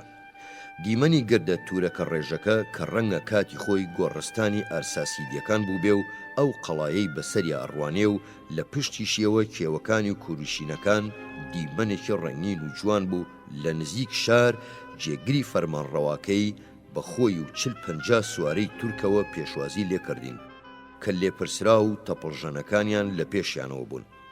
ئەم پێشوازی لێکردنم بە پێویست نەئەزانی چونکە پێشەوەی دابەزین تەپوتۆز خەری بۆی خنکاندین. لە 3:30دا گەیشتینە جێگاکەمان. ئەمڕۆ 8 سەعات و 40 دقیقە ڕێمان کردبوو. چادرگەکەمان لای کەهرێز یان جۆگە ئاوێک هەڵدا هی حاجی جاسمبەک بوو. کەمێک لە دامێنی خۆراوای شارەوە بوو. پێشەمەش کۆمەڵێکی بچکۆلەی هۆزی حەربی عەرەب هەواریان تێدا هەڵدا بوو. وەک بۆم دەرکەوتووە بە پێی ئەو دواناسینەی من عەرەب خەڵکێکی چەپەڵ و ڕووزدەرد و ئێسکگرانن، بەڵام دانیشتوانی هەولێر کورد و تورکن. ئەمڕۆ بەدەم ڕێگاوە تووشی کاروانێک بووین بەرەو بەغدا چوو. پیاز و تۆپیازی پێبوو. لە هەولێر حسێناغای خانەخوێی دێرینەم چاوەڕێیە کردم کە پاشای مووسڵ بۆ یاوەریکردنم ناردەبووی. بڕیارمدا بوو 2-3 ڕۆژ لە هەولێر بمێنمەوە بۆ ئەوەی کۆمەڵەکەمان بەحەسێنەوە و هێستری تریش بکڕین و ماڵاواییش لە عومەراغا بکەین. پلەی گەرمان لە 5 بەیانیدا 58 پلە و لە 2 دوای نیوەڕۆدا 94 پلە و لە 10 شەویشدا 59 پلە بوو.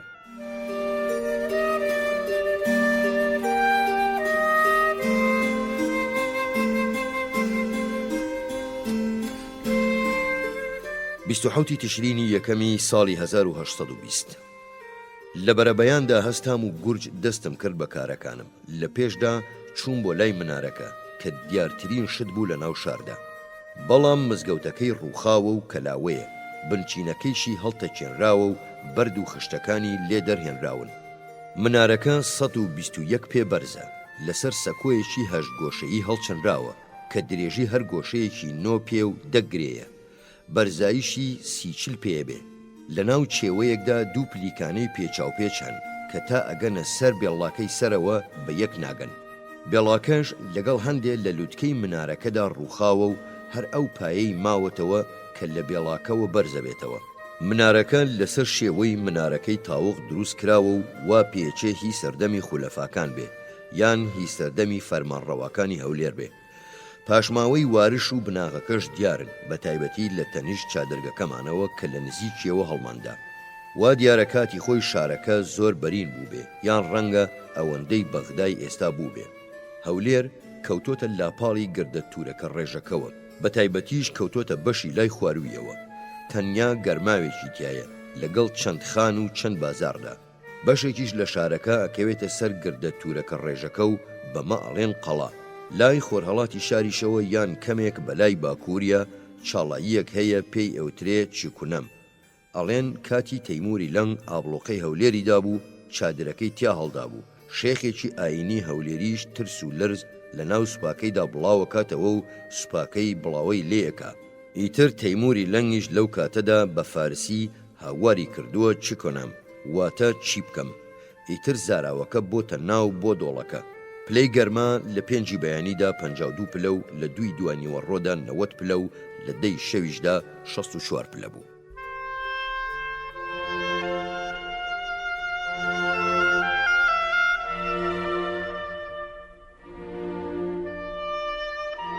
بیستوهەشتی تشرینی یەکەمی 1820. ئەمڕۆ چەند جارێک چوومەوە بەلای پشکنینەکانمەوە. خەڵکێکی زۆری ئەربیلیش لە شێوەی نیو بازنەدا بە دەورمدا ڕائەوەستان. قەنەکانیشیان بەدەست و لێویانەوە بوون و لە ناو خۆیاندا باسی ئەوەیانە کرد کە ئاخۆ چی یەکەم. بەڵام هەرگیز کەسیان بێزاریان نەکردم. کاتێک کە دیلامێرم لەم کاتەدا ئەهاتەوە یاد، خۆم بە دیلامێرە هاتە بەرچاو لە پاڵ پاریزدا گەر بەراوردەکە ڕاست بێ. بۆیە نەمەتوانی زەردەخەنەکەم بشارمەوە، هەرچەندە جیاوازیمان لەوەدا هەیە کە من بە تاقی تەنیا و بێ پاسەوان و نۆکەر لە ناو ئەم کۆمەڵە خەڵکە نامۆ و دڕندەیەدام. من وام دانا کە بەرزایی گردە تورەکە ڕێژەکە کە قەڵای ئەربیل بەسەری ئەڕوانێ 150 پێ ئەبێ و چێوەکەشی 400 یاردە ئەبێ. بەڵام بێگومان کاتی خۆی لەمە بەرزتر بووە. ڕێشی تێچێ قاراقەڵا لوتکەکەی تێکدا بێ، چونکە وا ڕوویداوە کاتی حاجی عەبدوڵڵا بەگ لەسەر گردە تورەکە ڕێژەکە خانوویەک دروسەکە، کرێکارەکان گۆڕێکیان لە ناو بناغەکەیدا دۆزیوەتەوە کە تەرمێکی تێدا بووە. هیچ جێگایەکی تێک نەچووە، بەڵام هەر ئەوەندەی تەرمەکە کەمێک هەوا لێیداوە هەڵوەریوە. خۆ ئەگەر گومانەکەم ڕاست بێ کە کاتی خۆی ئەم گردە گۆڕستانی ئاساسیدیەکان بوو بێ، ڕێی تێناچێ ئەو تەرمە هی یەکێک لە پاشەکانی برشی بوو بێ. حاجی قاسم بەگ پێی وتم کە ژێرەوەی گردەکە بەشبەش کراوە بۆ تاق کە بە خشتی گەورە دروست کراوە و نووسینیان لەسەر نییە. حاجی بە دڵنیاییەوە ئەمەی بۆ جێڕامەوە. کاتێک کە ژێرخانی ماڵەکەی لە قەڵا پشکنیوە، ئەو بەرزایی گردەکە بە 40 گەزی گەورە دانێ. ئەفسانەیەکی ناوخۆیش هەیە تایبەتە بە ئەربیلەوە، ئەویشەوەیە گوایە داریۆس ئەربیلی دروست کردووە. ئەمەش هەر لە بنەڕەتەوە شتێکی نامۆیە، چونکە هیچ چیرۆکێکی خۆرهەڵاتیانە یان مێژوویەکی خۆرهەڵاتی نییە کە باسی بە پەیوەندی دارا و ئەربیلەوە هەبێ. خۆرهەڵاتیەکانیش بەگشتی دەربارەی شەڕی گۆگەمەلا و ئەربیل هیچ نازانن. لە دەشتی ئەربیلدا کەروێشک و ئاسک زۆرن لەگەڵ پۆلەقەتیەکی بێشومار. هەروەها لەم دەشتا هەڵۆی باڵابانیش ڕاوەکرێ و بە تایبەتی ئەنێردرێ بۆ کوردستان. پلەی گەرمان لە 6 بەیانیدا 70 پلە و لە 2 نیوی دوای نیوەڕۆدا 84 پلە و لە 10 شەودا 74 پلە بوو. لای باشووری خۆرهەڵاتەوە با هەڵیە کرد و کەش و هەواش هەوراوی بوو.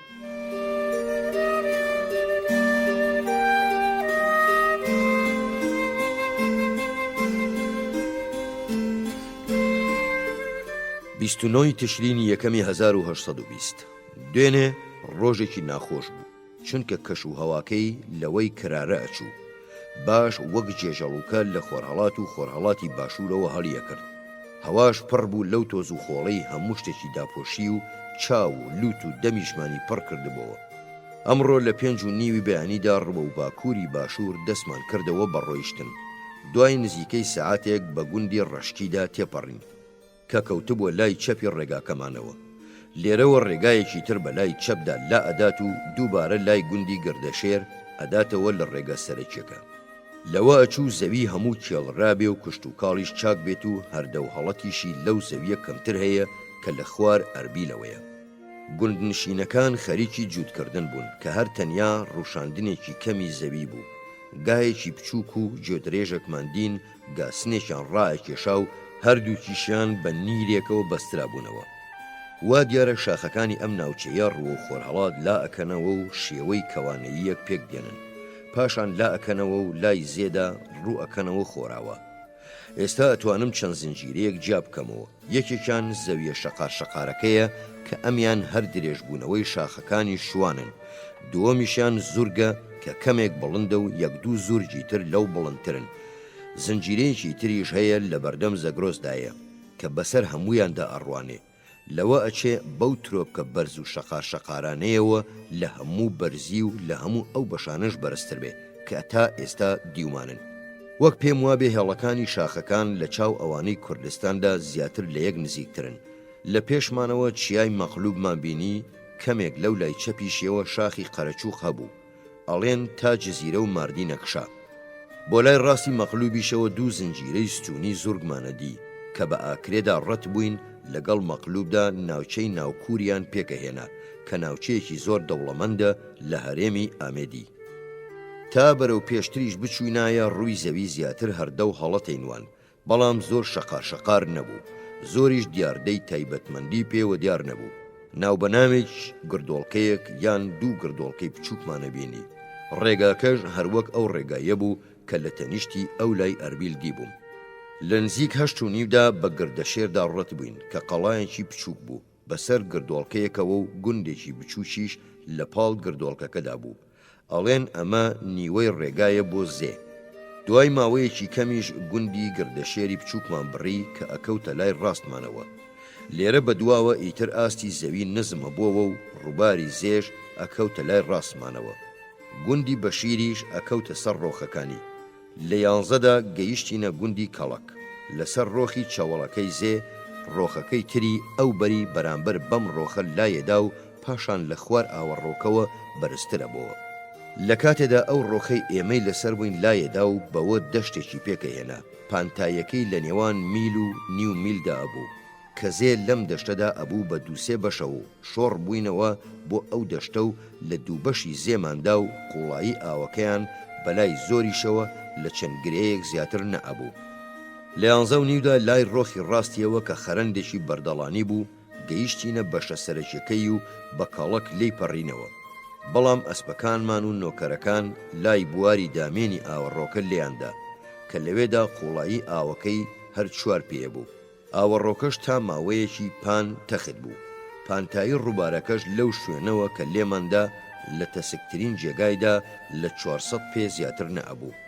بەڵام قوڵاییەکەی تا 2 باڵاپیا و 3 باڵاپیا و نیویژە بوو. خێرایی ئاوەکەش 2 یان 3 گرێ ئەبوو. ئاوەکەش ڕوون و ڕەنگەکەیشی وەک شینایی ئاسمان بوو. زۆر جار ڕووبارەکە لە وەرزی بەهاردا هەڵەسێ و هەموو دەشتەکە داپۆشێ. گوندی ئاسکی کەڵکی یەزیدیش ئەکەوێتە لای خەرەندەکەی بوارەکەوە کە شەومان تێدا بەسەر برد و ناسیاوێکی زۆری یەزیدیمان دیەوە کە لە سەفەری پێشوماندا پاسەوانیان کردبووین. لە یەکەمین سەعاتی ئەمڕۆدا ڕێکردنەکەمان لەسەر خۆ بوو. پاشان بە درێژایی سەعاتەکانی دواوەی ڕۆژەکە خێراتر بوو. یەکەمین قۆناغیش بە کاروان بە 7 سەعاتدا ئەنرێ، بەڵام ئێمە بە 5 سەعات و 55 دقیقە بڕیمان. ڕووبارەکە چەندان بواری تێدا هەیە لە نێوان گوندەکە و تا تێڕژانی لە زێدا لە نزیک کەشافی سەر دیجلە کە 5 سەعاتە ڕێ ئەبێ و ڕووباری خازەر یان بۆمادۆس 3 سەعات لە خوار ئەم شوێنەوە ئەڕژێتە زێوە. خازەریش کە 5 سەعات لە پشت ئاکرێوە دوورە بێ. هەروەها ڕووباری زێ و خازەریش پێچیان زۆرە. گوندی ئۆردەکیش ڕاستەوخۆ ئەکەوێتە دامێنی دواوانەکەیانەوە و لەسەر ڕۆخی ئاوی زێ. من گەیشتومەتە ئەو باوەڕە تەواوەی کە لە دوای بەیەکگەیشتنی زێ و خازەرەوە ئیتر هیچ دۆڵ و ئاوەڕە و سەرچاوی ئاوێک نییە. پلەی گەرمان لە 6 بەیانیدا 68 پلە و لە 2 دوانی وەڕۆدا 88 پلە و لە 10 شەویشدا 68 پلە بوو.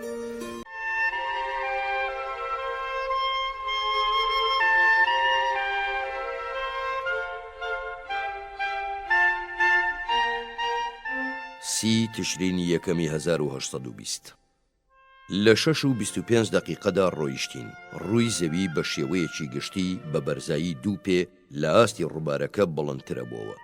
لە سەرەتادا لە خەرەندەکەوە بۆ گوندەکە لە ئاستی ئاوەکەوە دەستی پێکرد، پاشان ئەم بەرزاییە لە دەشتێکی تەختەوە ئاهات بۆ بەرزایی دووەم کە بە جۆرەی ئاستی خەرەندەکان بوو.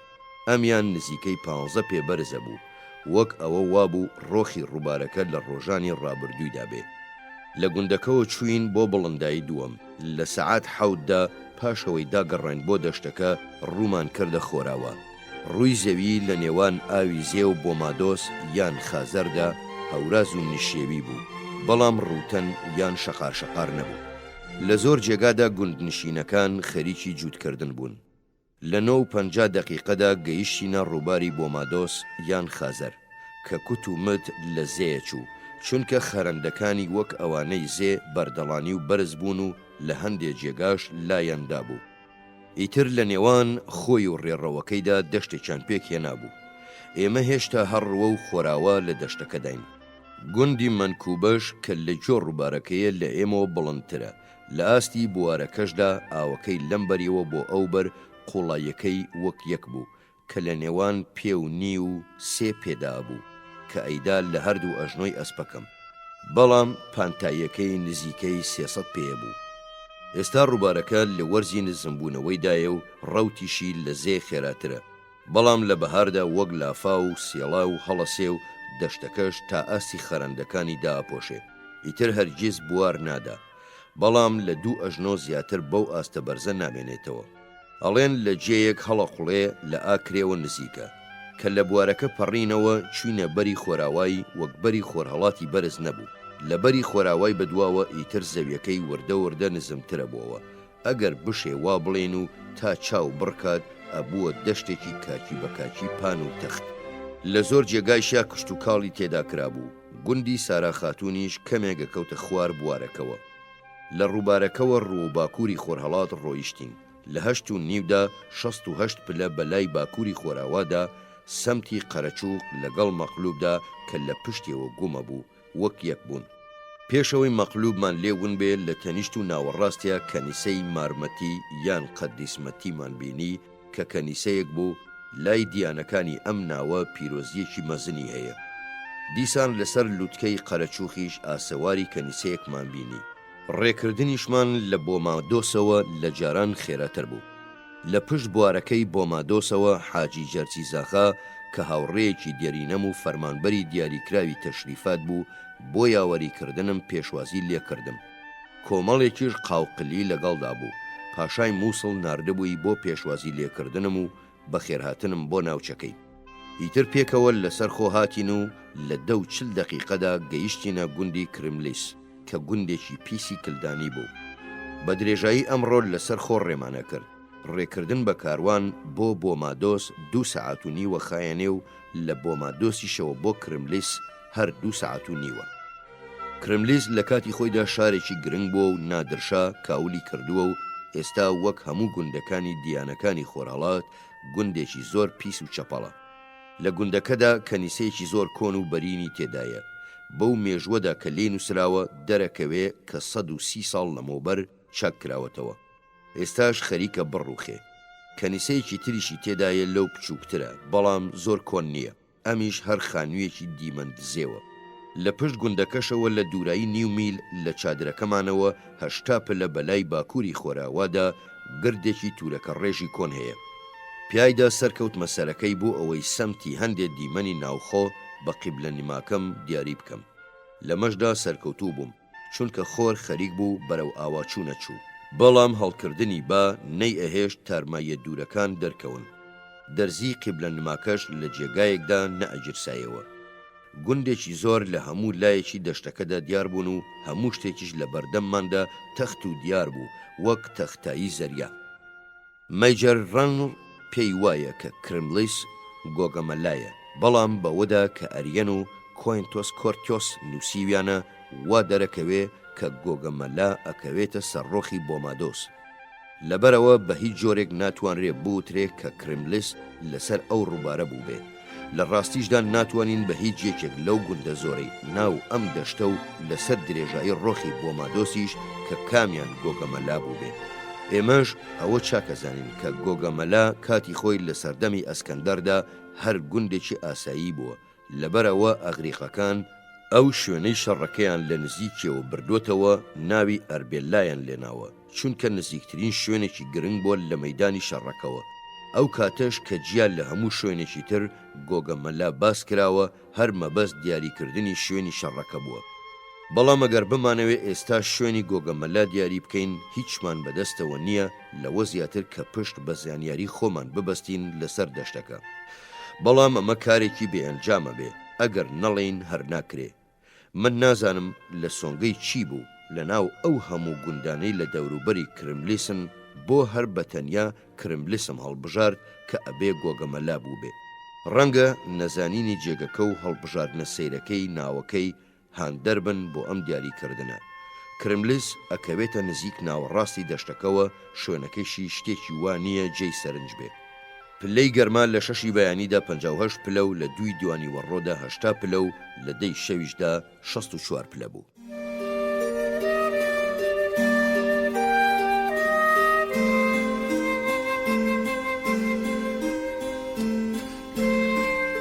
سیویەکی تەشرینی یەکەمی 1820 لە 6 و چارەکدا سواری ئەسپەکانمان بووینەوە. ڕێگاش بۆ مووسڵ سەمتەکەی 75 پلە ڕوە و باکووری خۆرهەڵات بوو تا 8 بە دەشتە تەختەکەدا ڕێمان کرد.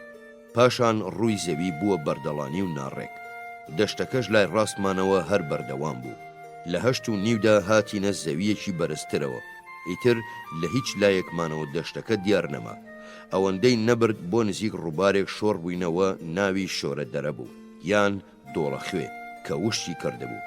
بەڵام لە زستان و بەهاردا لەبەر ئاو و قوڕ بۆ ماوەی 2-3 ڕۆژ بوار نادا.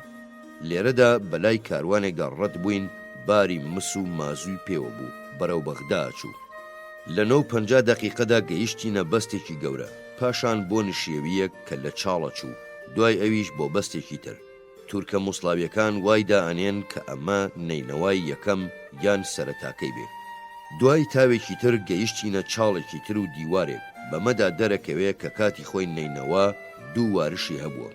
لە ژێرەوەش یان لە بن ئەم دیواری دووەمدا کانیەک یان بیرێک هەیە کە گومەزی خانوویەکی کۆنی بەسەرەوەیە، لە بەردی گەورە دروست کراوە. ئەم بیرە پێی ئەوترا داملاجە. خەڵکەکە پێیان وایە ئاوەکەی بۆ چاکردنەوەی گەلێ نەخۆشی دەسەدا، نەک لەبەر تایبەتمەندی پزیشکیەوە، بەڵکو لەبەر هەندێ بیر و بۆچوونی ئەفساناوی کە دراوەتە پاڵ بیرەکە و هەموویان بڕوایان وایە جنۆکەی تایە و دوای تاریک داهاتن کەس ناوێرێت توخنی بکەوێ. حسێن ئاغاش بۆی جێڕامەوە کە گوایە شەوێک لە شەوە تاریکەکاندا بەلای بیرەکەدا ڕابردووە، گوێی لە دەنگی تەپڵ و دەنگێکی بەرز بووە لە ناو بیرەکەوە. ئیتر ئاوزەنین لە ئەسپەکەی داوە و هەڵاتووە، چونکە ئەو پیاوەی بەبێ مەبەستیش بوێرێ بۆ بینینی جنۆکەکان بۆستێ، یان دەم و دەستەمرێ یان شێتەبێ. لە ئاوەکەم چەشت هەستم کرد بە تامە، ڕوون و بێگەردیش بوو. 10 دەقیقە لای بیرەکە ماینەوە، پاشان بە تەنیشت گوندی نەبی یونسدا کە ئەکەوتە لای چەپمانەوە دەستمان کردەوە بە ڕۆیشتن بە ناو نینەوادا. دیوارەکانی لای خۆرهەڵاتی نینەوە ببوونە گڵمتکی بەردەڵانی و ئەدوت هەر سروشتکارە. لە 10-20 دەقیقەدا گەیشتینە ڕۆخی دیجلە. ئیتر بە کەڵەچێک پەڕینەوە بۆ جێگاکەمان کە بە درێژایی ماوەی مانەوەمان لە مووسڵ هەر لەوێ بووین و بریتی بوو لە کۆشکەکەی نەعمان پاشا کە ئەکەوتە خواروی شارەوە و هاوڕێی دڵنەرمم پاشا بۆی ساز کردەبووین، چونکە مانەوە تایدا لەوە باشتر بوو لە شار بمێنینەوە. ماوەی قۆناغی نێوان کرملیس و مووسڵ 4 سەعاتێکە بێ، بەڵام ئێمە بە 4 سەعات و چارەکێک بڕیمان. ڕێکردنەکەشمان باش بوو ئەگەر زۆر باش نەبوو بێ. پلەی گەرما لە 6 بەیانیدا 58 پلە و لە 2 دوانی وەڕۆدا 78 پلە بوو.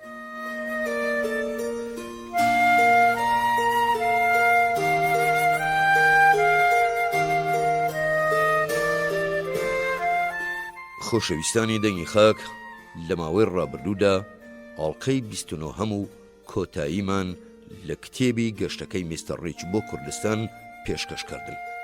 ئەمێنێتەوە سەرەوەی هەردوو پاشکۆکەی کتێبی یادداشتەکانی میستەر ڕیچتان پێشکەش بکەین کە پاشکۆی یادداشتەکانی خانمی میستەر ڕیچ و پاشکۆی یادداشتەکانی ڕیچ خۆیەتی. تا ئەڵقەی داهاتوو بەختەوەربن.